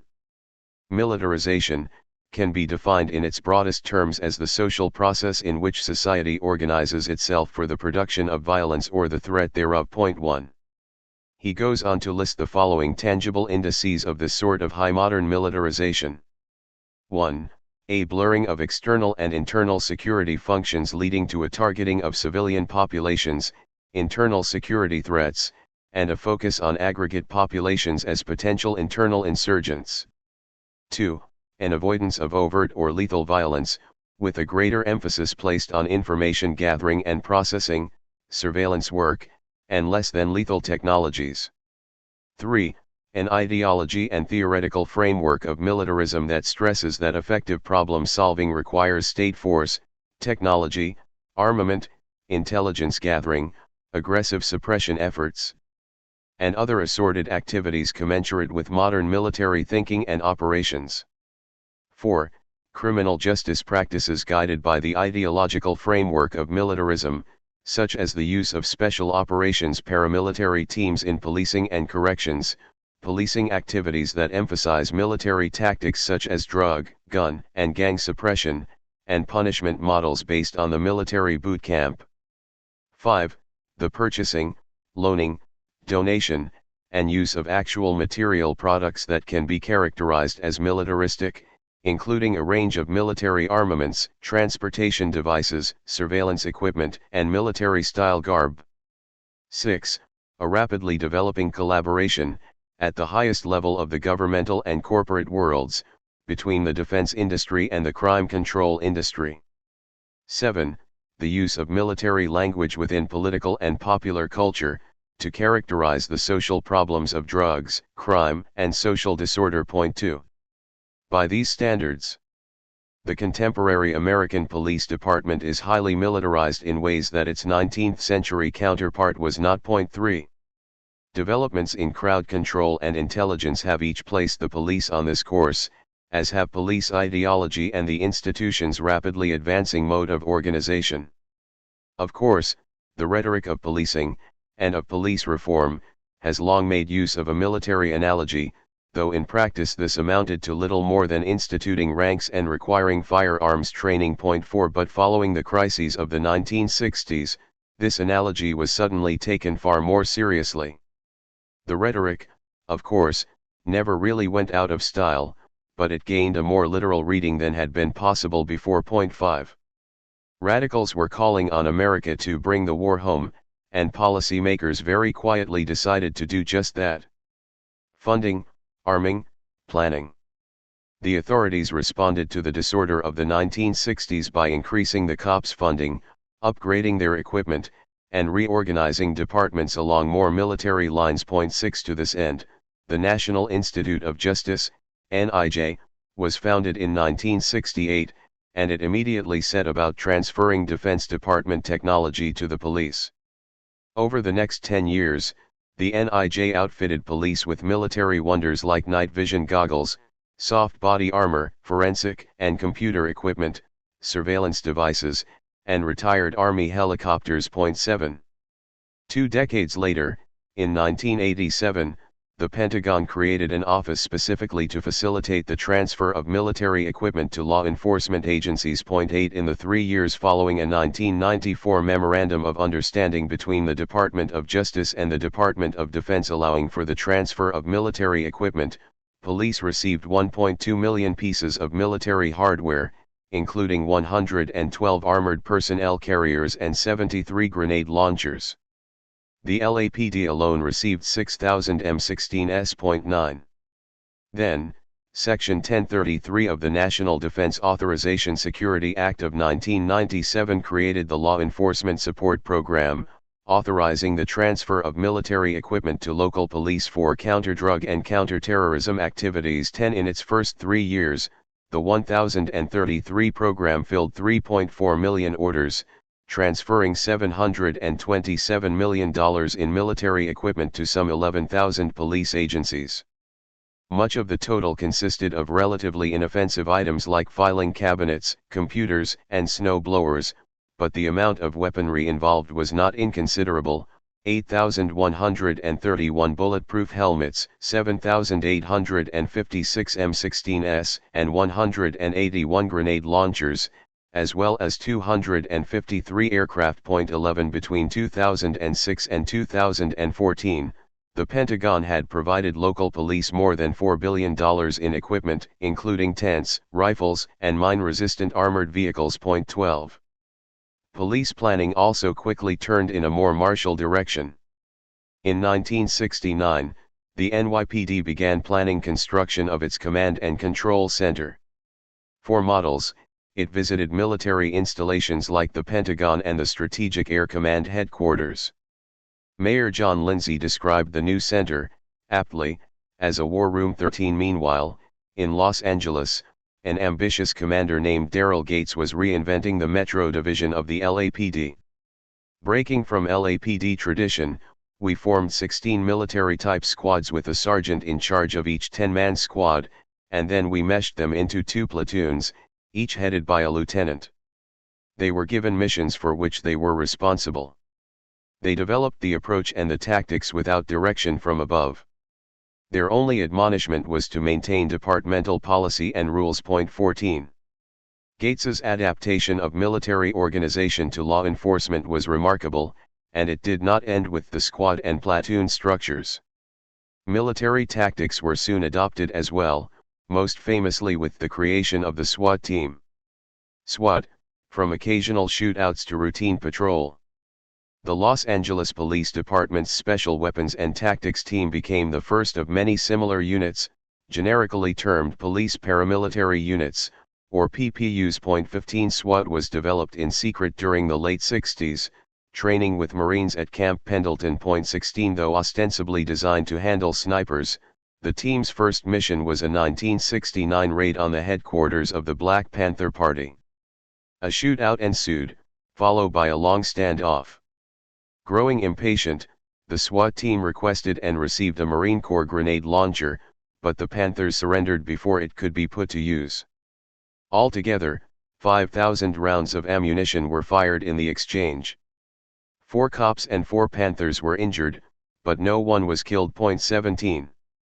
Shortly thereafter, SWAT raided a house where members of the Symbionese Liberation Army, SLA, were hiding out. Again, a shootout ensued, followed by a long standoff. This time SWAT asked for fragmentation grenades, and Gates refused.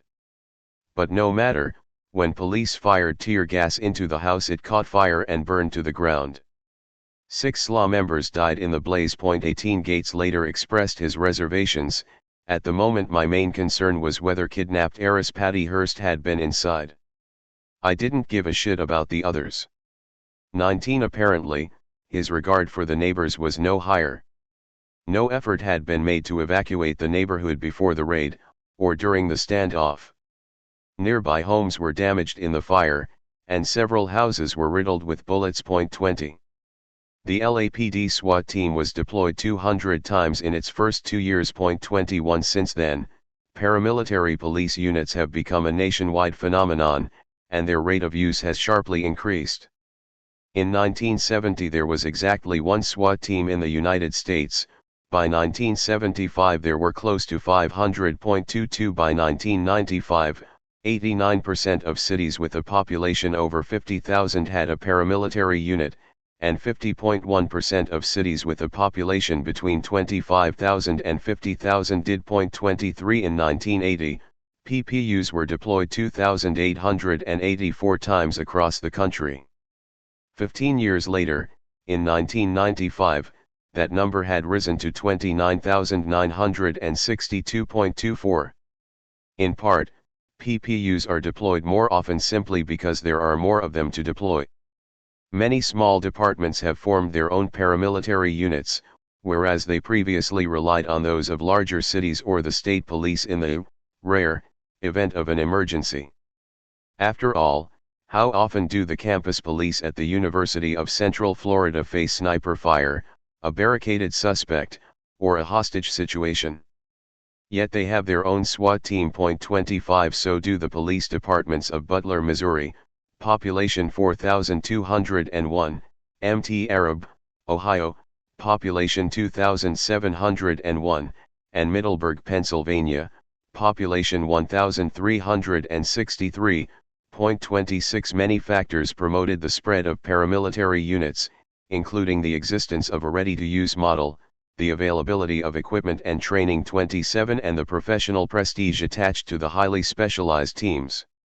The nationwide craze for SWAT teams marks an advance in the militarization of the police, but as importantly, the factors sustaining this trend also indicate militarization. Perhaps more troubling than the replication of the SWAT model is the expansion of the SWAT mission.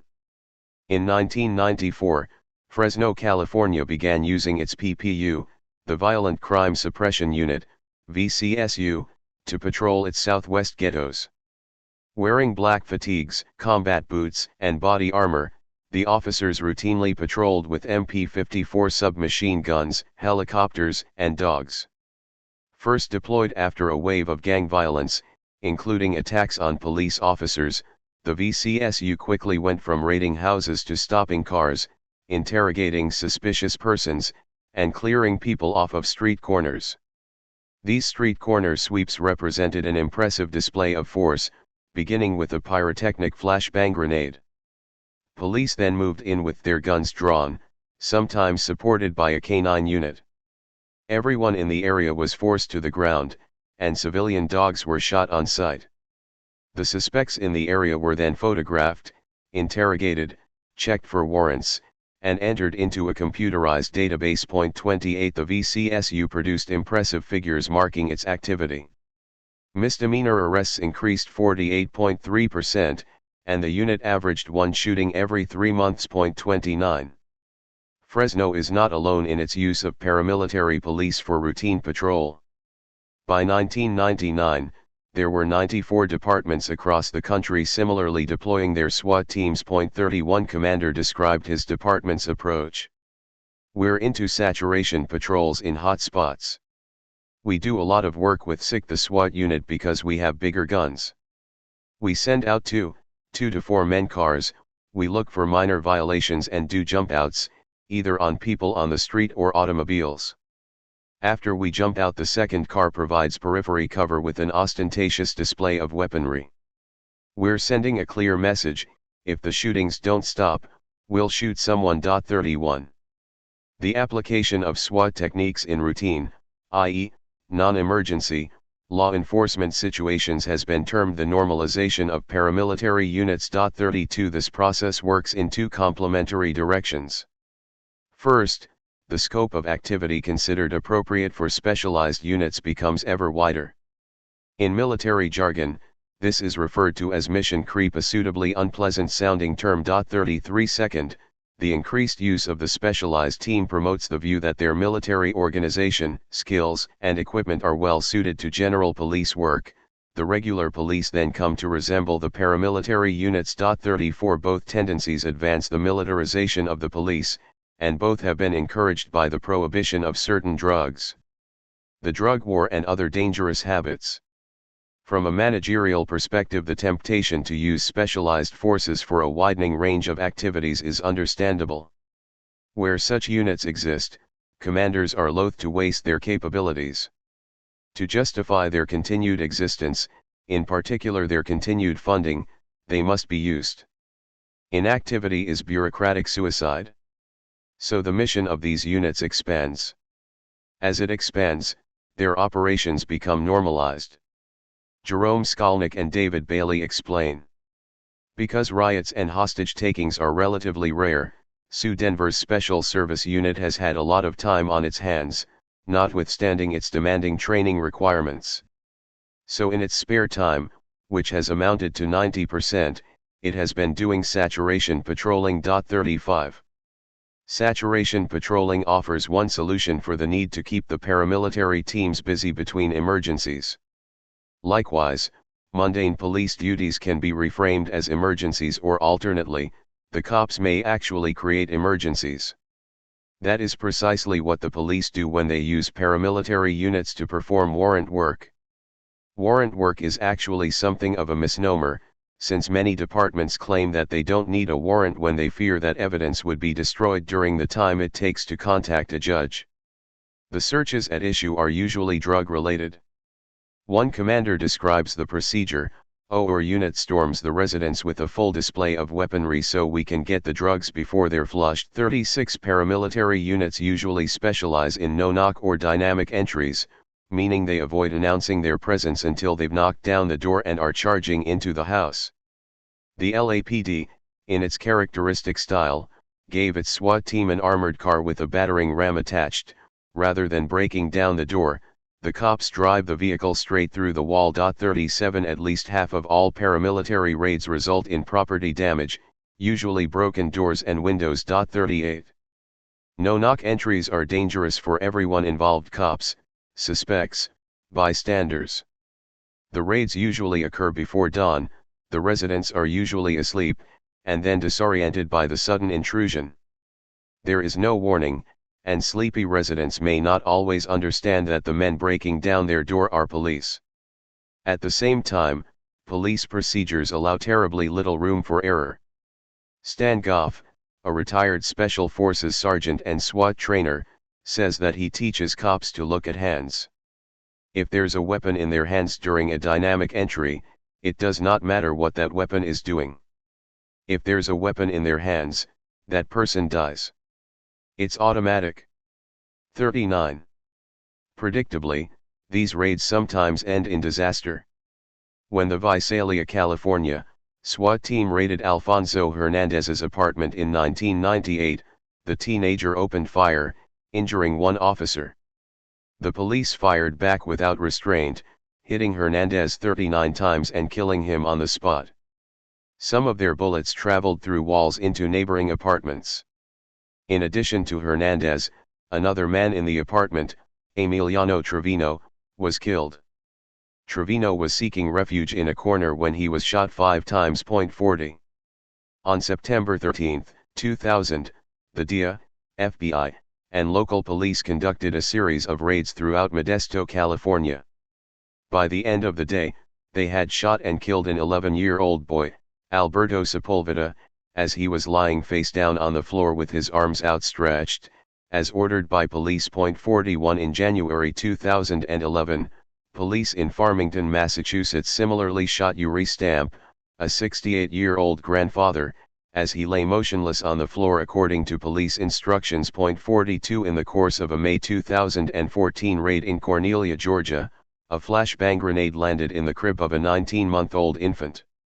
The explosion blew a hole in the face and chest of Bauncam Fonsavan, baby Boo Boo, covering his body with third-degree burns, and exposing part of his ribcage.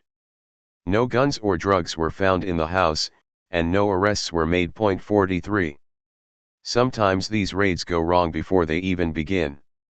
Walter and Rose Martin, a perfectly innocent couple, both in their 80s, had their home raided by New York police more than 50 times between 2002 and 2010. It turned out that their address had been entered as the default in the police database. 44 That's the extreme case, but not an isolated problem.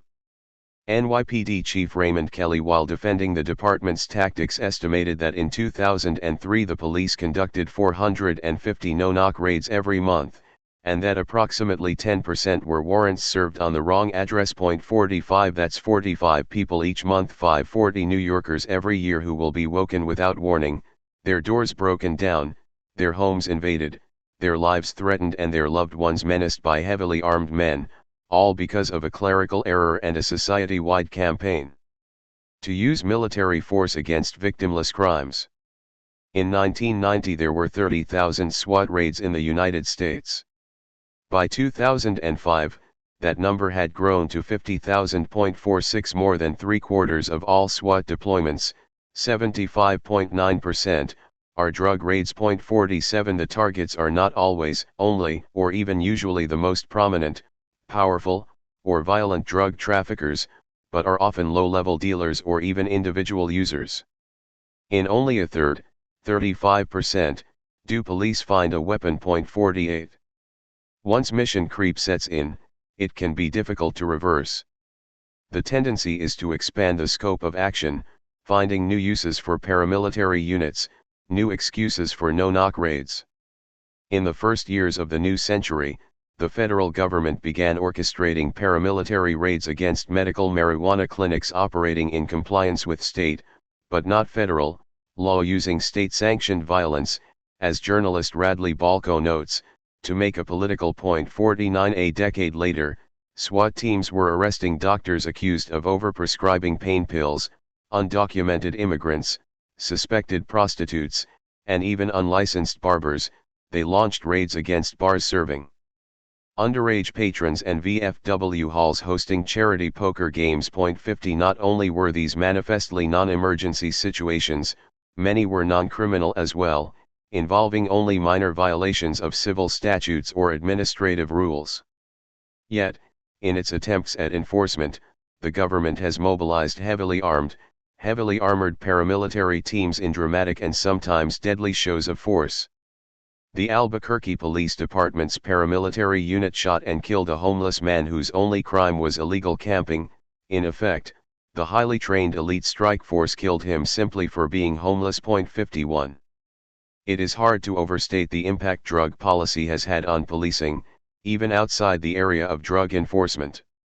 The national obsession with controlling narcotics has provided a rationale for racial profiling, legitimized prison expansion and draconian sentencing laws, eroded constitutional protections against warrantless searches, promoted federal involvement in local law enforcement, and facilitated the militarization of city, county, and state police. 52 It has also provided a convenient justification for widening the scope of police activity. Officer-friendly?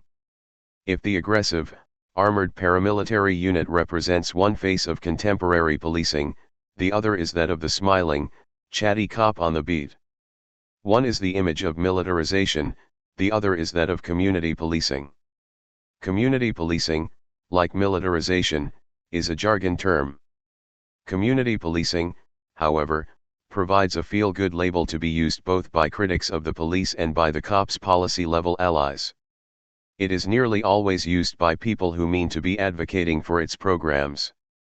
What it is that they advocate, however, is the matter of quite some dispute. 53. Community policing largely grew out of innovations developed during the 1970s. The 70s and 80s were periods of extreme experimentation in law enforcement, as departments across the country struggled to recover from the defeats of the 1960s. As the years progressed, the new ideas were either refined or abandoned, and those remaining gradually coalesced under the rubric of community policing. This legacy, plus the community policing premise that law enforcement strategies should be adapted to local conditions and local needs, has resulted in a baffling variety of programs operating under the same label, and has made generalizing about them very difficult. Community policing largely evolved from the earlier notion of team policing, under which a group of officers shared responsibility for a particular area. 54 From this base, community policing slowly came to incorporate novelties like decentralized command, storefront mini-stations, directed, rather than random, patrol, neighborhood watch groups, permanent assignments, neighborhood liaisons, door-to-door surveys, public forums, crime prevention trainings, citizen advisory boards, meetings with religious and civic leaders, foot patrols, bike patrols, police-sponsored community activities and social functions, a focus on minor offenses, educational and recreational programs for young people, citizen volunteer opportunities, and community organizing projects. 55. Common features seem to connect many of the more successful programs, and these slowly formed the basis for the community policing perspective. Sociologist Gary Cordner groups its elements into philosophical, strategic, tactical, and organizational dimensions. Philosophically, community policing is characterized by the solicitation of citizen input, the broadening of the police function, and the attempt to find solutions based on the values of the local community. Organizationally, community policing requires that departments be restructured such as to decentralize command, flatten hierarchies, reduce specialization, civilianize staff positions, and encourage teamwork. Strategically, community policing efforts reorient operations away from random patrols and responding to 911 calls, towards more directed, proactive, and preventive activities. This reorientation requires a geographic focus, and encourages cops to pay attention to sources of disorder as well as to the crimes themselves. Tactics that sustain community policing efforts are those that encourage positive citizen interactions, partnerships, and problem-solving. 56. A 1994 report composed by the Community Policing Consortium, representing the International Association of Chiefs of Police, the National Sheriff's Association, the Police Executive Research Forum, and the Police Foundation, and published by the Department of Justice, identifies the two core components of community policing as community partnership and problem solving. 57 sociologists Jerome Skolnick and David Bailey concluded, based on a study of 6 police departments renowned as innovators and trendsetters, that the governing premise of community policing was that the police and the public are co-producers of crime prevention. 58. By the early 1990s, community policing was the official religion of police nationwide, even if nobody knew exactly what it meant. Even Daryl Gates, the embattled and abrasive former chief of police in Los Angeles, explicitly advocated community policing in his 1992 memoir 59, which only underscores questions about the term's use. If the notorious LAPD has, as Gates insists, been practicing it since the 1970s, then what doesn't count as community policing?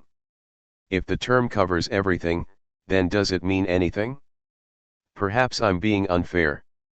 After all, the LAPD did invent some of the paradigmatic community policing programs, including DARE, Drug Abuse Resistance Education, and the Neighborhood Watch. 60 But the clash between the LAPD's uncivil image and that of the personable neighborhood beat cop gets to the heart of the confusion about what is and is not community policing.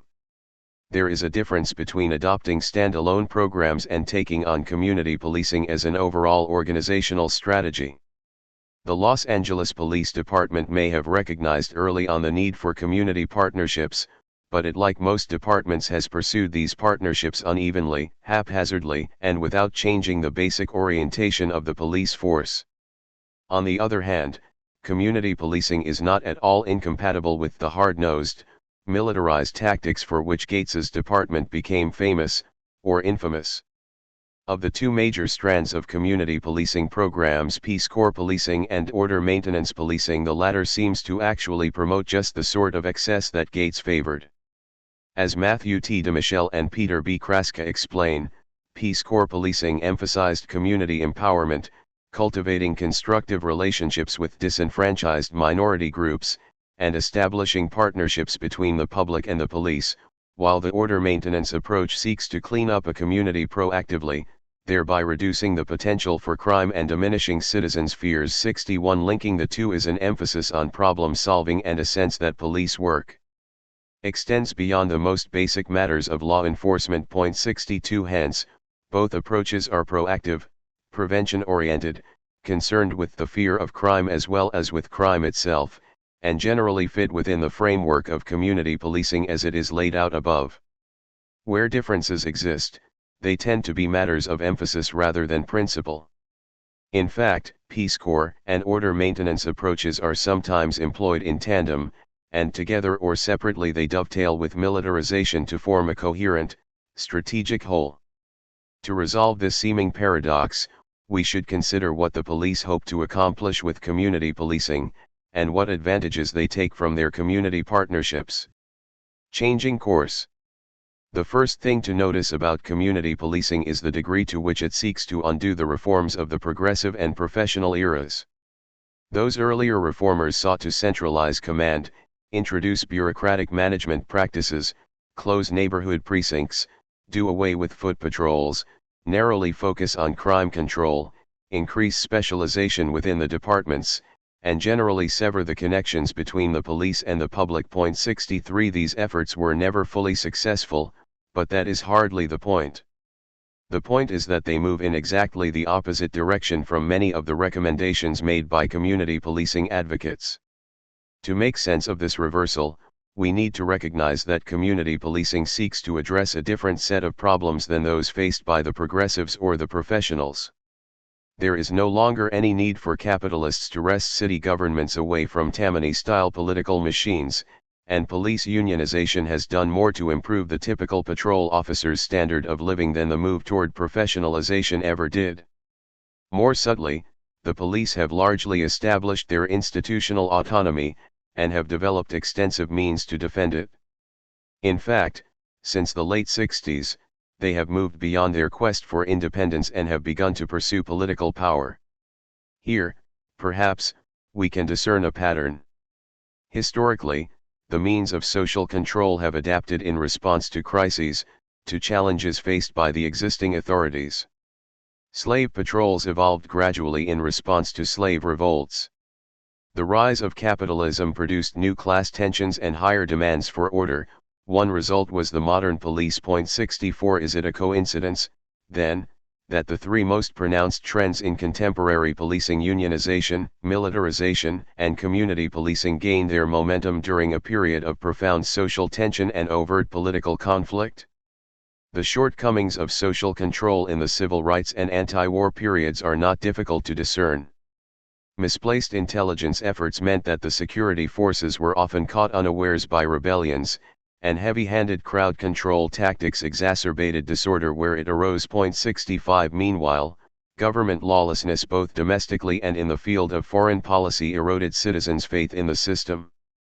The continuation of such conditions threatened to render the country ungovernable. 66 The authorities had to reassess their approach to social control. 67 The resulting police experiments, which eventually blended into the community policing approach, were born of the desire to correct for the shortcomings of the earlier bureaucratic professional model. They sought to build a bond between the police and the public in hopes that it would increase police legitimacy, give them better access to information, intensify their penetration of community life, and expand the police mission. 68 All of this, in theory, should make the populace easier to police and heighten the level of police control. Pursuing legitimacy. The first task of any community policing strategist is to make police authority legitimate in the eyes of the community. Herman Goldstein, a community policing advocate, identifies the ultimate potential in community policing as the development of a reservoir of respect and support that could greatly increase the capacity of police officers to deal with problems with less need to resort to the criminal process or to the coercive force that officers derive from their uniform, their weapon, their badge, or the knowledge that they can summon reinforcements. 69 The means by which this legitimacy is established are sometimes subtle. Even the mechanisms through which the community is supposed to voice its concerns often become forums for the police to promote their own agenda. The most common of these is the citizen survey. Under the guise of collecting information about neighborhood problems and community attitudes, the surveys carefully frame questions to reinforce the fear of crime and present the police as problem solvers. They also suggest a conservative view concerning the causes of crime, drugs, a tolerance for disorder, the people who commit crimes, young people, gang members, strangers, and the solutions to the crime problem, law enforcement. The surveys function twice in this regard: first, in the collection of the data, and then, in the presentation of the results. 70 Community meetings work the same way, turning an atmosphere of inclusiveness and participation to propagandistic ends. As noted in The Iron Fist and the Velvet Glove. Although the meetings are supposedly held to deal with the community's concerns, these concerns are defined by police within the framework of how best to reduce crime. The communication is frequently a one-way lobby for the police and their concerns. 71 Other features of community policing, like foot patrols and storefront offices, serve to increase friendly contact between police and the residents in the neighborhoods they patrol. All of these practices, it is hoped, can reduce friction, encourage communication, build trust, and humanize the individual officers in the eyes of the neighborhood residents. When legitimacy is established, the police can rely more on the cooperation of the citizenry rather than resorting to coercive force. As Gary Cordner explains, citizen participation can run the gamut from watching neighbors' homes, to reporting drug dealers, to patrolling the streets. It can involve participation in problem identification and problem-solving efforts, in crime prevention programs, in neighborhood revitalization, and in youth-oriented educational and recreational programs. Citizens may act individually or in groups, they may collaborate with the police, and they may even join the police department by donating their time as police department volunteers, reserves, or auxiliaries. 72 Moreover, the police are not just encouraged to mobilize individuals, but to draw existing civic groups into their efforts and, where necessary, to set up new organizations to provide the support they need. Thus, the newfound trust would give the police access to and influence over community resources that may have otherwise had their law enforcement potential overlooked or that may have served as centers for resistance. Goldstein, for one, specifically encourages police to act as organizers and advocates in the community. He writes, "After analyzing the problem, officers involved in these projects conduct an uninhibited search for alternative responses. They may settle on one of the responses identified above as commonly used in community policing, or they may go a step further, perhaps pressuring municipal agencies to carry out existing responsibilities or to invest new resources in an area. They may push for changes in the policies of other government agencies or advocate legislation that would enable police to deal more effectively with a problem that clearly warrants arrest and prosecution." 73. Hence, community policing advances the autonomy of the institution and encourages police interference with the functions of the rest of the government. It provides an incentive to political action, and threatens to blur the separation of powers and invert the principles of civilian control. Third-party policing and co-optation. Through their coalition work, police extend their power further into the community, but the balance of power between the police and the community remains heavily weighted, always, in favor of the police. 74. The aim is to turn an ever-widening range of institutions into tools for law enforcement. This goal is made explicit in the tactics of third-party policing. Third-party policing occurs when the authorities convince or require an uninvolved individual or organization to take actions designed to minimize disorder or prevent crime. 75. Popularized by the problem-oriented perspective, third-party policing often involves the use or threat of civil or administrative sanctions to force bar owners, landlords, social service agencies, and others in contact with criminal suspects or disorderly persons to apply pressure such as to control their behavior. A bar owner, under threat of losing his liquor license, may agree to hire bouncers or eschew certain types of entertainment, example nude dancers or hip-hop music. Landlords may be urged to install better lighting, report suspicious activity, and evict tenants whom the police deem to be problems. 76. Social service agencies may be asked to exercise additional control over their clients. The police may also move further up the social ladder. If a social service agency proves uncooperative, its landlord or funding sources may also be asked to bring their influence to bear. Former LAPD Chief William Parker famously complained, "I'm a policeman, not a social worker." 77. Under community police cooperation schemes, social workers as well as teachers, public health officials, bus drivers, bartenders, landlords could register the corresponding complaint, "I'm not a cop." 78. Community policing, especially in the form of third-party policing, is less a matter of policing as social work than social work as policing, without the need for any Foucauldian camouflage. Third-party policing, like many of the tactics that fall within the scope of community policing, operates by co-opting community resources and existing sources of power. 79. The Community Policing Consortium report puts it politely. Community policing does not imply that police are no longer in authority or that the primary duty of preserving law and order is subordinated. However, tapping into the expertise and resources that exist within communities will relieve police of some of their burdens. Local government officials, social agencies, schools, church groups, business people, all those who work and live in the community and have a stake in its development will share responsibility for finding workable solutions to problems that detract from the safety and security of the community. 80. In other words, community policing is a strategy for making the community's total expertise and resources available to the police. The ultimate goals of policing, the primary duty of preserving law and order, are unchanged, and police authority is not diminished. But community policing does allow some parts of the community to share in police power, acting as adjuncts to the police institution. For example, responding to a wave of gang violence in the mid-1990s, the Boston Police Department formed a broad-based working group including social workers, academics, and members of the black clergy, some of whom had been vocal critics of the department. The clergy's role in Operation Ceasefire was twofold. First, they served an intelligence function. As David Harris explains, with enthusiasm, in his book Good Cops. With their long history on the streets, the ministers were well positioned to help distinguish between gang wannabes, who might be reached with alternatives and offers of help, and the truly hardcore gang soldiers.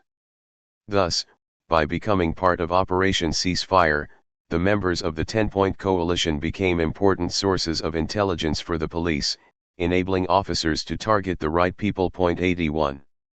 Secondly, the involvement of black ministers, especially those who had been critical of the police, served to legitimize the anti-gang effort and, as two academic advisors to the program later put it, sheltered the police from broad public criticism. 82.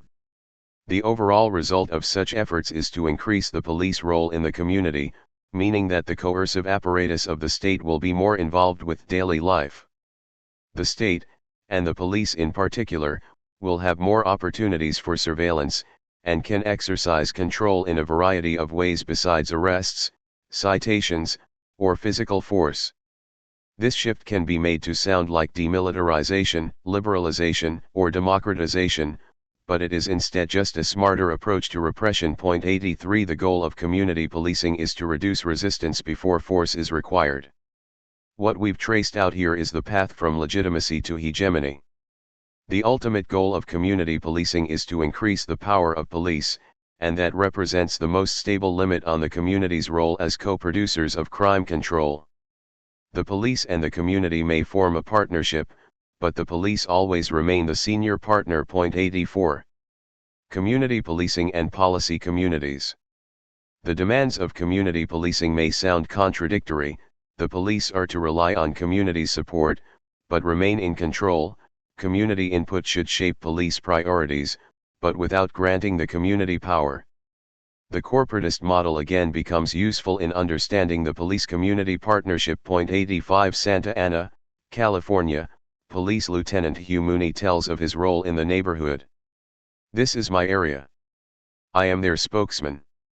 I support them 100%. If I have to argue with them, I do it here, and we work things out. Then, when I do go before my peers and superiors, I tell them exactly what my people feel. I represent them." 86. Of course, this is only half the equation. The other half is that Lieutenant Mooney also represents the Santa Ana Police Department to the residents of the neighborhood where he serves. He presents the organization's perspective, promotes its agenda, and couches its demands in acceptable terms. Where the police succeed in establishing such relationships, and in using them to increase their power, they create what Martin J. Smith calls a policy community.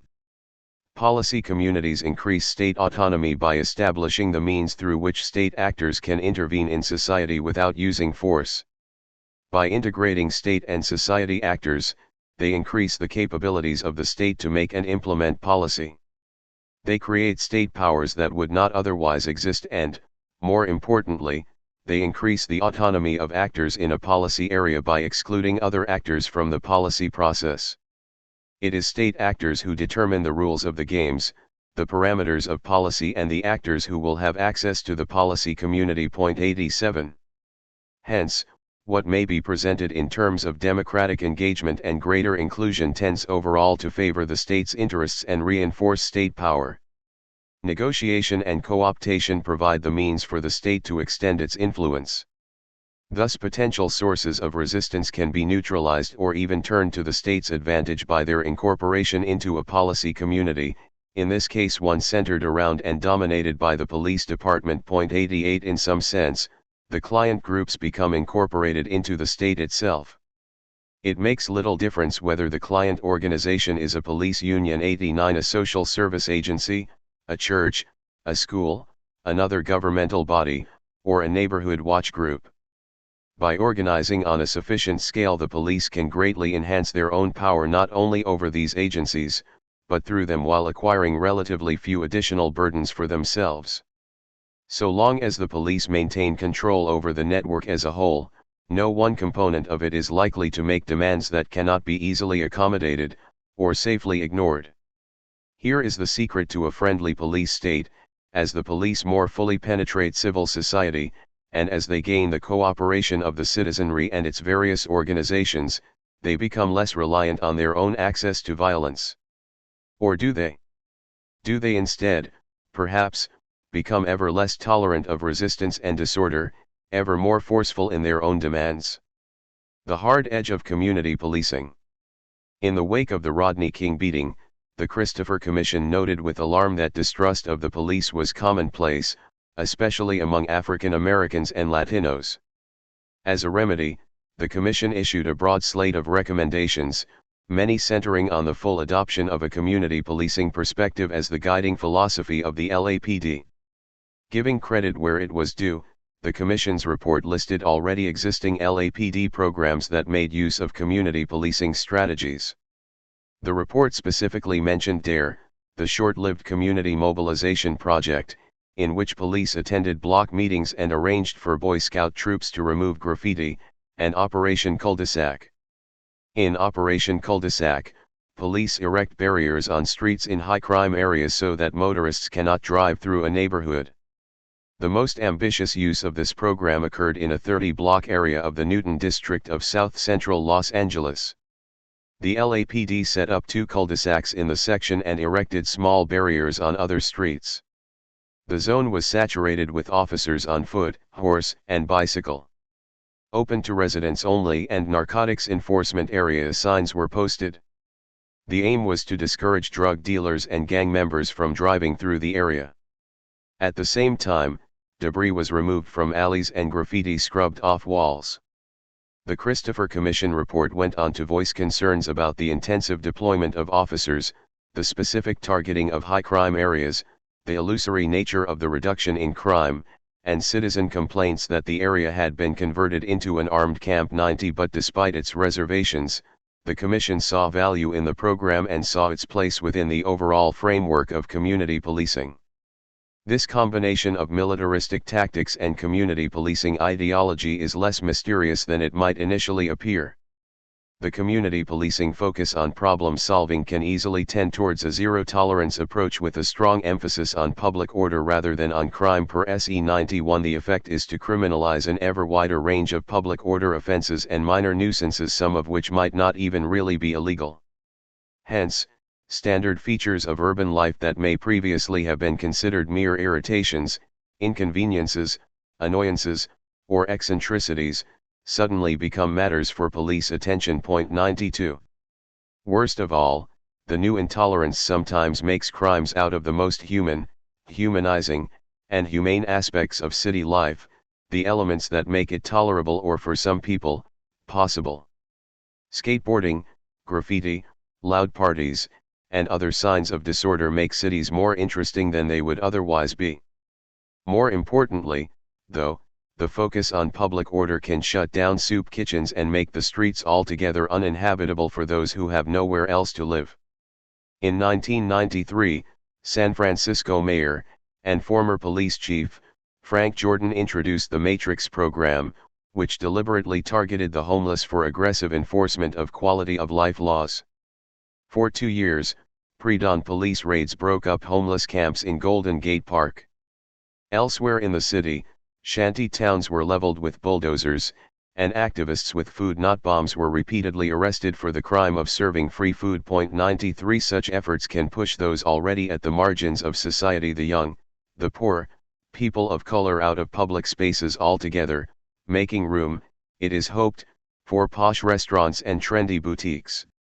Community policing is intimately connected with urban renewal, neighborhood revitalization, and, ultimately, gentrification. 94 Consider the response of 2 academic advocates of community policing, Jerome Skolnick and David Bailey, to Santa Ana Police Chief Raymond Davis's efforts to make the destitute unwelcome in the downtown area.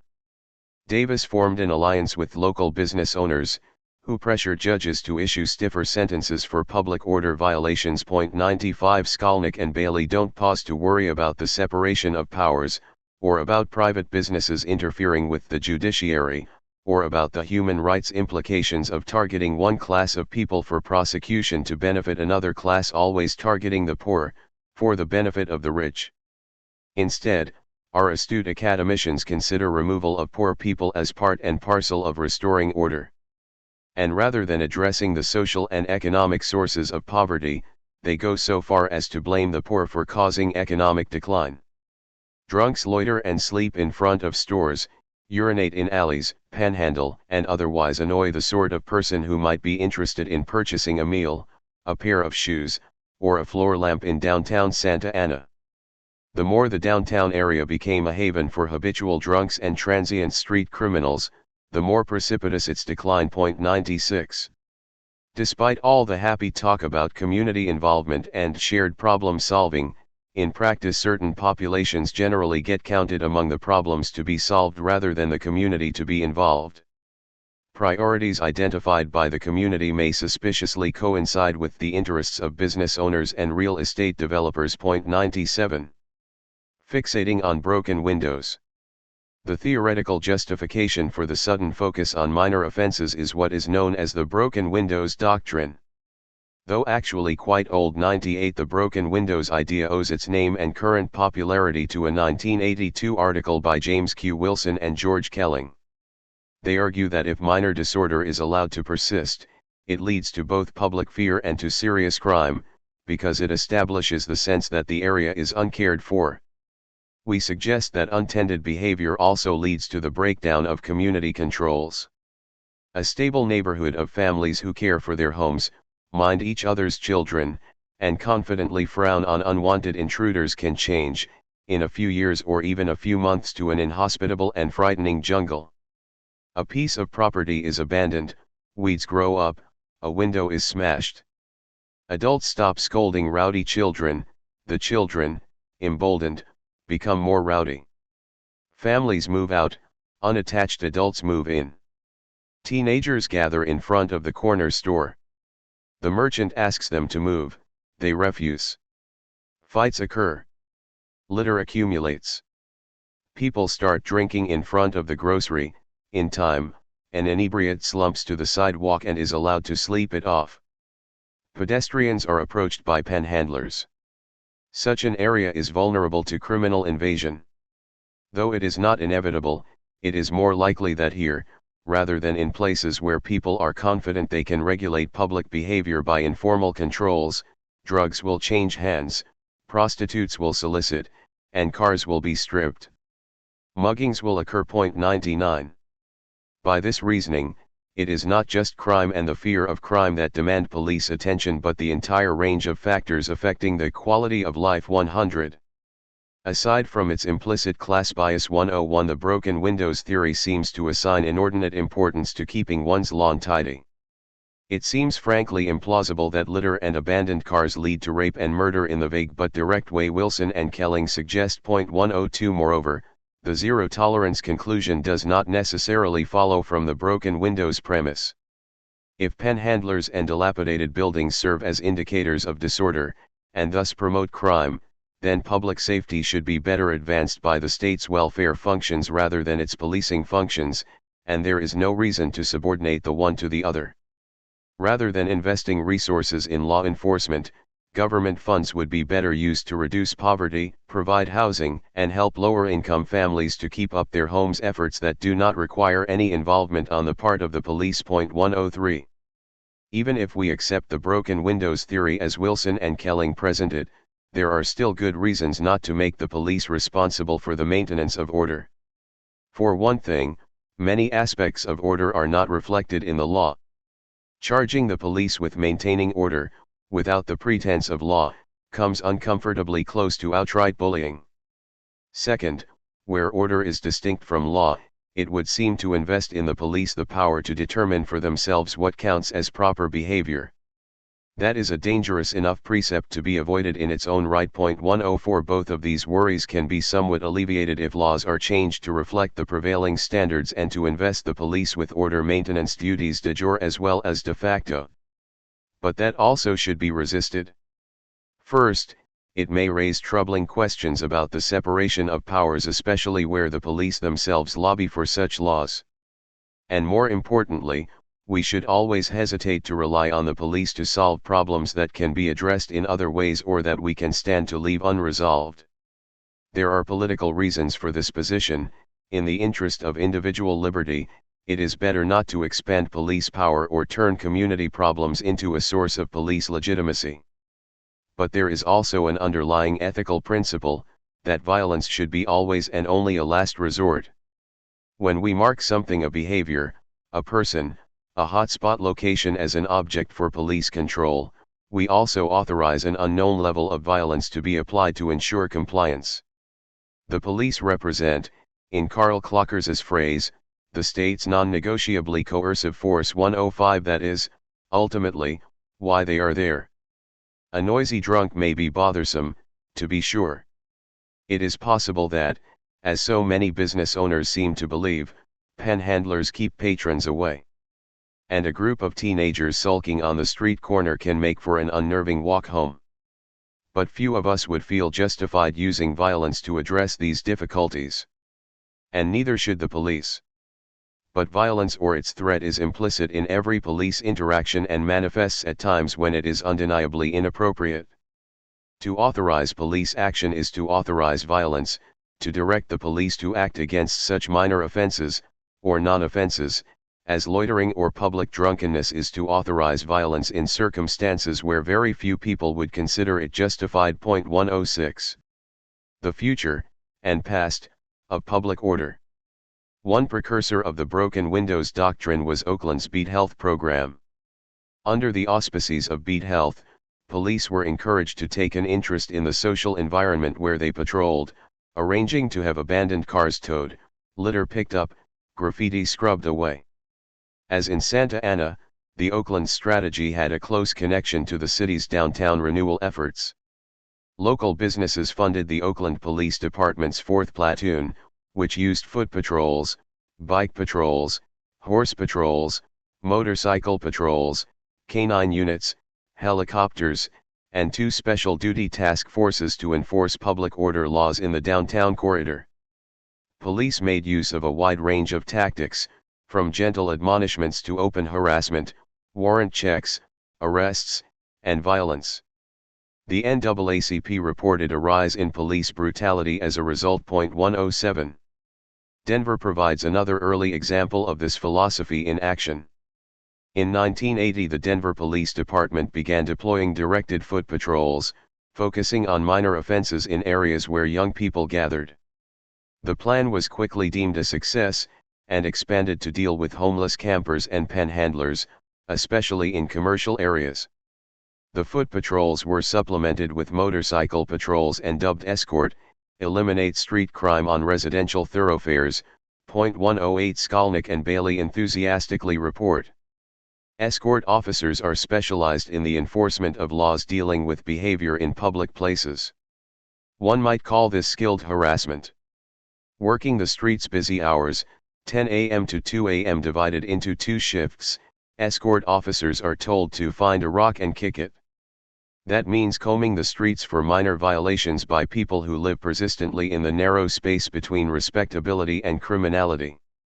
These people are hit for any infraction that can be found, from rowdyism to the use of drugs, from propositioning to illegal parking, from procuring to causing a disturbance. 109. The zero-tolerance perspective came to inform not only the enforcement of the law, but the law itself. On July 1, 1983, the Denver city government passed a new ordinance making loitering illegal. 110. Much of this pattern is familiar from the 19th century, when the newly formed police were immediately set to the job of keeping the urban poor in line. The bulk of police attention was not directed toward serious crime, but to vice and public order, which is a nice way of saying that they tried to control the morality, habits, and social life of the urban working classes. 111. A similar task is implied by Wilson and Kelling's nostalgic reminiscences about the cop on the beat. Police in this earlier period assisted in that reassertion of authority by acting, sometimes violently, on behalf of the community. Young toughs were roughed up, people were arrested on suspicion or for vagrancy, and prostitutes and petty thieves were rooted. Rights were something enjoyed by decent folk. 112. Historian Samuel Walker argues that the tradition of policing cited by Wilson and Kelling never existed, but that's not quite true. 113 While unrecognizably distorted by Wilson and Kelling's rosy description, the 19th century did witness a very real increase in the demand for order, a demand met with police action. Pleasantries and circumlocutions aside, the tradition Wilson and Kelling seek to revive is not that of the station house soup kitchen, but that of the vagrancy law and the saloon raid. That is why Walker's protestation misses the point. The reactionary idealization of the past is a rhetorical device, not an historical hypothesis. It does not seek the truth about the past in order to learn the truth about the present, it tells lies about history to support lies about today. Thus, it makes little difference whether 19th century patrolmen were on better terms with the community or did a better job of maintaining order, so long as that faded Norman Rockwell image of the neighborhood cop can be used to justify repressive police tactics now. If the trick works, policing in the 21st century may resemble, very closely, that of the 19th. Inoculated city, the new New York 114. Always proud to crystallize an emerging model, the New York Police Department provides the paradigm case of zero-tolerance policing. After Rudolph Giuliani's police-backed rise to the mayor's office, the former prosecutor immediately set about transforming the city according to his own view of public order. Within months, the crackdown had been directed against not only petty criminals, vagrants, and drunks but peep shows, street vendors, and cabbies. 115. The mastermind behind Giuliani's police state strategy was NYPD Commissioner William Bratton. Bratton, inspired by Wilson and Kelling's Broken Windows article, had previously dabbled with zero tolerance and quality of life measures in the subway system, as the head of the transit police. The subway cops started using plainclothes officers to catch turnstile jumpers, put uniformed cops on the trains, and used the loudspeaker to announce periodic sweeps. These sweeps, code-named Operation Glacier, were ostensibly to remove drunks, though the later use of police dogs indicates another purpose. 116 Christian Parenti comments, such sweeps are simple political semaphore from the state to the people, we have the guns, we have the dogs, you will obey. 117 Other symbolism reinforced the message. Bratton issued the subway cops 9mm semi-automatic handguns and uniforms chosen for their army aesthetic, commando sweaters with epaulets, very military. 118 Meanwhile, an extensive ad campaign reassured the public, we're taking the subway back for you. 119. As head of the NYPD, Bratton was able to experiment on a much broader scale. Seeing an intolerable array of disorder everywhere he looked, Bratton took his subway strategy to New York City's streets. Quality of life. Boom boxes, squeegee people, street prostitutes, reckless bicyclists, illegal after-hours joints, graffiti. New York was being overrun. We called police strategy number 5 reclaiming the public spheres of New York. It was the linchpin strategy. 120. The first casualties of Bratton's obsession with order were, as elsewhere, the homeless. Squeegee workers in particular suddenly found their efforts to eke out a living by washing windshields at intersections treated as the first priority of New York's finest. Police cleared squeegee corners every 2 hours, and started making arrests rather than issuing citations. 121 Soon, the police were hard at work breaking up the homeless encampments under the city's bridges. 122 Then they moved on to other sections of the population, truants, and then students. 123 Prostitutes and their clients, then, the workers and customers in the legal branch of the sex industry, squatters, bus drivers and cabbies, and, eventually, jaywalkers. 124 Misdemeanor arrests increased from 129,404 in 1993 to 197,320 in 1999. 91% of those arrested for quality of life offenses were Black or Latino. 125 In 2005, the NYPD made 22,000 arrests for loitering, the vast majority of which were dismissed in court. By 2012 they were writing 600,000 tickets each year. Nearly a quarter of those, 140,000, were for drinking in public, 80,000 were for disorderly conduct, 50,000 were marijuana violations, and 20,000 were for riding a bicycle on the city sidewalk. 126. The shift in tactics also brought an increase in complaints against the police. In 1994, 37% more complaints were filed than in the year before. By 1996 the police were receiving 56% more complaints than in 1993. 127. Nevertheless, once New York was making headlines with its aggressive police tactics, Bratton's methods spread. Philadelphia cops started pursuing kids cutting class, handcuffing them like criminals. Boston police started cracking down on street merchants and beggars. 128. A Washington, D.C., Metro police officer explained his department's zero-tolerance efforts.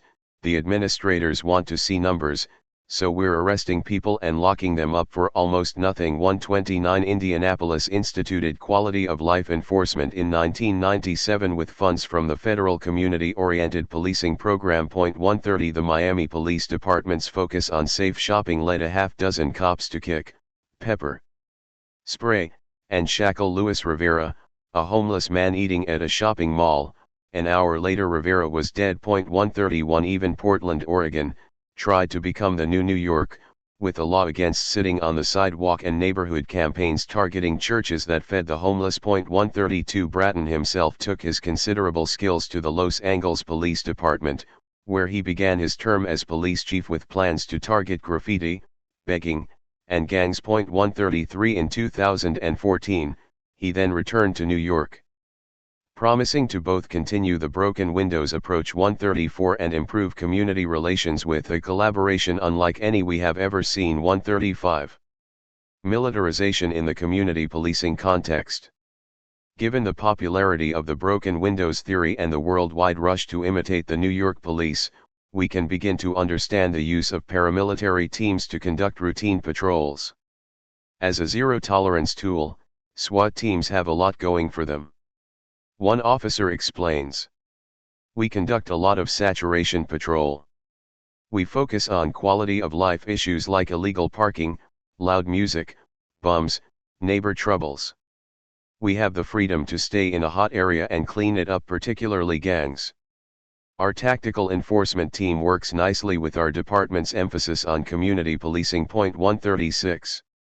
While not exactly building community partnerships, these saturation patrols do represent an extreme form of the kind of proactive, preventative, geographically focused operations at the center of the community policing approach. Such uses of SWAT teams provide a clear instance of the intersection between community policing and militarized tactics, equipment, ideology, and organizational structures. The connection is empirically indisputable. Many police departments esteemed for their community policing efforts use paramilitary units for patrols and other routine operations. 137. Commanders have been known to move between community policing posts and paramilitary assignments, sometimes occupying both positions simultaneously. 138. And funds designated for community policing programs are frequently used to pay for SWAT operations. 139. Kraska and Kapeller suggest that the demands of reformers help to link community policing and militarization. Contemporary police reformers have asked the police to join together in problem-solving teams, to design ways to take control of the streets, to take ownership of neighborhoods, to actively and visibly create a climate of order, and to improve communities' quality of life. 140. If we accept the idea of quality of life implicit in zero-tolerance police practices, then militarized policing does all of these things. What is more, efforts to do all of these may actually tend to promote militarization. Community policing is not a specific program, but a strategy. Militarization is as much about organization as it is about high-tech weaponry. It is possible that community policing and militarization can exist independently, but the two have a definite affinity. Strategies create demands on the organizations responsible for implementing them. 141. Community policing is no exception. It requires, as we have seen, a decentralized command, officers working in teams, and highly discretionary police action. Decentralization and discretion may not sound like features of a military organization, but it is a mistake to contrast them with strict hierarchy and active discipline. Military discipline is not bureaucratic control, it is not meant to eliminate discretion, but to shape or guide it. Bureaucrats apply prescripted rules to a given situation, with a minimum of personal latitude. Soldiers are expected to follow orders, adhere to regulations, and act in accordance to military doctrine, but the application of these various codes must be determined to a very large extent on the ground by widely dispersed units acting with a minimum of direct supervision. 142 Military discipline therefore builds in a degree of discretion. As Marc Augel explains, sophisticated military managers increasingly prefer the initiative of the self-starter to the blind obedience of the automaton. Suspicious of excessive bureaucratic rigidity, they seek to cultivate in professional soldiers the disposition to act in conformity with the spirit of a command rather than formalistically with its letter. A felicitous way to do this is to formulate orders to junior officers, and where possible, to the troops themselves, in terms of mission objectives. 143. Discipline is the internalized voice of authority. It is distinguished from rote obedience by the adoption of the values, aims, and methods of the institution. 144 It requires obedience, at a bare minimum, and may be established and maintained in part through punishment. But a well-disciplined soldier, like a well-trained dog. 145 will behave properly even when direct orders are unavailable and no punishment is threatened. Orders from superiors still supersede individual judgment, but fewer orders are necessary. By the same means, an organization can decentralize its command and maintain a rigid hierarchy with overall direction coming always from above. The NYPD command structure shows how these various organizational elements, decentralization, discretion, teamwork, discipline, can be meaningfully combined, while at the same time demonstrating how a militarized organization can pursue community policing strategies. As commissioner, Bratton streamlined the departmental bureaucracy and introduced a new management style. This shift worked in two directions. It returned much of the day-to-day control to the precinct level, but it also established performance evaluations and required precinct commanders to track weekly crime statistics. At the crux of the new system was a computerized method of analyzing crime statistics, called CompStat. Twice a week, all the commanders would meet and review the situation in one precinct. 146 This arrangement left each commander with enormous freedom to determine the day-to-day operations of his area. But every few weeks the entire precinct's performance would be brought under close scrutiny, and the commander would have to answer some hard questions.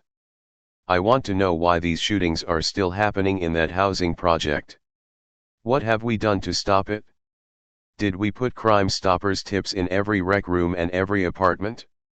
Did we run a warrant check on every address at every project, and did we relentlessly pursue those individuals? What is our uniform deployment there? What are the hours of the day, the days of the week that we are deployed? Are we deployed in a radio car, on foot, on bicycle? Are they doing interior searches? Are they checking the rooftops? How do we know we're doing it? What level of supervision is there? When they're working together in a team with a sergeant and 4 cops, do they all go to a meal together? When they make an arrest, does everyone go back to the precinct or does one person go back? Are we giving desk appearance tickets to people who shouldn't be getting them? What are we doing with parole violators? Do we have the parole photos there to show? Do we know everybody on parole? Parolees are not allowed to hang out with other parolees, they're not allowed in bars. Of the 964 people on parole in the 75th precinct, do we know the different administrative restrictions on each one, so when we interview them we can hold it over their heads? And if not, why not? 147. The grilling could be intense, and it put pressure on the precinct commanders to get results. This pressure then moved down the chain of command, affecting every level and every branch of the New York Police Department. Bratton describes the effect. We created a system in which the police commissioner, with his executive corps, first empowers and then interrogates the precinct commander, forcing him or her to come up with a plan to attack crime. But it should not stop there. At the next level down, it should be the precinct commander, empowering and interrogating the platoon commander. Then, at the third level, the platoon commander should be asking his sergeants, what are we doing to deploy on this tour to address these conditions? And finally, you have the sergeant at roll call. Mitchell, tell me about the last 5 robberies on your post. Carlisle, you think that's funny, it's a joke. Tell me about the last 5 burglaries. Bear, tell me about those stolen cars on your post, all the way down until everyone in the entire organization is empowered and motivated, active and assessed and successful. 148. Christian Parenti reads one further step into the process. See, captains lean on lieutenants, who lean on sergeants, who lean on beat cops, who, it could be said, lean on civilians. 149. The organizational structure demonstrates the possibility of combining tight command and control with individual discretion. CompStat allows the higher-level administrators to establish the organization's values and goals, precinct-level commanders set strategy for their areas, and street-level officers have the discretion to adopt the particular tactics they think suitable. Information moves up and down the chain of command, decision-making is consistently deferred to lower levels, and power is concentrated at the top. In this sense, CompStat has as much to do with militarization as does SWAT. 150. This analysis goes some way toward resolving the apparent tensions between community policing and militarization, but a puzzle remains. Remember that theorist advocates commonly claim that community policing requires, or at least promotes, civilianization. 151. If anything undermines the coherence of militarized community policing, surely that does. But what does civilianization mean? Civilianization refers to the use of civilians to perform police department functions that don't require the authority of sworn officers. These tasks can range from clerical work and communications, to training and forensic analysis, to equipment maintenance, and in extreme cases taking reports and performing minor investigations. An assumption behind all this, Jerome Skolnick and David Bailey note, is that civilians do not supplant sworn officers. Civilianization in Houston, for example, was designed in part to put more uniforms on the street. 152. In other words, when a department is civilianized, the actual number of armed, uniformed officers available for duty increases. Thus, civilianization is not in any sense incompatible with militarization. Community policing, as a strategy of social control, stresses proactive efforts to create order and focuses on problem solving, broadly construed. This emphasis can come to justify zero-tolerance policing efforts, and specifically the use of paramilitary units for routine police work. The degree to which SWAT teams and community policing campaigns have come to share personnel and funding demonstrates the close linkage between the two. Furthermore, the type of organization, discipline, teamwork, officer discretion, and even civilianization suggested by community policing all tend toward a military model. All of which indicates that community policing is not only compatible with, but may actually promote, militarization. On the broader view, when we look at police action both in terms of its strategic and organizational aspects, the picture emerging is that of a counterinsurgency program. 153. Community policing plus militarization equals counterinsurgency. The ability to concentrate power in the event of an emergency, example a riot, has been shown to require a shift toward military operations. 154. But the ability to penetrate communities is enhanced if the police have the consent, or acquiescence, of the population. That requires legitimacy, and a softer service-oriented, or Peace Corps approach. Complicating things further, military organization requires strict, almost automatic, discipline and tight command and control. Community policing requires discretion, localized decision-making, and a great deal of organizational flexibility. But the two aspects achieve strategic coherence when viewed in the framework of counterinsurgency. 155.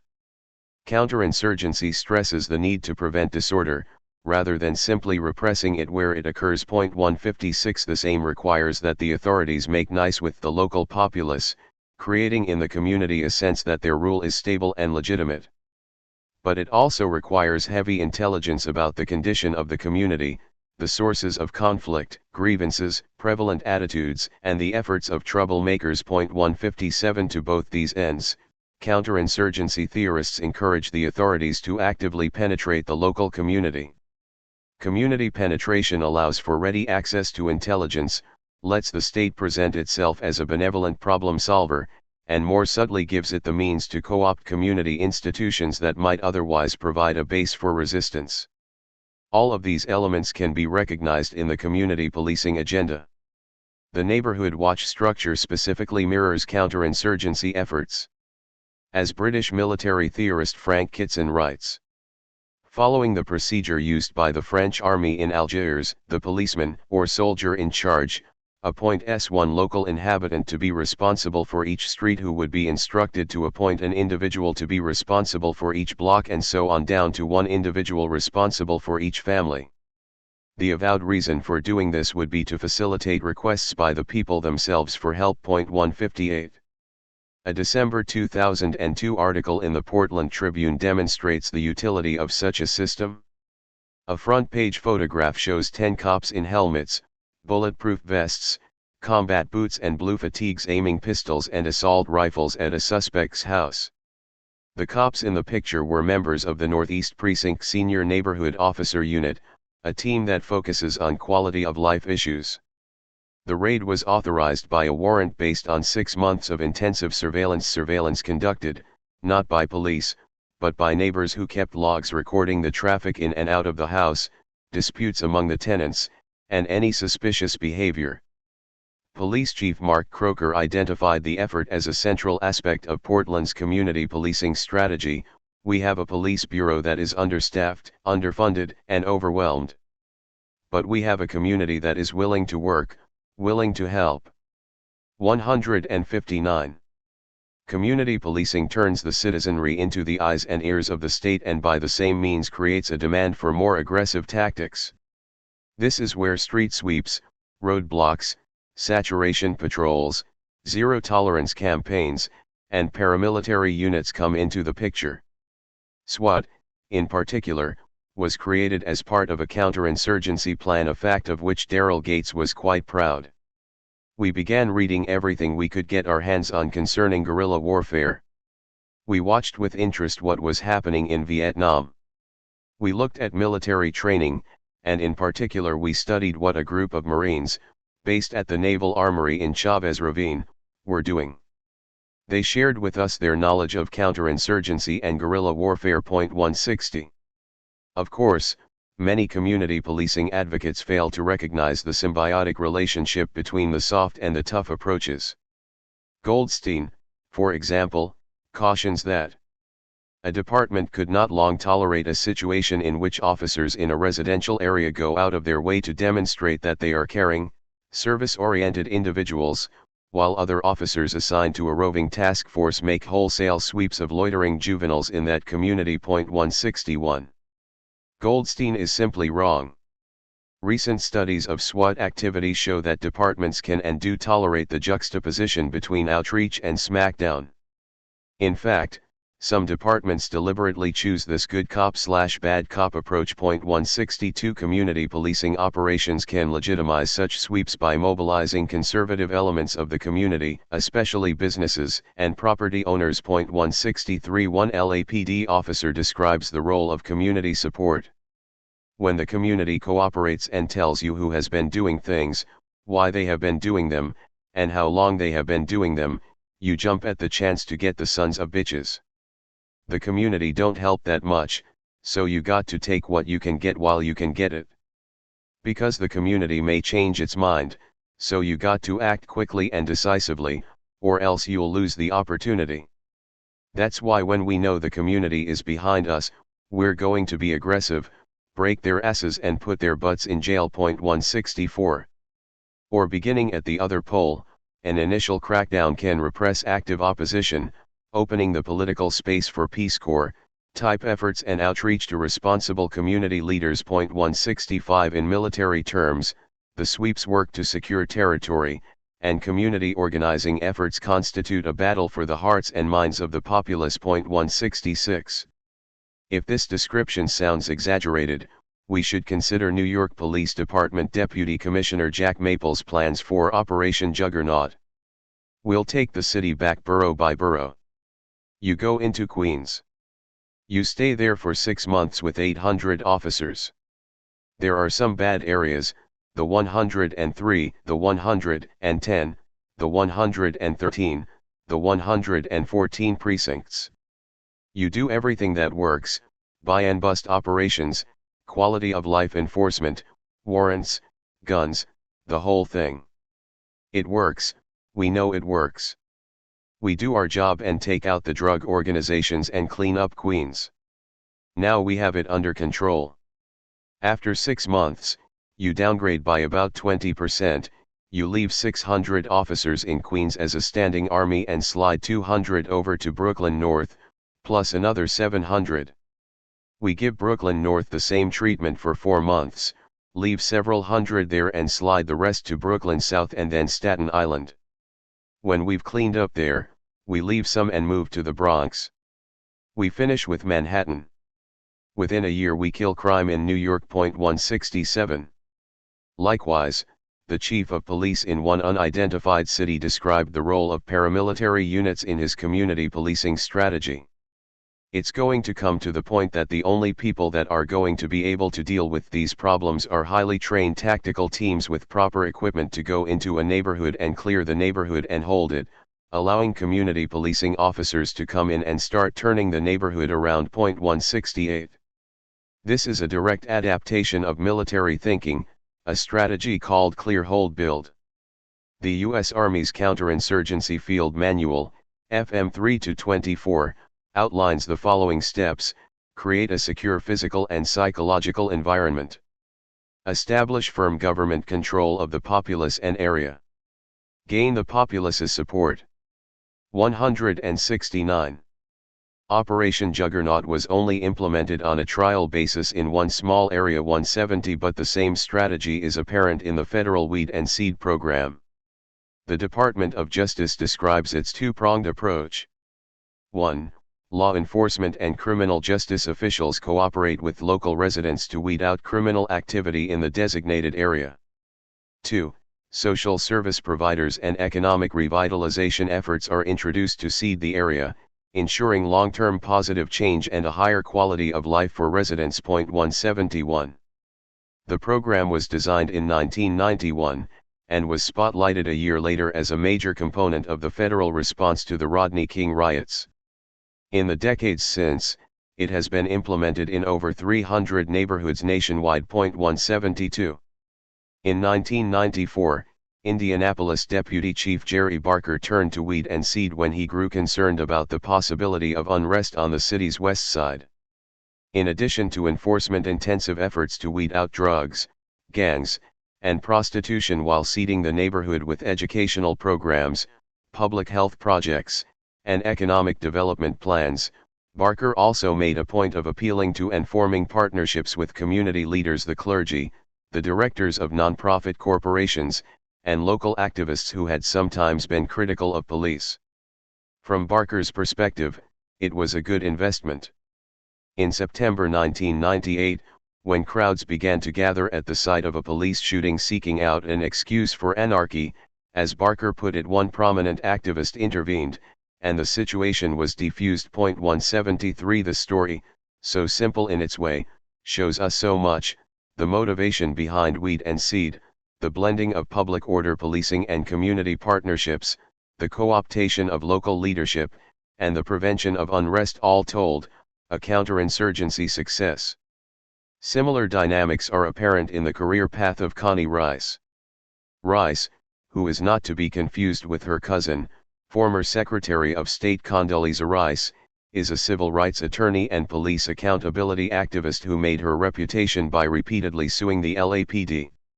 She also helped negotiate a gang truce just before the 1992 riots and, at the request of LA County Sheriff Lee Baca, later arranged the negotiations that quelled a prison riot.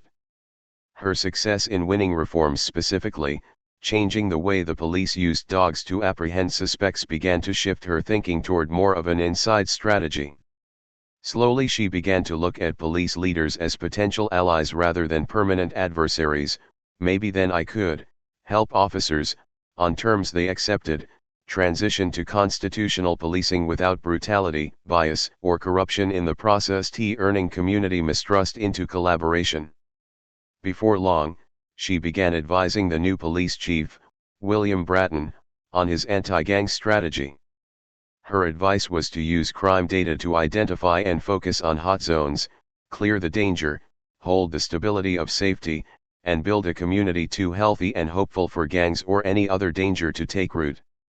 In her new role, she began taking meetings with the governor's office, California's gang czar, and the FBI, drafting anti-gang legislation, and creating a special academy to train police and deputies in gang enforcement. In return, she got her own parking space at Parker Center and a chief's badge with her name on it, a gift from Bill Bratton. In June 2008, she was asked to share what she knew with the Department of Defense as well. Army officers visited the gang academy, and Rice began briefing military officials, diplomats, and Army War College instructors. 174.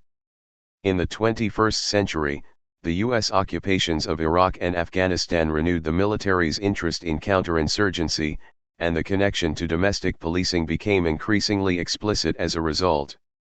In fact, one Rand Corporation report explains counterinsurgency, or pacification, as a massively enhanced version of the community policing technique that emerged in the 1970s.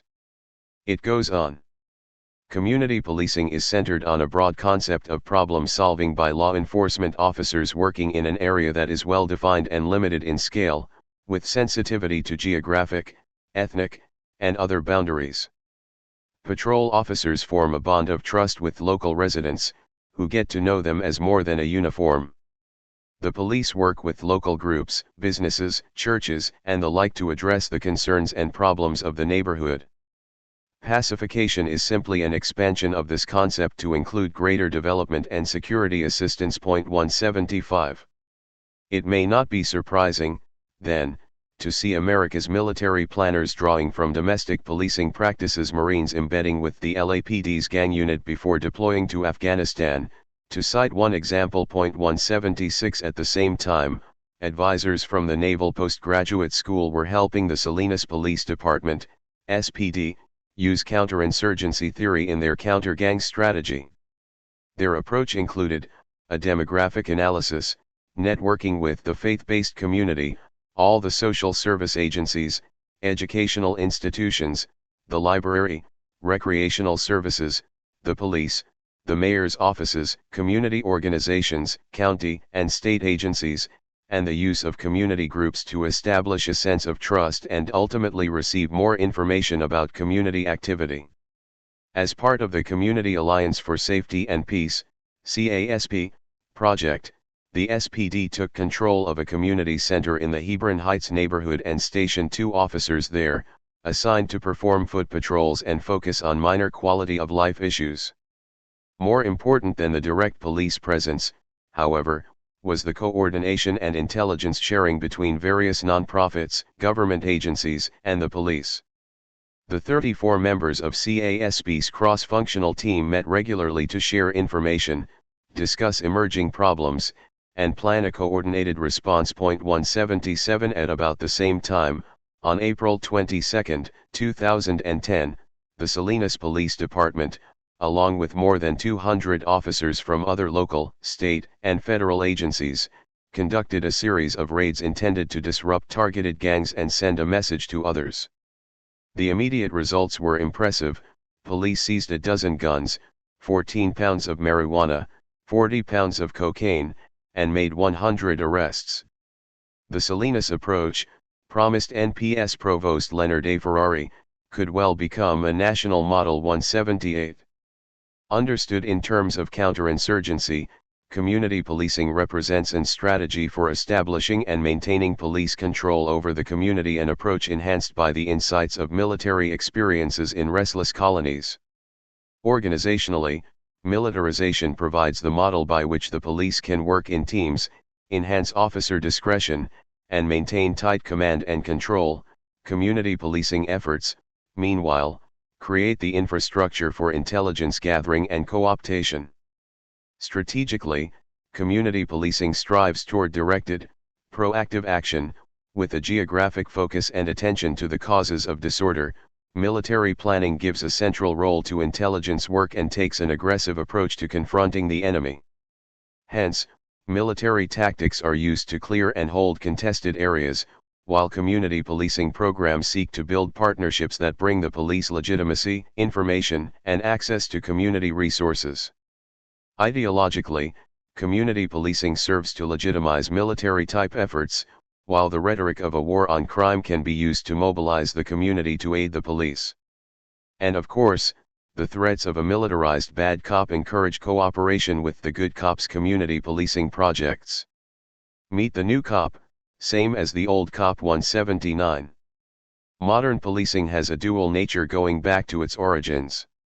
The twin developments of community policing and militarization are an extension of the initial advantages of policing identified by Alan Silver. 1. Widespread surveillance and discretionary action penetrating the community, and 2. The capacity for rapid concentration and swift, forceful action. 180 The state has sought to develop its potential in each of these directions while maintaining a single organization responsible for enforcement. The form of discretionary action has changed from foot patrols to vehicle patrols, to a combination of the two. And thanks to technological advances and organizational innovations, the rapid concentration of police once reserved for emergencies is becoming a standard response to crime and disorder. The discrete and discretionary aspects are likewise available for increasing coordination. All the while, the penetration of the community increases not only through patrol and surveillance, but also by the co-optation of community institutions. These developments are, in one sense, quite new. But they come as the latest in a long series of institutional shifts and political realignments, the most significant of which I have traced out in the chapters preceding. Our story has followed two related threads. The first is the institutional development of the police from informal system to formal, from the militia-based slave patrols, to prototype city guards, to modern municipal departments. The modern departments themselves began as the strong arms of corrupt political machines, then developed through the processes of bureaucratization and professionalization, only to be reshaped by the internal crisis surrounding unionization and its collusive, if uneasy, resolution. The second narrative concerns the relationship of this institution to the rest of society, roughly divided between elites, capitalists, landlords, politicians, bureaucrats, and the masses, the rest of us. The first story is characterized by a continually increasing measure of autonomy, the second by the institution's service to elites at the expense of the masses. I have suggested that the increased autonomy has been purchased with the institution's service to the elites, and is consistently used to further their interests. The current era of policing began in response to the social conflict of the 1960s. As a result of that period's turmoil, policing underwent a change that drew together the two historical currents. The police became, fully, a political power unto themselves.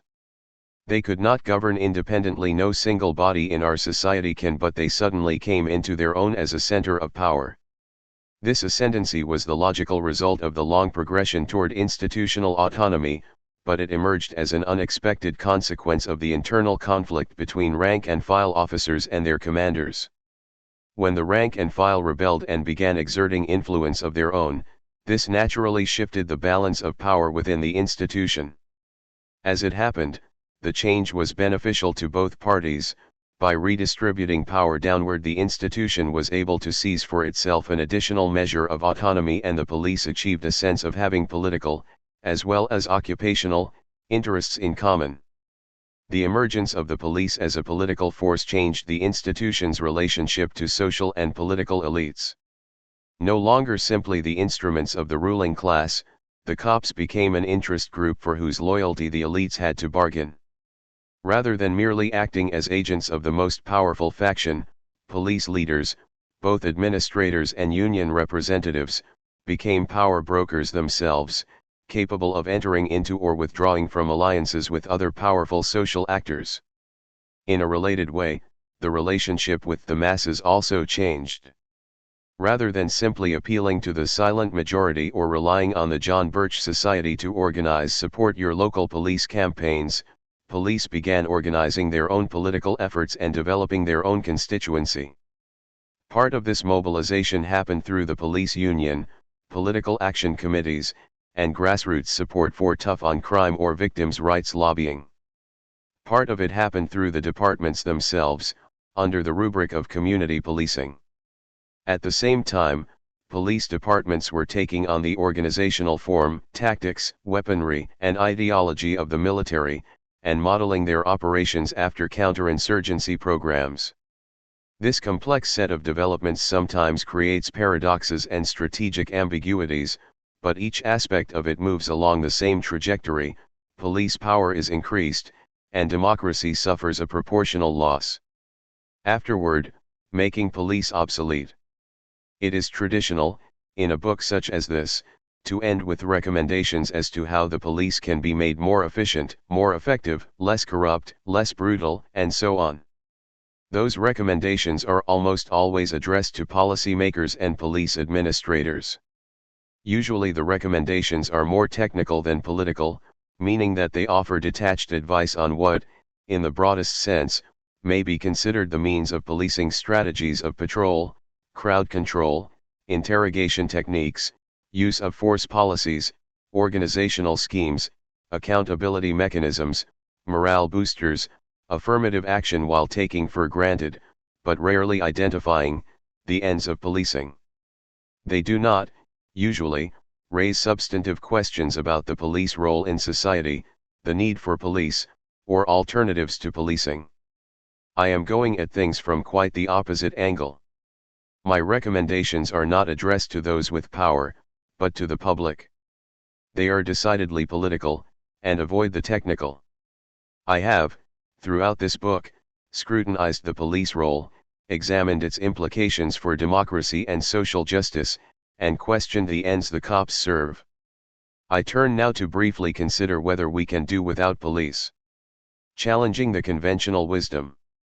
In his essay The Manufacture of Consent, Noam Chomsky advises, if you want to learn something about the propaganda system, have a close look at the critics and their tacit assumptions. These typically constitute the doctrines of the state religion. With this in mind, it is interesting to note the things that scholars will not admit, the possibilities that they leave unexamined. In the serious literature, it is a nearly universal assumption that the police are a necessary feature of modern society. Point 2. Rodney Stark writes, it is vulgar nonsense to be anti-police. Our society could not exist without them. 3. Karl Klockars echoes the point. No one whom it would be safe to have home to dinner argues that modern society could be without police. 4. Dozens of similar quotations are available for anyone who wishes to find them. Yet in one sense these particular remarks are unusual. I present them here because they come from authors whose critical insights have been invaluable to my work on this book, and because they clearly state what others quietly take as given. Most authors do not even bother to assert that the police are necessary, much less argue the point. They feel no requirement to identify social needs that the police meet, because the role of the police, as they see it, is simply beyond dispute. It is outside the boundaries of debate. It is unquestionable, the alternative, unthinkable. In this context, the defensive comments of Stark and Klockars read less like arguments in favor of police and more like evasive maneuvers against the accusation that the authors might somehow oppose the cops. Their statements serve as a kind of loyalty oath, a promise to remain within the borders of acceptable opinion. But the assumption that the police represent a social inevitability ignores the rules of logic. If we accept that police forces arose at a particular point in history, to address specific social conditions, then it follows that social change could also eliminate the institution. The first half of the syllogism is readily admitted, the second half is heresy. It is a bad habit of mind, a form of power worship, to assume that things must be as they are, that they will continue to be as they have been. It soothes the conscience of the privileged, dulls the will of the oppressed.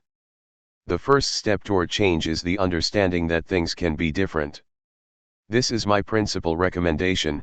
Then, we must recognize the possibility of a world without police. Crime as a source of state power. There is a question that haunts every critic of police, namely, the question of crime, and what to do about it. By crime I do not mean mere illegality, but instead a category of socially proscribed acts that, 1. Threaten or harm other people and, 2.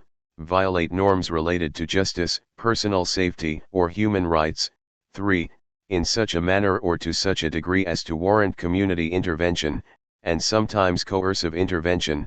Point 5. That category would surely include a large number of things that are presently illegal: rape, murder, dropping bricks off an overpass, would certainly not include other things that are presently illegal: smoking pot, sleeping in public parks, nude sunbathing, and would likely also include some things that are not presently illegal: mass evictions, the invasion of Iraq. The point here is that the standards I want to appeal to in invoking the idea of crime are not the state's standards, but the community's and, specifically, the community's standards as they relate to justice, rights, personal safety, and perhaps especially the question of violence. The criminologist Tony Platt, one of the organizers of the 1972 Tear Down the Walls conference, later reflected, the prison movement of the early 70s paid almost no attention to crime. Crime was romanticized as a sort of pre-political form of rebellion. The issue of violence within communities was not given a priority. 6. That was a mistake for several reasons, not least because people do value their personal safety and that concern should be taken seriously.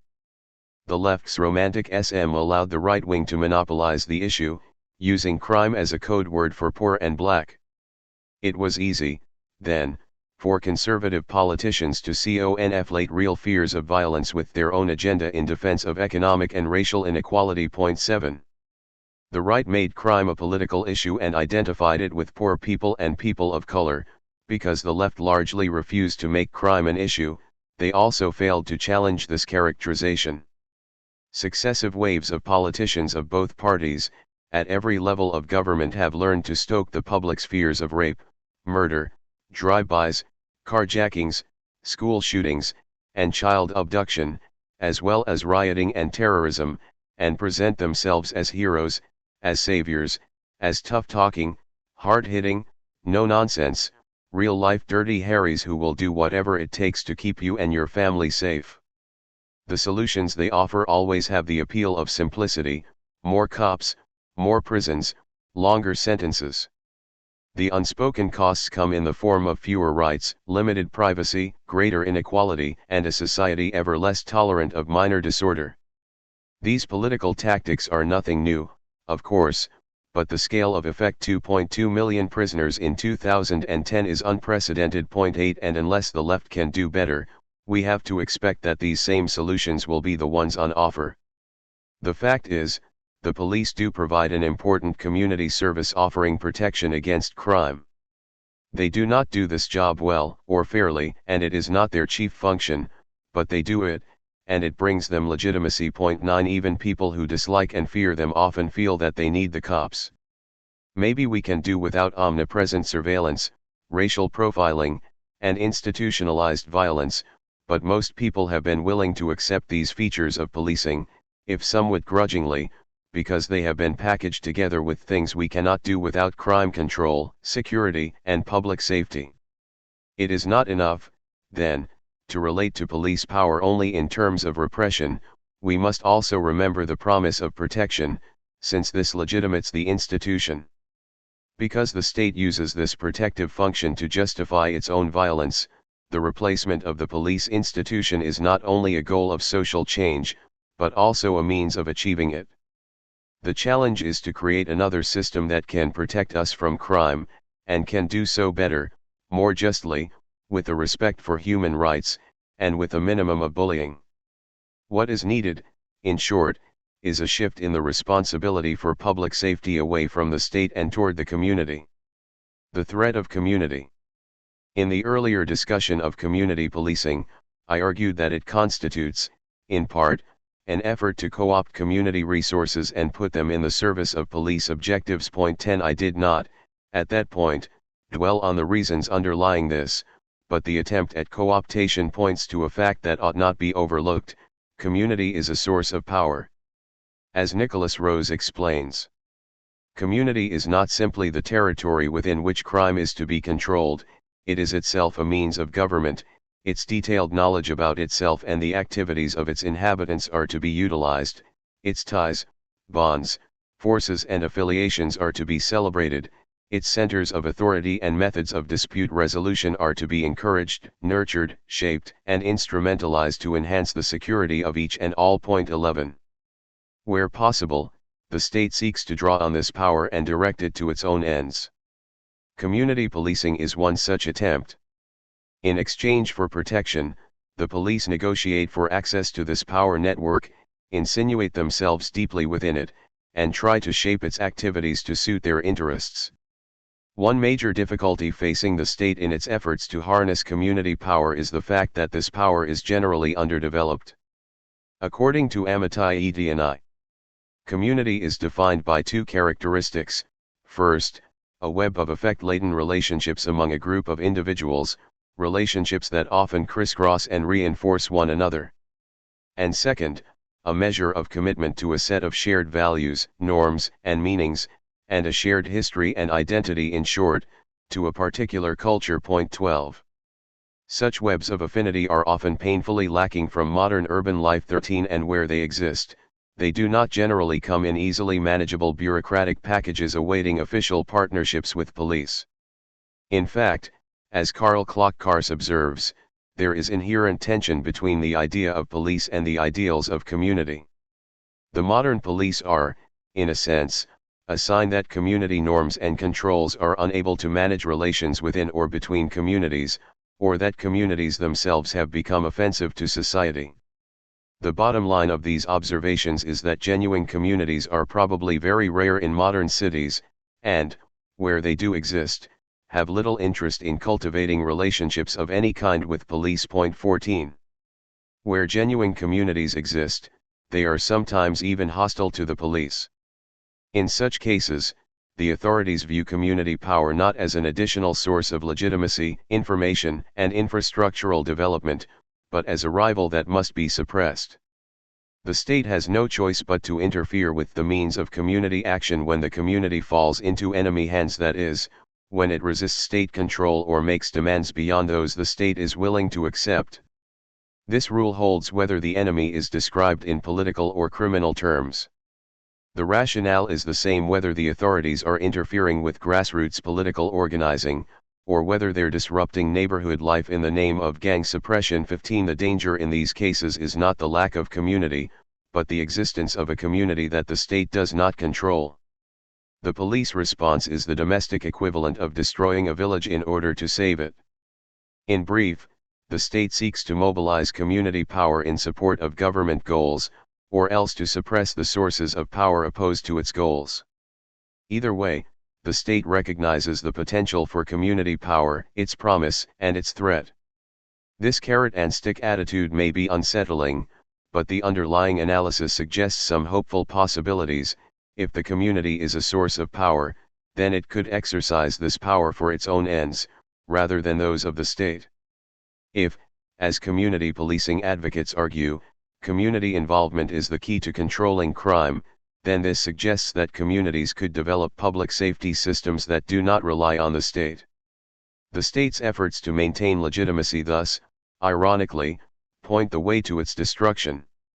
Raymond Michalowski notes, both state-sponsored and citizen-initiated attempts at community crime prevention are based on the recognition, however unsystematized, that formal, bureaucratic responses to crime which are both temporally and spatially removed from the commission of crime can never approach the efficacy of more informal, more immediate forms of community social control. Equally recognized by the state officials is that citizen-initiated and citizen-controlled forms of justice threaten the legal basis of the state itself. The essence of formal state law, the foundation of state society, is that removal from individuals and communities of their rights to directly define what constitutes correct behavior within that community and to take direct action against incorrect behavior. The substitution of state justice for popular justice is generally argued as the only viable alternative to mob rule and vigilantism. Counterposing state justice to vigilante justice, however, is a false dichotomy which obscures a third alternative. The alternative is organized, community forms of popular justice operated and controlled by private citizens, not by employees of the state. 16. The thought that such community-based measures could ultimately replace the police is intriguing. But if it is to be anything more than a theoretical abstraction or a utopian dream, it must be informed by the actual experience of struggle. Luckily, history does not leave us without guidance. The obvious place to look for community defense models is in places where distrust of the police, and active resistance to police power, has been most acute. There is a close connection between resistance to police power and the need to develop alternative means of securing public safety. In the United States, the police have faced resistance mainly from two interrelated sources: workers and people of color, especially African Americans. This fact is unsurprising, given the class control and racist functions that cops have fulfilled since their beginning.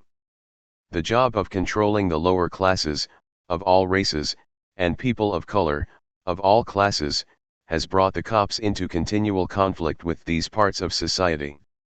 It has rightly bred distrust, and a sense that the police cannot be counted on for protection, that, in fact, any police contact will bring its own dangers. 17. It has also fostered resistance, sometimes in the form of outright combat riots, shootouts, sniper attacks. At other times, resistance has led to political efforts to curtail police power, or to direct attempts to replace policing with other means of preserving order. Seattle, 1919, Labor Guards. The role of the police in breaking strikes did not escape the attention of the workers on the picket line. 18. In the early 20th century, labor unions worked strenuously to oppose the creation of the state police and to dissolve them where they existed. These efforts led, for a time, to restrictions on the use of state cops against strikers, but this victory has been practically forgotten today. 19. More significant, for the purposes of this discussion, are the union's efforts to keep order when class warfare displaced the usual authorities. The classic example is the Seattle General Strike of 1919. Coming to the aid of a shipbuilders' strike, 110 union locals declared a citywide sympathy strike and 100,000 workers participated. Almost at once the city's economy halted, and the strike committee found itself holding more power than the local government. The strike faced three major challenges: starvation, state repression, and the squeamishness of union leaders. Against the first, the strikers themselves set about ensuring that the basic needs of the population were met, issuing passes for trucks carrying food and other necessities, setting up public cafeterias, and licensing the operation of hospitals, garbage collectors, and other essential services. 20. Recognizing that conditions could quickly degenerate into panic, and not wanting to rely on the police, they also organized to ensure the public safety. The Labor War Veterans Guard was created to keep the peace and discourage disorder. Its instructions were written on a blackboard at its headquarters. The purpose of this organization is to preserve law and order without the use of force. No volunteer will have any police power or be allowed to carry weapons of any sort, but to use persuasion only. 21. In the end, the Seattle General Strike was defeated, caught between the threat of military intervention and the fading support of the AFL's international officers. 22. While the strike did not end in victory, it did demonstrate the possibility of working class power, the power to shut down the city, and also the power to run it for the benefit of the people rather than for company profit. The strike was broken, but it did not collapse into chaos. Mayor Ole Hansen noted, while denouncing the strike as an attempted revolution, that there was no violence, there were no flashing guns, no bombs, no killings. Indeed, there was not a single arrest related to the strike, though later, there were raids, and other arrests decreased by half. Major General John Morrison, in charge of the federal troops, marveled at the orderliness of the city. 23. Fight the power, serve the people, deacons and Panthers. Almost 50 years later, more sustained efforts at community defense grew out of the civil rights movement. As early as 1957, Robert Williams armed the NAACP chapter in Monroe, North Carolina, and successfully repelled attacks from the Ku Klux Klan and the police. 24 Soon other self-defense groups appeared in black communities throughout the South. The largest of these was the Deacons for Defense and Justice, which claimed more than 50 chapters in the southern states and 4 in the North. 25 The Deacons made it their mission to protect civil rights workers and the black community more generally. Armed with shotguns and rifles, they escorted activists through dangerous backcountry areas, and organized round-the-clock patrols when racists were attacking black neighborhoods.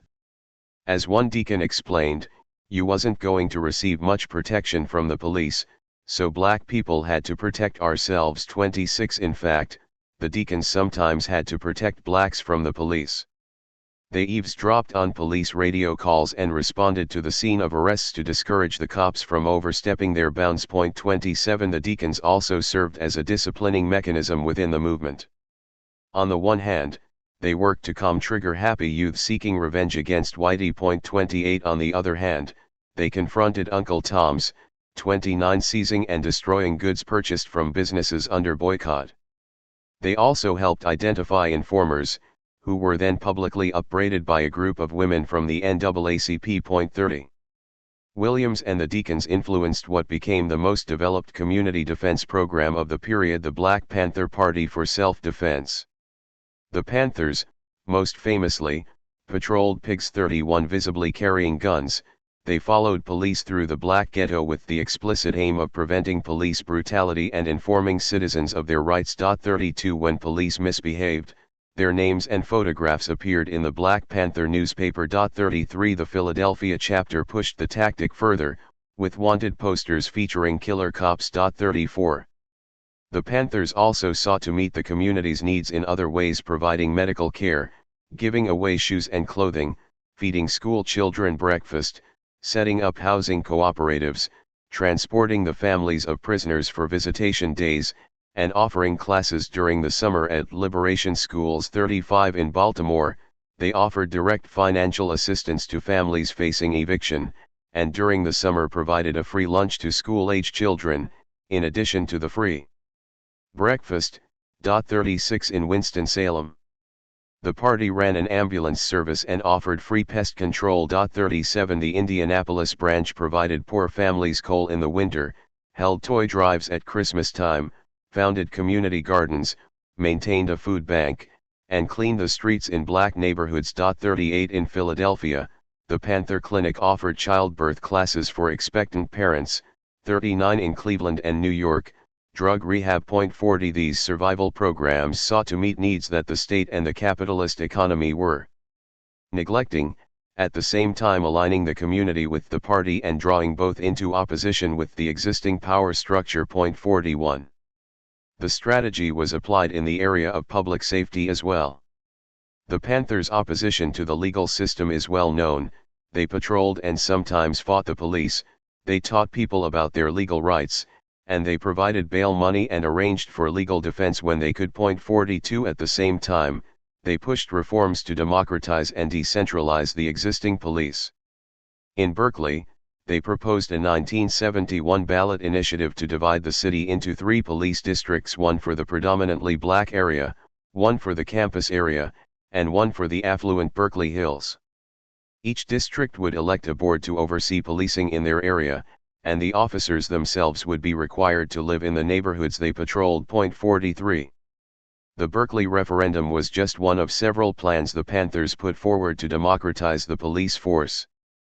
At the Revolutionary People's Constitutional Convention of 1970, the Panthers, along with delegates from the American Indian Movement, the Brown Berets, the Young Lords, Students for a Democratic Society, the Gay Liberation Front, and others, adopted proposals to completely replace the existing criminal legal system. The police would be a volunteer non-professional body overseen by an elected police control board, Courts would be people's courts where one would be tried by a jury of one's peers. Jails would be replaced by community rehabilitation programs. 4 years later, writing in the journal Crime and Social Justice, Huey Newton advocated a community-controlled peace force, whose members would be conscripted from the community and selected according to their orientation to public service. Knowledge of the local area, and social awareness, with an eye toward diversity in terms of age and gender. 45. As much as they were concerned about the police, the Panthers also took seriously the threat of crime and sought to address the fears of the community they served. With this in mind, they organized seniors against a fearful environment, SAFE, an escort and busing service in which young black people accompanied the elderly on their business around the city. 46. In Los Angeles, when the party opened an office on Central Avenue, they immediately set about running the drug dealers out of the area. And in Philadelphia, neighbors reported a decrease in violent crime after the party opened their office, and an increase after the office closed. 47. There, the BPP paid particular attention to gang violence, organizing truces, and recruiting gang members to help with the survival programs. 48. It may be that the Panthers reduced crime by virtue of their very existence. Crime, and gang violence especially, dropped during the period of their activity, in part, in the estimate of sociologist Louis Yablonsky, because the BPP and similar groups channeled young black and Chicano youth who might have participated in gangbanging violence into relatively positive efforts for social change through political activities. 49. Gang peace. When the Black Panther Party collapsed, gangs, especially the Crips, filled the vacuum they left. 50. Yet the influence of the Panthers' gang abatement work could still be felt decades later. In 1992, shortly before the city exploded in rioting after the Rodney King verdict, several of Los Angeles gangs entered into a ceasefire. The process of negotiation began more than a year earlier and continued for years after. It was initiated by older gang members and supported by the Coalition Against Police Abuse, CAPA, an organization founded by former Panthers deliberately trying to keep the party's legacy alive while also learning from its mistakes. 51. CAPA served as intermediaries between gangs early in the process, and the Nation of Islam provided security during direct talks. Later, CAPA helped found the community in support of the gang truce. In addition to supporting gang negotiations, CSGT offered young people video, computer, and job training, and agitated for reform of the criminal legal system. 52. On March 27, 1992, representatives of Bloods and Crips sets from 4 housing projects in Watts Nickerson Gardens, Jordan Downs, Imperial Courts, and Hacienda Village signed an agreement modeled on the 1948 Arab-Israeli ceasefire. 53. Gang violence immediately dropped. That summer, truce areas averaged 2 gang-related homicides each month, down from 16 the previous year. 54. What's more, peace proved contagious. In 1993, at a meeting of more than 1,000 gang members in El.A.'s Elysian Park, the Mexican Mafia declared an end to drive-by shootings and threatened that those continuing the tactic would be dealt with in prison. They specifically forbade the killing of women and children, and suggested that disputes be settled by single combat. 55. Drive-bys immediately declined by 25%. 56. By 1998, gang-related homicides were down 36.7%. 57. The truce held for most of a decade, and even longer in Watts. 58. No thanks to the cops. The police did everything they could to disrupt the ceasefires, using many tactics familiar from the COINTELPRO days. They conspicuously surveilled negotiating meetings, and cops raided parties celebrating the ceasefire or promoting neighborhood peace. Truce leaders were arrested on old, minor, or dubious charges, and sometimes targeted for deportation. Groups like Homies Unidos, which promoted inter-gang dialogue, found themselves subject to continuous harassment. Police even tried intimidating witnesses waiting to testify about the truce before the California State Senate. They also infiltrated the negotiating teams, spread rumors intended to create distrust, and snitch-jacketed gang members in a bid to provoke retaliation. 59. Cops in uniform were photographed spray painting one gang's colors over another's, a likely trigger for a turf war. 60. It seems that, however much the cops may dislike gang violence, they like gang peace even less. Banging kept the gangs divided, thus weaker, and produced fear and hostility in the broader community, which could then be leveraged into a measure of support for the police. Trucing may not have united the rival sets, but it did mean they weren't shooting at each other quite so much, and the effort brought them a level of community support. 61. It's not hard to see why the cops would prefer one over the other. Whatever their limitations and contradictions, in the period of rebellion, gangs represented an armed challenge to state control. 62. As with so much of police activity, here, too, crime is less an issue than power. Feminist interventions.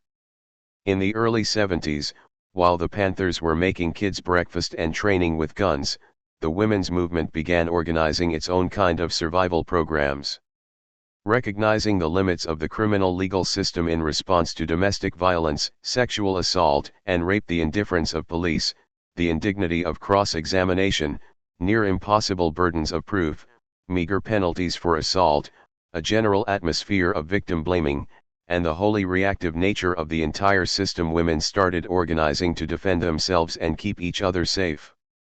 In Detroit, Women Against Rape, War, organized street patrols, escorting women to their destinations and intervening in violence when they saw it. They also organized street theater performances exposing misconceptions about sexual assault. In Santa Cruz, War published a monthly newsletter listing men who had recently been reported as rapists. Similar lists appeared in Majority Report in New York and Sister in Los Angeles. Also in New York, the Campaign Against Street Harassment organized boycotts of businesses where the employees call after women, whistle, make obscene signs and sounds, or verbally annoy, abuse and patronize women passers-by. 63. Starting in 1972, a mixed-race working and middle-class neighborhood in West Philadelphia mobilized against street crime after 3 women were raped within 2 weeks. Joining together as the Citizens Local Alliance for a Safe Philadelphia, they organized inconspicuous street patrols, using air horns to attract attention when something was amiss. CLASP also installed homemade burglar alarms and engraved valuables with the names of the owners. By 1976, CLASP had organized 600 blocks across the city, and survey data suggested that crime had been reduced an average of 33%, and as much as 79%, compared to the areas immediately contiguous. 64. The first rape crisis centers and battered women's shelters, back in 1972 and 1974, respectively, were volunteer-run grassroots political projects. 65. They offered support, advice, counseling, safe places to stay, and, if survivors so chose, assistance engaging with police, hospitals, or other institutions. Some offered self-defense classes and ran campaigns to educate the public about the realities of rape and other violence against women. 66. Within a few years there were hundreds of similar centers, all around the country. As the feminist movement grew and gained legitimacy, it became increasingly institutionalized and professionalized, the grassroots political action model giving way to a non-profit social service model. Rape crisis centers and women's shelters started receiving government funding and partnering with police departments, and in a textbook case of co-optation, the agenda shifted as well. Anti-capitalism and the critique of the state were soon gone, and the mainstream feminist movement began advocating more police, mandatory arrest laws in domestic violence cases, and stiffer penalties for crimes against women. 67. In 2001, Insight, Women of Color Against Violence and the prison abolitionist group Critical Resistance issued a challenge to both the anti-prison and the feminist movements. Their joint statement opens, "We call on social justice movements to develop strategies and analyses that address both state and interpersonal violence, particularly violence against women." 68. The two groups argue that the reliance on the criminal legal system has not reduced violence against women, but has further endangered communities of color, alienated the women's movement from its historical roots and isolated it from the left, and invested power in the state rather than in collective action. Conversely, They also argue that advocates for reforming, or abolishing, police and prisons have marginalized women of color, and failed to address the safety needs of women and LGBTQ people. 69 Therefore, both critical resistance and insight urge our movements to 1. Develop community-based responses to violence that do not rely on the criminal justice system and which have mechanisms that ensure safety and accountability for survivors of sexual and domestic violence. 2. Critically assess the impact of state funding on social justice organizations and develop alternative fundraising strategies. 3. Make connections between interpersonal violence, the violence inflicted by domestic state institutions, and international violence. 4. Develop an analysis and strategies to end violence that do not isolate individual acts of violence from their larger contexts. 5. Put poor/working class women of color in the center of their analysis, organizing practices, and leadership development. 6. Center stories of state violence committed against women of color. 7. Oppose prison expansion, criminalization of poor communities and communities of color. 8. Promote holistic political education. Explaining how sexual violence helps reproduce the colonial, racist, capitalist, heterosexist, and patriarchal society we live in, as well as how state violence produces interpersonal violence within communities. 9. Develop strategies for mobilizing against sexism and homophobia within our communities. 10. Challenge men to take particular responsibility to address and organize around gender violence. 11. Link struggles for personal transformation and healing with struggles for social justice. 70.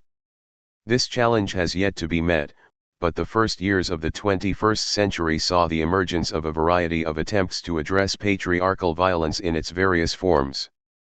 Most of these were short-term projects, extremely localized, and many were situated in the overlap between the anarchist, queer, and countercultural social scenes.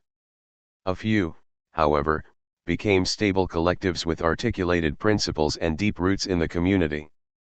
Sista to Sista, a non-hierarchical collective of African American, Afro-Caribbean, and Latina young women in Brooklyn, invested 3 years building our base, developing collective leadership and consciousness, and supporting the organizing of our allies before initiating their own projects. In the summer of 2000, after police killed 2 teenage women of color in the Bushwick neighborhood, SIIS conducted a survey of 400 young women in the immediate area to learn what problems they were facing. A few months later, they began street theater performances about sexual harassment and conducted a community forum, along with Insight, about solutions to violence. The following year, they produced a documentary about police harassment, held a demonstration at the 83rd Precinct, and conducted Know Your Rights trainings and self-defense classes, all supplemented with regular flyering and door-knocking. 71. As their projects developed, they realized that we need to do more than strongly critique the criminal legal system, we must also begin to envision and create what we want to replace it with. Again, they began by hosting a community forum with Insight, this time following up with a series of local meetings. After 3 years of planning and organizing, on June 28, 2004, they held a block party to declare Sistas Liberated Ground, a space where violence against sistas is not tolerated, and where women turn to each other instead of the police to address the violence in their lives. SLG includes extensive outreach with flyers, posters, t-shirts, stickers, and murals to mark the territory. There is also an action line, a phone number that women can call to get involved in SLG. The squad members are also developing a series of workshops for young women from the community on sexism, conflict resolution, collective self-defense, and other topics to raise consciousness, and build relationship with other women in the neighborhood. 72. In terms of direct intervention, SLG is also organizing Sista Circles, collectives of support and intervention for cases of gender violence with groups of sistas that are friends, neighbors, and co-workers. 73. For example, Paula Jimena Rojas Arusha explains, when somebody is getting stalked, the whole group would go to the stalker's workplace and embarrass him in front of the boss, and make some direct demands of what he needed to do. And it would work actually more than calling the cops. 74. Nearby, in central Brooklyn, safe outside the system was creating a network of safe spaces, visibly identified public spaces that are willing to open their doors to our community members who are fleeing from violence, and training the employees of participating institutions to counter homophobia and transphobia and to interrupt violence without calling the police. 75. Further south, in Durham, North Carolina, a collective called Ubuntu, meaning, I am because we are, was finding ways to support community members facing violence at the hands of their partners. As one member, Alexis Pauline Gums, explains, their tactics include offering our homes as safer places to stay, staying at the community member's home, providing child care, researching legal options and community-based alternatives, and listening and being ready to support. 76. They also, in partnership with the Ella Baker Project, were working with residents in public housing to create a community mediation council and declare a harm-free zone. 77. Across the country, in Portland, Oregon, the Hysteria Collective was supporting survivors in whatever way they needed, going grocery shopping with them, taking them to see the doctor, staying with them at night, while also organizing support groups and consent workshops, helping other groups design safer space policies, and occasionally confronting perpetrators directly. 78.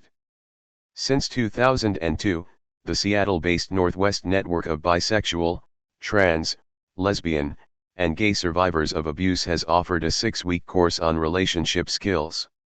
Covering all kinds of relationships, including family, friends, and romantic partners, the curriculum emphasizes personal agency and making choices and being responsible for our choices. 79. The Northwest Network also organizes support groups for queer survivors of domestic violence and, with its Friends Are Reaching Out, Far Out program, trains friends and family to support each other in order to prevent and respond to abuse. 80. Meanwhile, in the Bay Area, Creative Interventions spent 3 years studying existing models, designing their own program, and assembling an interventions team. Their pilot project, which ran from November 2006 to May 2009, led them to intervene in 18 situations of violence, meeting with more than 100 people. 81. Based on the lessons of that experience, they then assembled a toolkit to help others doing similar work. 82. The accountability crisis. In short order, within a certain subset of the left, the accountability process became the default approach to addressing domestic violence, sexual assault, and other types of abuse. 83. As Insight defines it, community accountability is a process in which a community, a group of friends, a family, a church, a workplace, an apartment complex, a neighborhood, etc. work together to do the following: create and affirm values and practices that resist abuse and oppression and encourage safety, support, and accountability. Develop sustainable strategies to address community members' abusive behavior. Creating a process for them to account for their actions and transform their behavior. Commit to ongoing development of all members of the community, and the community itself, to transform the political conditions that reinforce oppression and violence. Provide safety and support to community members who are violently targeted that respects their self-determination. 84. Most of these accountability processes were oriented, at least in principle, toward a conception of transformative justice in which the individual perpetrator, the abusive relationship, and the culture and power dynamics of the community are transformed, as opposed to enacting revenge, retribution, or punishment. 85. Among the most well-known and well-documented efforts were those of Philly Stands Up and Philly's Pissed, two groups formed in 2004 after 3 women were raped in the course of a weekend-long punk rock festival. 86. They took a 2-track approach, working independently, but in relation to each other. Philly's Pissed supported survivors. 87. While the Philly Stands Up work with perpetrators to recognize, understand, and change behavior, not to simply punish them or run them out of town. Dealing with an assaulter includes the long-term goal of ensuring that they are not a threat to others, recognize what they have done, and work to permanently change their behavior. 88. As one member clarifies, the behavior in question may be a specific incident or repeated behavior pattern of emotional, physical, and/or sexual assault with an intimate partner or random stranger, or any person on the interpersonal spectrum in between, and the process may also lead them to address substance and alcohol abuse, mental health, and any number of other influencing factors. 89. PSU's work was guided by three fundamental principles. A steadfast commitment to supporting survivors through centralizing their needs to assert control and power in their lives and surroundings. The belief in the particularity of each sexual assault situation, and with it, a unique effect and opportunity for the perpetrator to better understand physical, sexual, and emotional boundaries and communication. The intrinsic importance of humanizing perpetrators. 90. Sometimes a survivor would make specific demands of a perpetrator, or those around them. When they did, Phyllis Pist encouraged them to envision what would make them feel safe and more in control of their lives again, and what would make them feel like the person who assaulted them is being held accountable for their actions. Sometimes the survivor would want the aggressor to write a letter taking responsibility, or do some reading on issues of consent and sexual violence, or quit drinking, or leave whenever they happen to be in the same space. Sometimes she would want other community members to make sure the aggressor follows through on those agreements. Other actions that survivors have taken include passing out flyers with details about the perpetrator and their pattern, distributing a public call-out asking individuals to spit on a perpetrator, and asking people to stop supporting a perpetrator's work financially. 91. Around the same time, in Seattle, communities against rape and abuse were developing principles and practices to address sexual violence in a variety of contexts, though, admittedly, with varying degrees of success. As Thirnkigvame Sudvashti, one member of Kara, explained, "If an individual comes to us and says there is a perpetrator living in my community, whatever that community is, we try to give that individual the tools that will pull everyone in the room around that issue. The language and tools already exist in the community, people haven't had the opportunity to use them, so when we get together it is with a specific intention of putting those tools to use." There are multiple examples of how that happens, because there are multiple communities that exist. People are very creative about what they want for safety and accountability. 92. For example, when a male leader in a police accountability organization was making inappropriate advances toward young, female volunteers, Kara met with the perpetrator, had conversations with the women in the group, supported one of the young women in writing a letter and reading it aloud during the organization's meeting, and facilitated a program on understanding sexism. In the end, the man resigned from the group. In another case, to address sexual assault in the punk scene, Kara released a public statement from survivors, distributed flyers denouncing a perpetrator, and organized a boycott of the bar where he worked. In a third, following a sexual assault at a conference, they helped the survivor contact other young women from the host organization, and learned that it was a pattern. The survivors met and demanded that the perpetrator remove himself from leadership and pursue counseling, and that the organization incorporate rape prevention education in its programming. All three demands were met. 93. In a fourth case, after several women were assaulted by the same man, they all wrote down their stories and presented the document to some male community leaders. Kara facilitated a meeting about rape culture, and the men asked the perpetrator to step down from his position. After a suitable amount of time, he was allowed to resume his responsibilities. 94. Similar projects were initiated around the country, coordinated by groups like Support New York. 95. The Challenging Male Supremacy Project, also in New York. 96. Praxis and the Pink Tape Collective, both in Portland, the Burning River Collective, Cleveland. 97. Dealing with Our Shit, Twin Cities. 98. As well as those already mentioned and dozens of unnamed ad hoc efforts. But by the mid-teens, fatigue, disappointment, and disillusionment, even hostility to the notion of accountability had become widespread in exactly the same circles that were most vocally pushing it a few years earlier. 99. It was not unusual to hear that accountability processes never work or that they always go wrong. That was not entirely true, but the sentiment reflected several important realities. First, the processes that go wrong tend to go wrong in spectacular, divisive, disastrous ways, while those that go well are slower, quieter, and less controversial, therefore also, less known and less remembered. Second, the idealism that leads people to pursue transformative justice may also produce unrealistic expectations, and thus, inevitable disappointment. Furthermore, specific goals or standards are often lacking, and so it is not always clear what counts as success, or even what could count as success. And finally, there is the fact that developing such a process is inherently challenging.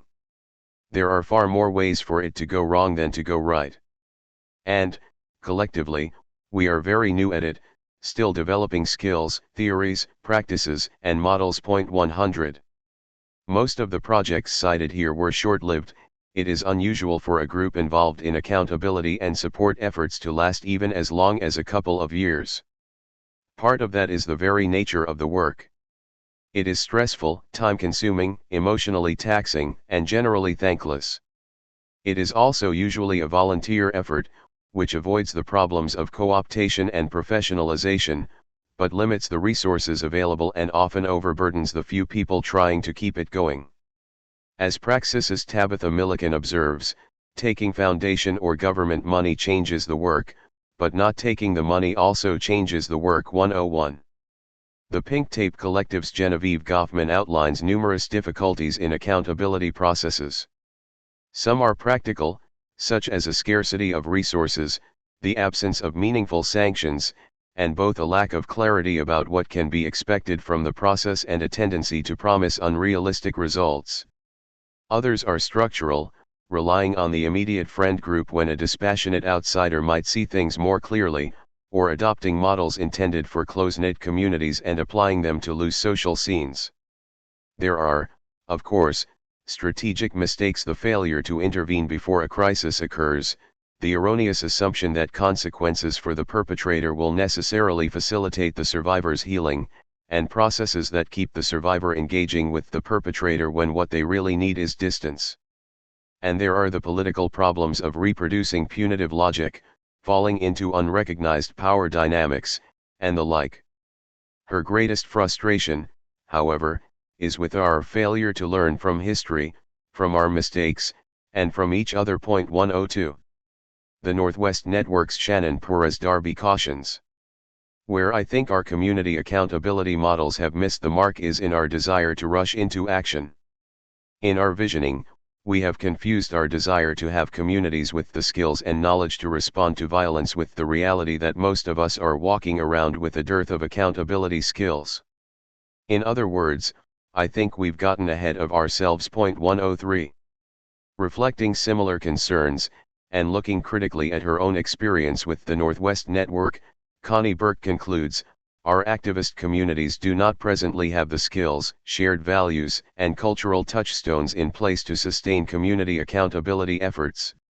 She recommends, as preliminary step, a shift in focus, from a collective process for holding individuals accountable for their behavior to individual and collective responsibility for building a community where robust accountability is possible, expected, and likely. She calls this the accountable communities approach. The emphasis here is on creating a collective, cultural shift as a predecessor to personal transformation, rather than emphasizing personal work as the means for social change. 104. Burke lists several characteristics of this approach, including, skills building, a consideration of context, intent, and effect as well as behaviors, the expectation of loving kindness and a refusal to ostracize others, supporting and encouraging healthy relationships, recovering and advancing culturally relevant practices such as rituals of atonement and forgiveness, and the principle of engagement before opposition. 105. The experiences of American activists are instructive, perhaps as much for their limitations as for the positive example they offer. More developed models arise, predictably, where revolutionary movements are more advanced, more successful, and stronger. For examples, we must look beyond our own borders, and turn our attention to the struggles of colonized people in South Africa and Northern Ireland. 106. South Africa, popular justice and state power. When a revolutionary movement gains the support of the population, it acquires, intentionally or not, responsibilities that it must meet to maintain that support. Increasingly, the population will turn to the revolutionary movement and not the government to meet its needs. And to the degree that the military campaign is successful, the authorities will be likely to abdicate their responsibilities, adding to the legitimacy of the revolutionaries, but also obliging them to meet additional demands. If the movement can do so, while withstanding whatever repressive measures are directed against it, it may be able to transfer power to itself and away from the state. That is essentially what happened in South Africa.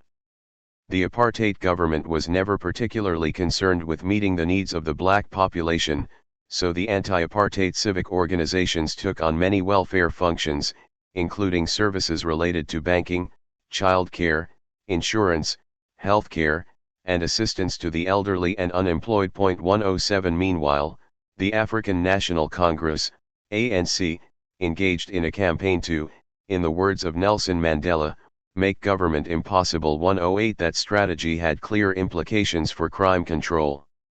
The South African police were famously indifferent to crime in the black townships, and the black population was none too eager to cooperate with the cops. 109. The situation created a vacuum in the area of conflict management and public safety, and local communities painstakingly evolved institutions to fill it.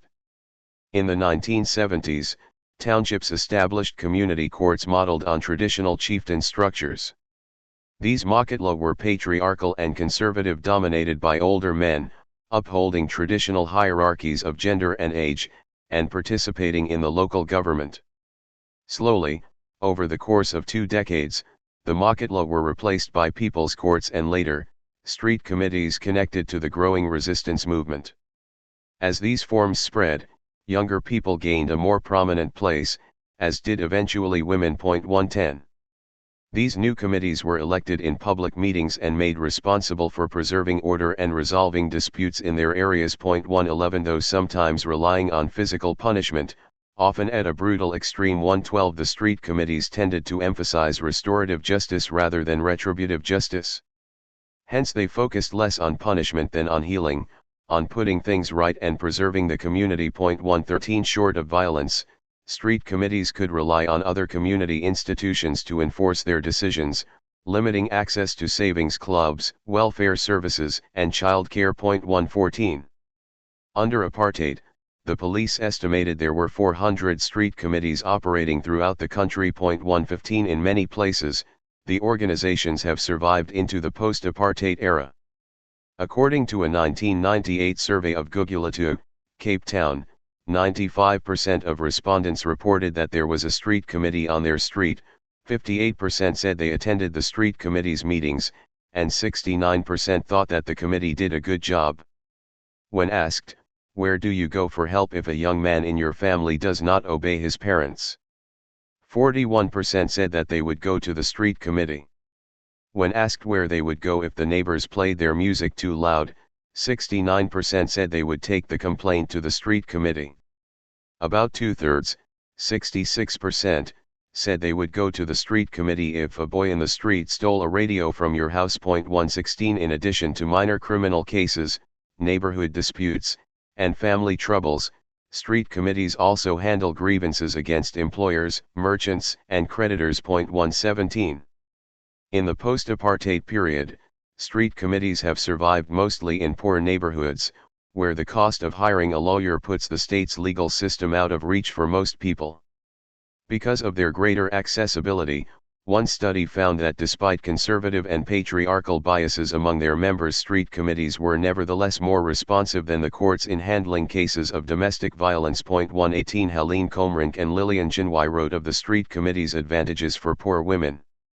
They are founded and run in and by the community, meetings take place near the complainant's residence, and there are no monetary costs associated with travel and the services rendered. They operate at all hours, and can attend to cases as they are reported. There are no language barriers and proceedings are familiar in procedure and resolution, which means they are recognized as legitimate. Their approach seems aligned with the complainant's wishes.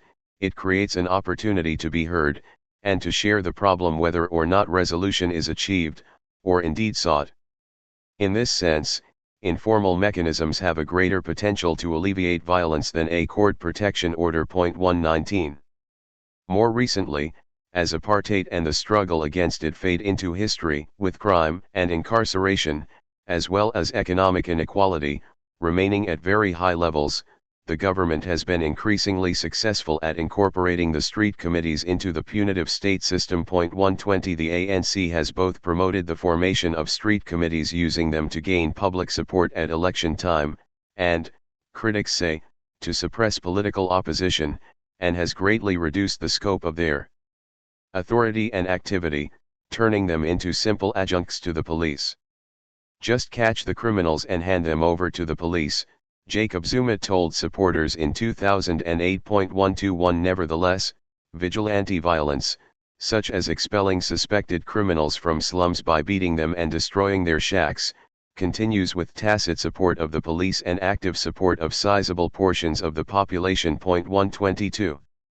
The contradictions here are numerous: vigilante action and constitutional legality, popular conceptions of justice and demands for human rights, resistance to inequality and the defense of private property all coexist and, to some degree, seem to feed each other. 123 Some of that, surely, is the result of the ANC's transition from popular insurgency to ruling party, and the country's transition from apartheid to neoliberalism.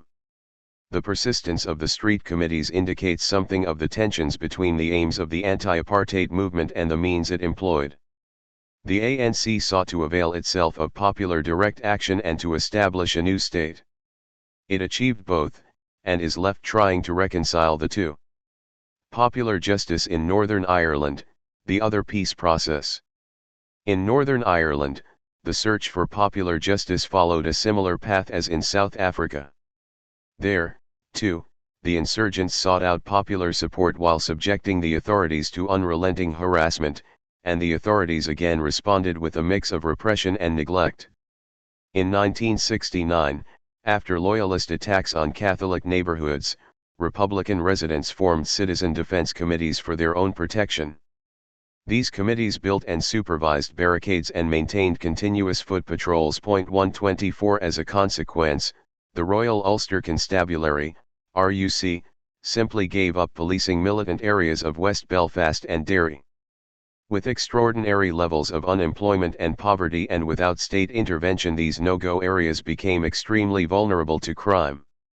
So Catholics elected community councils responsible for welfare and justice in their neighborhoods and created people's courts to hear minor cases.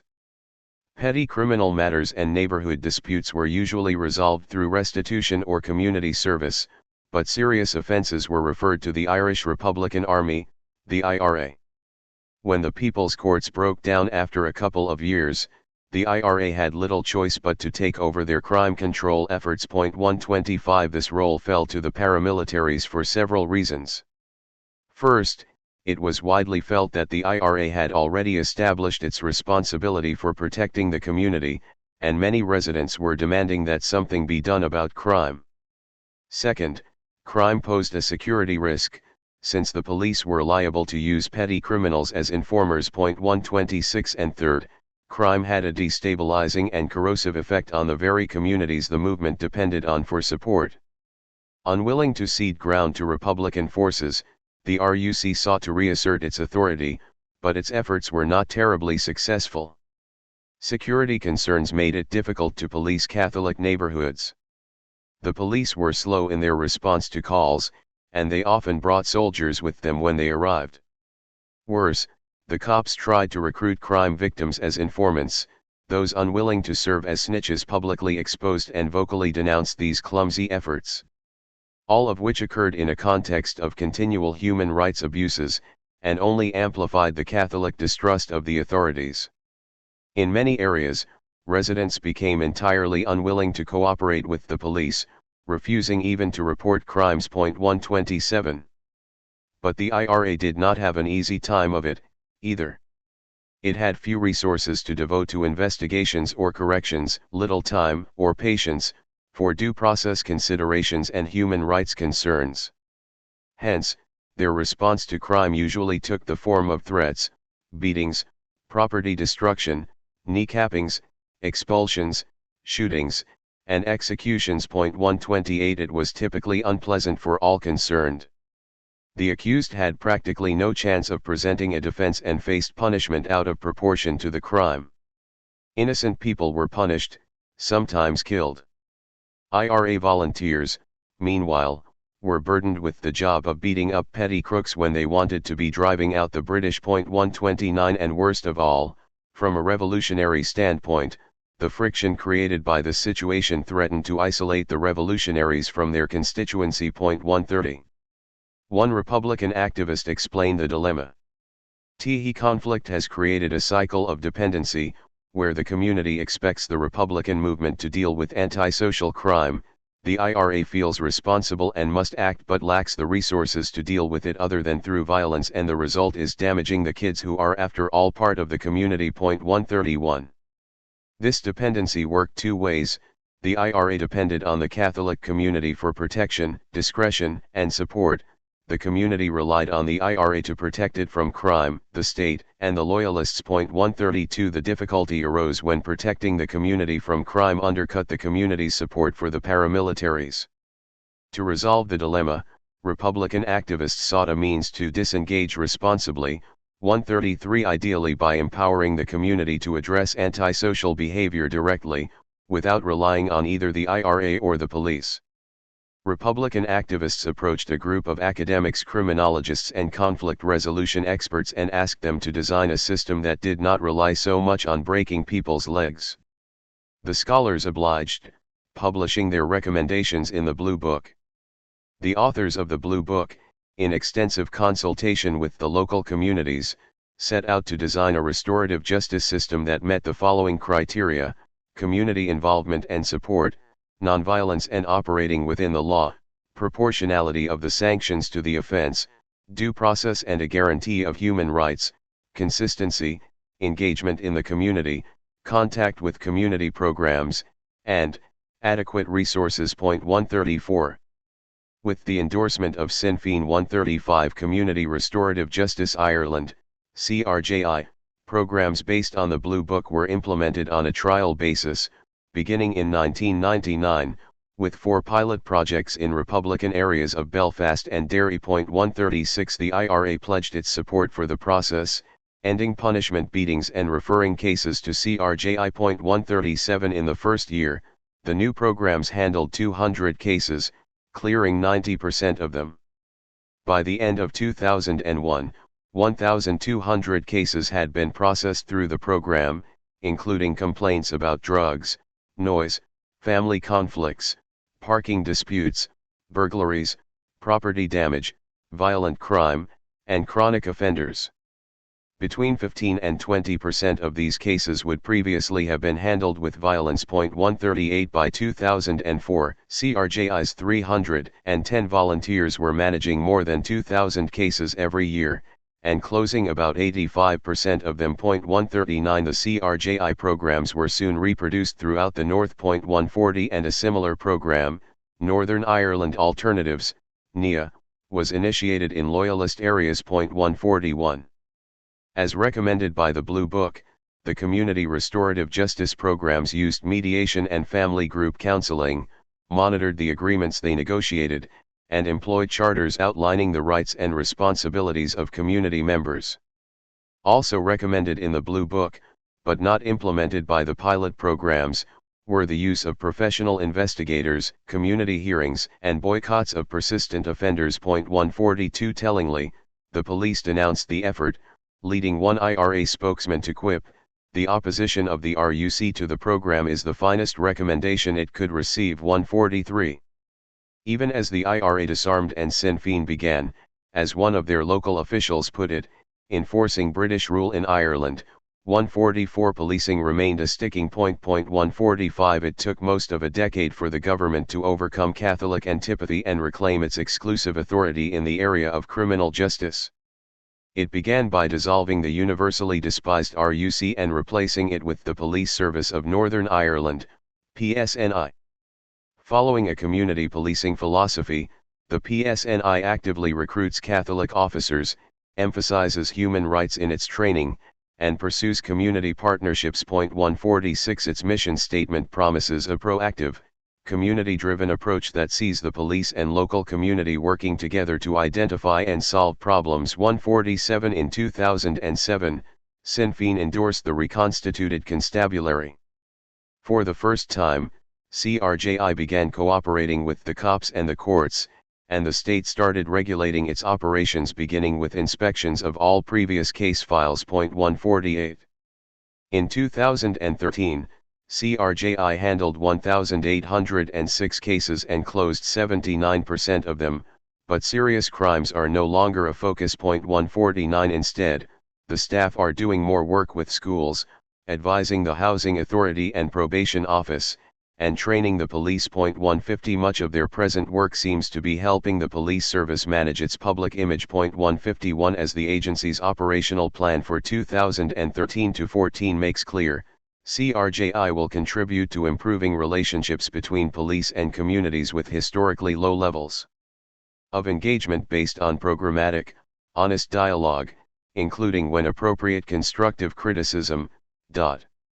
152 The agency's annual report for 2011 is full of photos of CRJI staff alongside police officials. 153 The transition seems to have been discouraging for the staff. In his report of 2008, immediately following the change in policy, CRJI Chair Jim McGivern complained of unparalleled political interference during the previous year, and notes that after the decision by Sinn Féin to call on nationalists to support the PSNI, most of the organization's energy was taken up consulting our staff and volunteers on the issues. 154 Likewise, a local leader reported, "The biggest challenge for us was dealing with the new policing dispensation. This has been very difficult for the practitioners, as the whole ethos of CRJ up to now has been that the victim had the right, except in certain circumstances, had the right to choose CRJ as the vehicle to deal with their issue. The practitioners understand the protocol and understand that we can't deal with crime, but it doesn't lessen the feeling that we are, in some way, letting the victim down, and it doesn't get any easier the number of times that we do it." 155 CRJI had presented itself as an alternative to the criminal legal system, and members of the community continue to look to the staff for that service, either because they prefer the restorative justice framework or because they want to avoid contact with the police. Having suffered a crime and sought out assistance, to then be told for reasons related to national policy and party politics that the police were the only remaining option, would not just come as a disappointment, but must feel like a betrayal. The search for legitimacy. Whatever the shortcomings of these historical examples, they do at least suggest the possibility of crime control without police, and perhaps even without the state. 156 What's clear is that in none of these cases were the people dependent upon the government to protect them. In fact, quite the opposite. Based on his observations in Natal, South Africa, David Nina concludes that there could be peace when the formal sovereign is not in control, but only if the structures of popular participation are running democratically and are accountable to the immediate community in which they operate. 157 Toward these ends, Harry Mika and Kieran McAvoy identify 7 elements necessary for legitimacy. 1. Mandate is the broadly based license for program development, which is secured through basic research, audit, in areas to ascertain needs and resources. 2. Moral authority is the basis upon which the community acquiesces power and authority to representative members. 3. Partnership is the sense of restorative initiatives emanating from the community, empowering and building capacity in the community, parlaying local resources to the ends of antisocial crime control and prevention in the community, addressing needs of community members who are victims and offenders, and working constructively with other community groups, associations, and organizations. 4. Competence involves the purposive and long-term development of appropriate skill sets among individuals and organizations in conflict resolution, including training materials and courses. Generally, competence involves program performance at a level sufficient to satisfy key program objectives, addressing needs of victims and offenders, community safety, crime prevention, and the like, thereby both demonstrating and affirming community capacity to respond to antisocial behavior and find justice for its members. 5. Practice includes establishment of standards for justice processes, protection of participants, and responsiveness to the community. 6. Transparency involves mechanisms for public scrutiny, local management and control, and opportunities for public input. 7. Finally, accountability refers to ongoing program monitoring and evaluation, to ascertain compliance with published standards, as well as program impact and effectiveness. 158. If we look back at the frustrations expressed, not merely by critics but by practitioners of the type of accountability processes currently employed in queer/feminist/anarchist circles in the United States, I believe we'll find that many of them correspond to a shortcoming in one or more of these areas. At present, there are no shared norms, no common standards, understandings, or expectations even within the respective subcultures or political milieus on which we might base a mandate, a claim of authority, a partnership, measures of competence, ethical practice, or accountable evaluation. There is, in short, no agreement as to what justice is, what it entails, or how it is achieved. There is no institution that could hold a community mandate, exercise authority, engage in such partnerships, develop the necessary competence, enact just practices, and make itself transparent and accountable. Worse, for the most part, there is no community available to take on the corresponding roles. That's not to suggest that there couldn't be. And a community doesn't necessarily have to achieve any sort of unanimity for the required sense of legitimacy to take hold. In fact, the most successful of the alternative justice programs have been those that arose precisely in contexts where legitimacy was most sharply contested. It was, in other words, because the state's authority was being systematically challenged that the alternatives arose, gained acceptance, and, for a time, and to some degree, served their purpose. It was the social movements to which they were attached that brought them into being, gave them their oppositional character, linked them to the community, and loaned them a sense of legitimacy. That is even true, though in a different way and to a lesser extent, of the gang truces. But then, when those movements crested, as they were defeated or co-opted, the alternative justice programs shared their fate.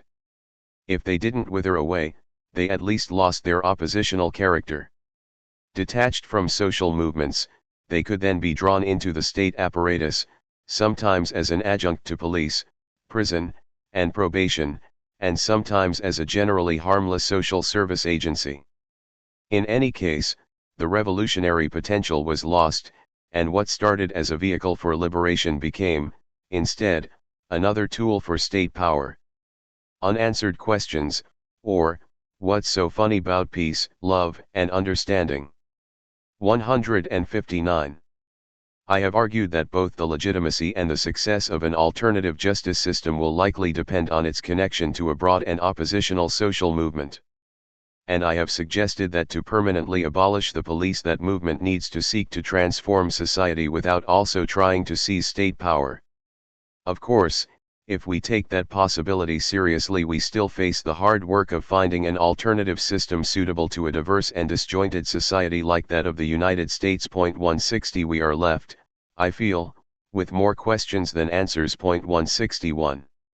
Reflecting on the work of Community United Against Violence, Morgan Basichis asks, how can organizations such as CUAV help advance a liberatory approach to ending violence? How can we simultaneously address the urgent need for healing in our communities and the need for confronting the systemic conditions that create violence? How can we effectively push back on the state systems of punishment and violence given their scale and speed? How will we negotiate backlash and painful mistakes that will challenge our credibility and capacity? How can we practice deeply the values of sustainability and accountability organizationally that we are working toward in our communities? How can we ensure that our notions of community safety, accountability, and justice are not misused as justifications for shame, exile, or punishment, as they are by the current system? How can we practice challenging violence without replicating state power, the PIC prison industrial complex, or the many forms of oppression and abuse we are working hard to eliminate? What internal accountability do we need to cultivate for community accountability to be authentically transformative rather than retributive? 162. Clearly, none of our models are perfect. No model is. No model can be. But also, luckily, no model needs to be. The work of a social movement, as Orwell pointed out, is not to make the world perfect but to make it better. 163. An insistence on perfection does not, in general, lead us to utopia but instead discourages us from making the attempt. Any movement that challenges power has to take risks, which means that sometimes we will make mistakes. The crucial thing is that we avoid repeating them.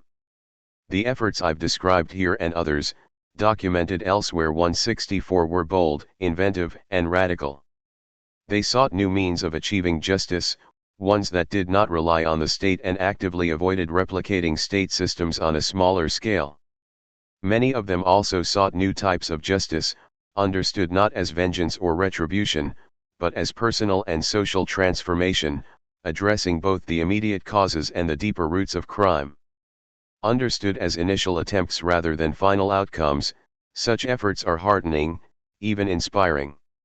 Despite their decisive, and sometimes tragic, limitations, their ultimate significance may lie in the potential they embodied and the possibilities they embraced. Viewed as experiments, at least part of their success or failure will depend on our willingness to learn from their examples and improve on them. From that point of view, it is actually good to have the sort of questions Basichy's proposes. They suggest a curiosity, a cautiousness, and also a courage. They show a willingness to engage with the world, to face its complexity, to be proved wrong again and again until finally we get it right or, at any rate, more right. It is in this vein that incites Andrea Smith advocates revolution by trial and error 165, which is, of course, the only kind there is. But as we question, as we try and err, it is still important to identify the values and outline some standards by which we might judge our failures and our success. 166 For I believe that how we achieve justice matters. Indeed, it is largely by the means that justice will be defined. 167 It is no accident that many of Mika and McAvoy's criteria for legitimacy represent practical limitations on the alternative justice system's power, and especially, on the possibility for abuses of that power. There are dangers to popular justice that cannot be ignored. The Blue Book identifies the major weaknesses of the earlier Republican arrangement: inconsistency, a lack of training, few resources, a paramilitary character, the absence of accountability, the removal of the community from the process, and the reliance on the IRA. 168 There is also the danger that informal systems could be used to settle personal grudges, attack political rivals, or give expression to the community's prejudices. 169 The chief hazard, as one Irish feminist organization worried, is the danger of groups being mirror images of the forces they are combating in terms of tactics and attitudes, even if their objectives remain revolutionary. 170 These dangers provide clear guidance for those who wish to fight oppression. Underlying the search for justice is a simple principle: our counter-institutions cannot be immune to the demands we place on the existing institutions' demands for democracy, accountability, transparency, and most of all, real community control. It seems to me that there are four standards against which every justice project should be measured. The first is its own immediate goals: did we accomplish what we set out to do? The second is a comparison with the state: were our process and outcomes taken as a whole better or worse than what we could expect from calling the police?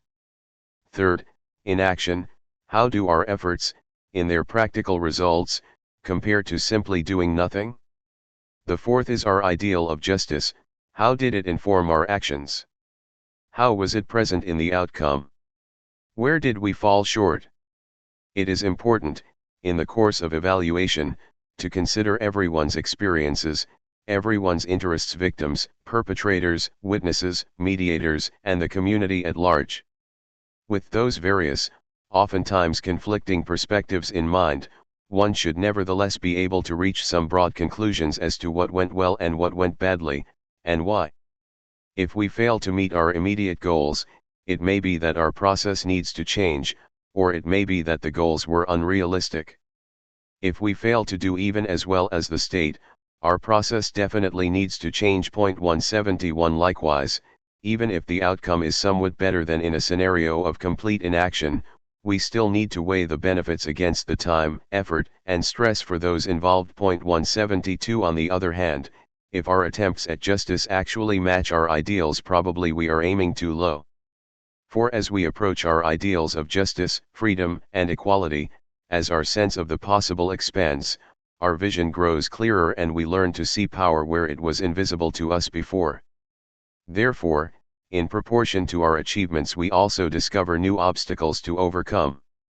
While our exercise of justice must be grounded in reality, in the here and now, in the world we have and with the people who are in it, our practices should also point us towards something better, toward the world we want to create and the people we want to become. Generation 5, an organization attempting to end child abuse without recourse to the prison system, rightly notes, we must create the solutions to the problems we face, and we must create the world in which we want to live. 173 They continue. The only way to liberate ourselves from violence and oppression is to envision that possibility, to take one step at a time, and do it together. The more steps we take toward this end, the more possible it becomes. Transformative justice is both a personal process and a vision for a more just world. It is a lesson plan for what we can learn together and a strategic plan for what we can do together. The only way to acquire a world without violence is to build it. 174. Modest demands can be the seeds of major upheaval. The demands for human rights, for community control, for an end to harassment and brutality, the basic requirements of justice, ultimately pit us against the ideology, structure, interests, and ambitions of the police. The modern police institution is at its core racist, elitist, undemocratic, authoritarian, and violent. These are the institution's major features, and it did not acquire them by mistake. The order that the police preserve is the order of the state, the order of capitalism, the order of white supremacy. These are the forces that require police protection. These are the forces that created the police, that support them, sustain them, and guide them. These are the ends the police serve. They are among the most powerful influences in American society, and some of the most deeply rooted. In this sense, our society cannot exist without police. But this needn't be the end of the story. A different society is possible.